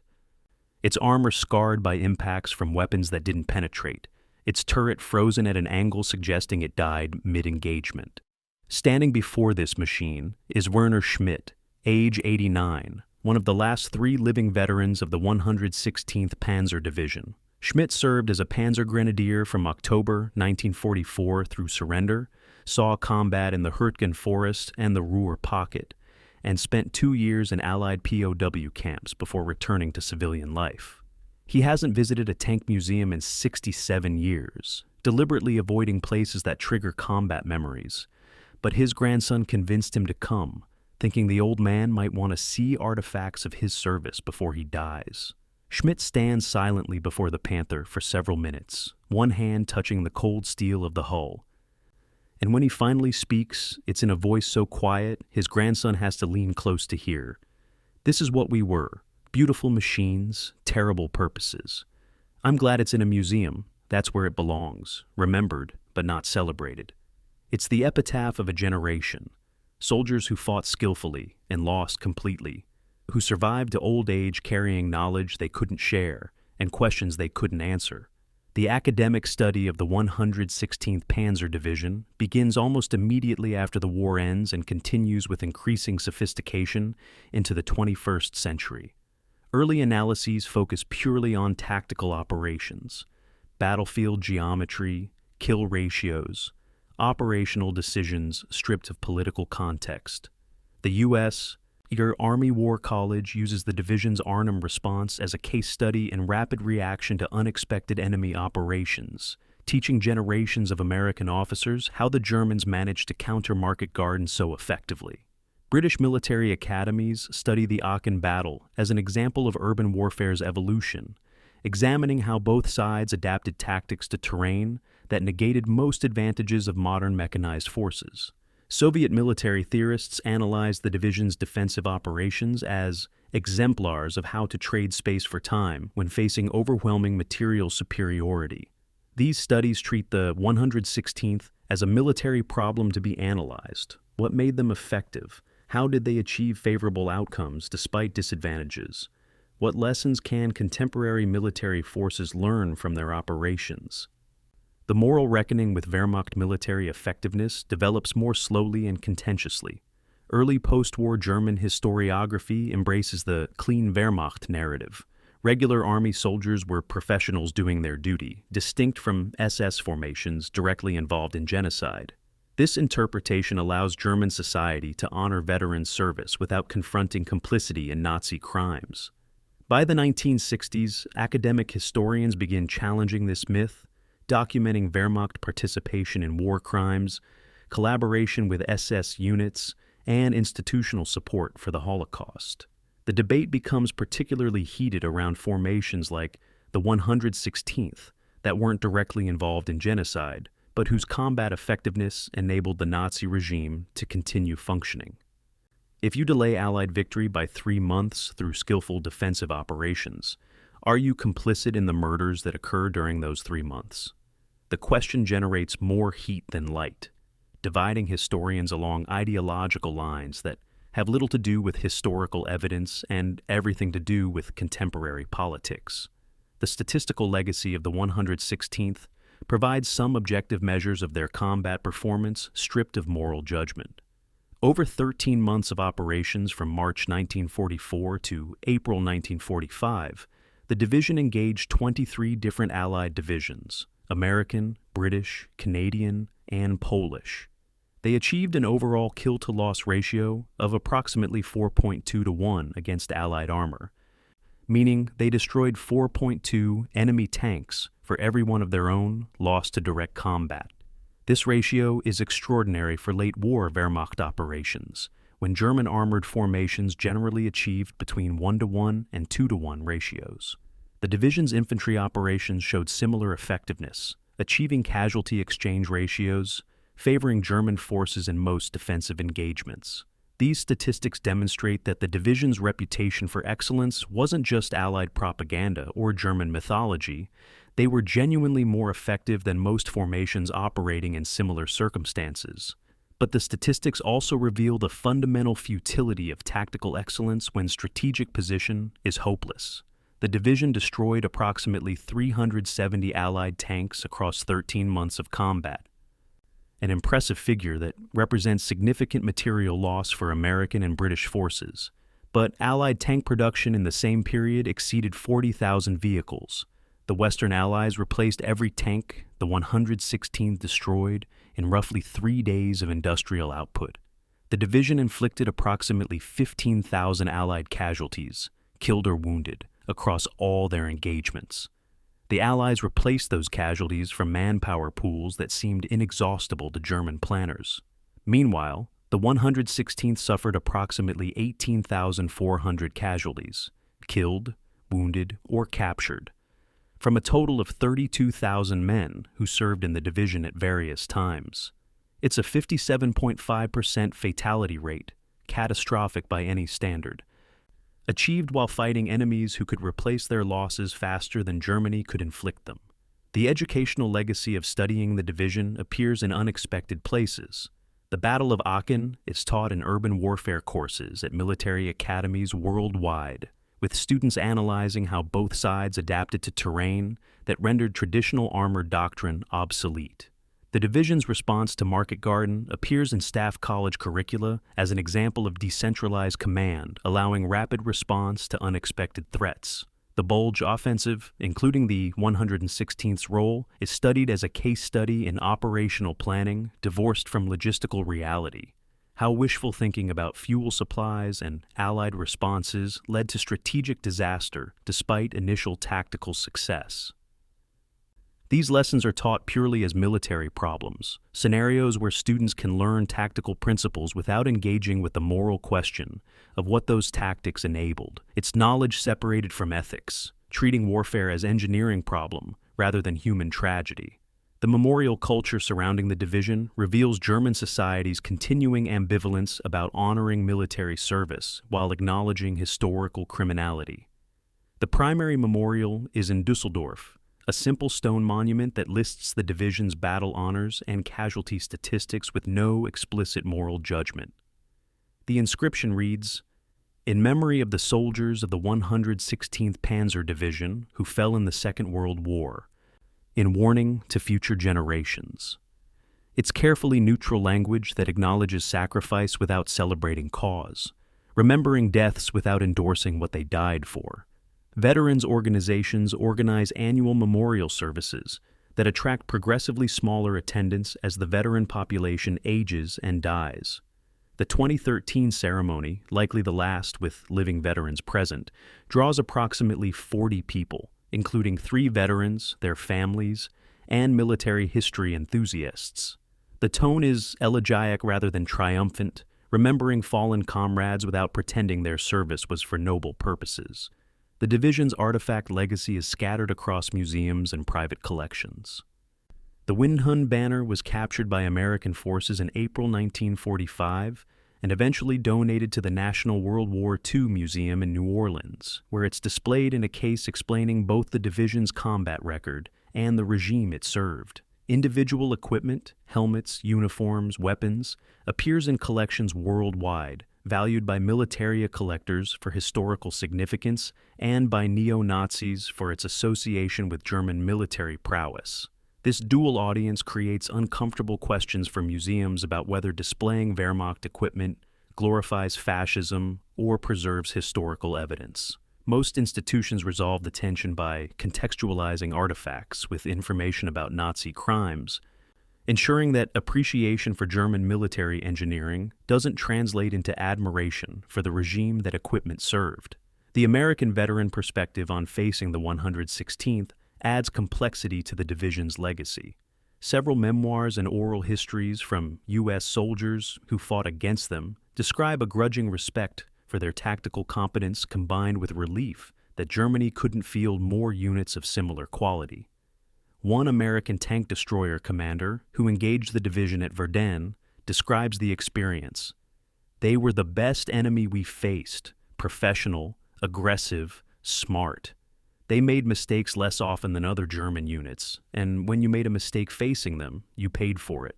I respect them as soldiers. I'm glad they lost, and I'd do it again to stop what they were fighting for. But I respect their skill." It's a perspective that separates warrior competence from political morality, acknowledging that you can be good at something evil. The final living memory of the division disappears with the death of the last veteran in 2019. With Werner Schmidt's passing at age 96, there are no longer living witnesses who can describe what it felt like to serve in the formation. What motivated men to continue fighting for a lost cause? How they processed the moral contradictions of competent service to genocidal regime. Historians can read documents and analyze battles, but the experiential knowledge, the fear and pride and confusion and rationalization that let ordinary men function in extraordinary circumstances is lost. The division transitions from contested memory to pure history, subject to analysis rather than testimony, interpreted rather than remembered. The contemporary scholarly consensus treats the 116th Panzer Division as a case study in the intersection of military effectiveness and moral catastrophe. They were demonstrably excellent at tactical operations. This cannot be denied without rejecting overwhelming documentary evidence. They served a regime conducting industrial genocide. This cannot be minimized without dishonoring millions of victims. The division's story forces confrontation with uncomfortable truths, that competence and evil aren't mutually exclusive, that ordinary soldiers can fight skillfully for monstrous causes, that tactical excellence in service of strategic wickedness is worse than incompetent evil because it's more effective. These truths resist simplification into heroic narratives or complete condemnation, instead demanding that we hold multiple contradictory facts simultaneously. The soldiers were skilled and dedicated. Their dedication enabled atrocity. Many were drafted rather than volunteers. Conscription doesn't eliminate moral responsibility. They fought to defend their homeland. Their homeland's government was conducting genocide.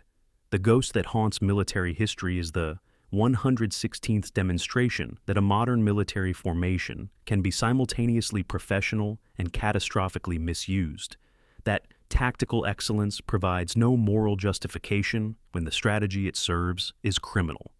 Every military academy studying their operations must grapple with this reality. You can learn tactical lessons from how they fought, while acknowledging that what they fought for was monstrous. It's knowledge that comes with moral warnings attached, understanding that must be paired with ethical awareness. The division's legacy is double-edged, proof that human organizations can achieve remarkable effectiveness under terrible circumstances, and warning that effectiveness without moral foundation leads to catastrophe. The final judgment on the 116th Panzer Division is that there is no final judgment that satisfies everyone. Military historians will continue debating their tactical significance. Moral philosophers will continue arguing about individual responsibility within criminal systems. German society will continue wrestling with how to remember soldiers who fought skillfully for terrible causes, and all these arguments will continue because the division's story touches fundamental questions about duty, conscience, and the intersection of personal behavior and institutional evil. They were greyhounds, swift, skilled predators doing what they were bred and trained to do. The tragedy is that they hunted for monsters, that their excellence served evil, that their story demonstrates how professional competence can be corrupted when devoted to criminal ends. The ghost isn't the division itself, but the questions their existence raises. How do ordinary people become accomplices to horror? Can you serve honorably within a dishonorable system? Where is the line between following orders and moral responsibility? These questions have no comfortable answers. The 116th Panzer Division's legacy is ensuring we continue asking them, that their story serves as both military case study and moral warning, that we remember them not to celebrate, but to understand how tactical excellence and strategic evil combined in Germany's final war. The Greyhounds ran their race and lost. The race should never have been run. Both facts are true, and both demand remembrance. That uncomfortable coexistence of truths is the division's final legacy, a ghost that refuses to be exorcised because the questions it embodies remain urgently relevant to understanding warfare, morality, and the human capacity for both excellence and evil.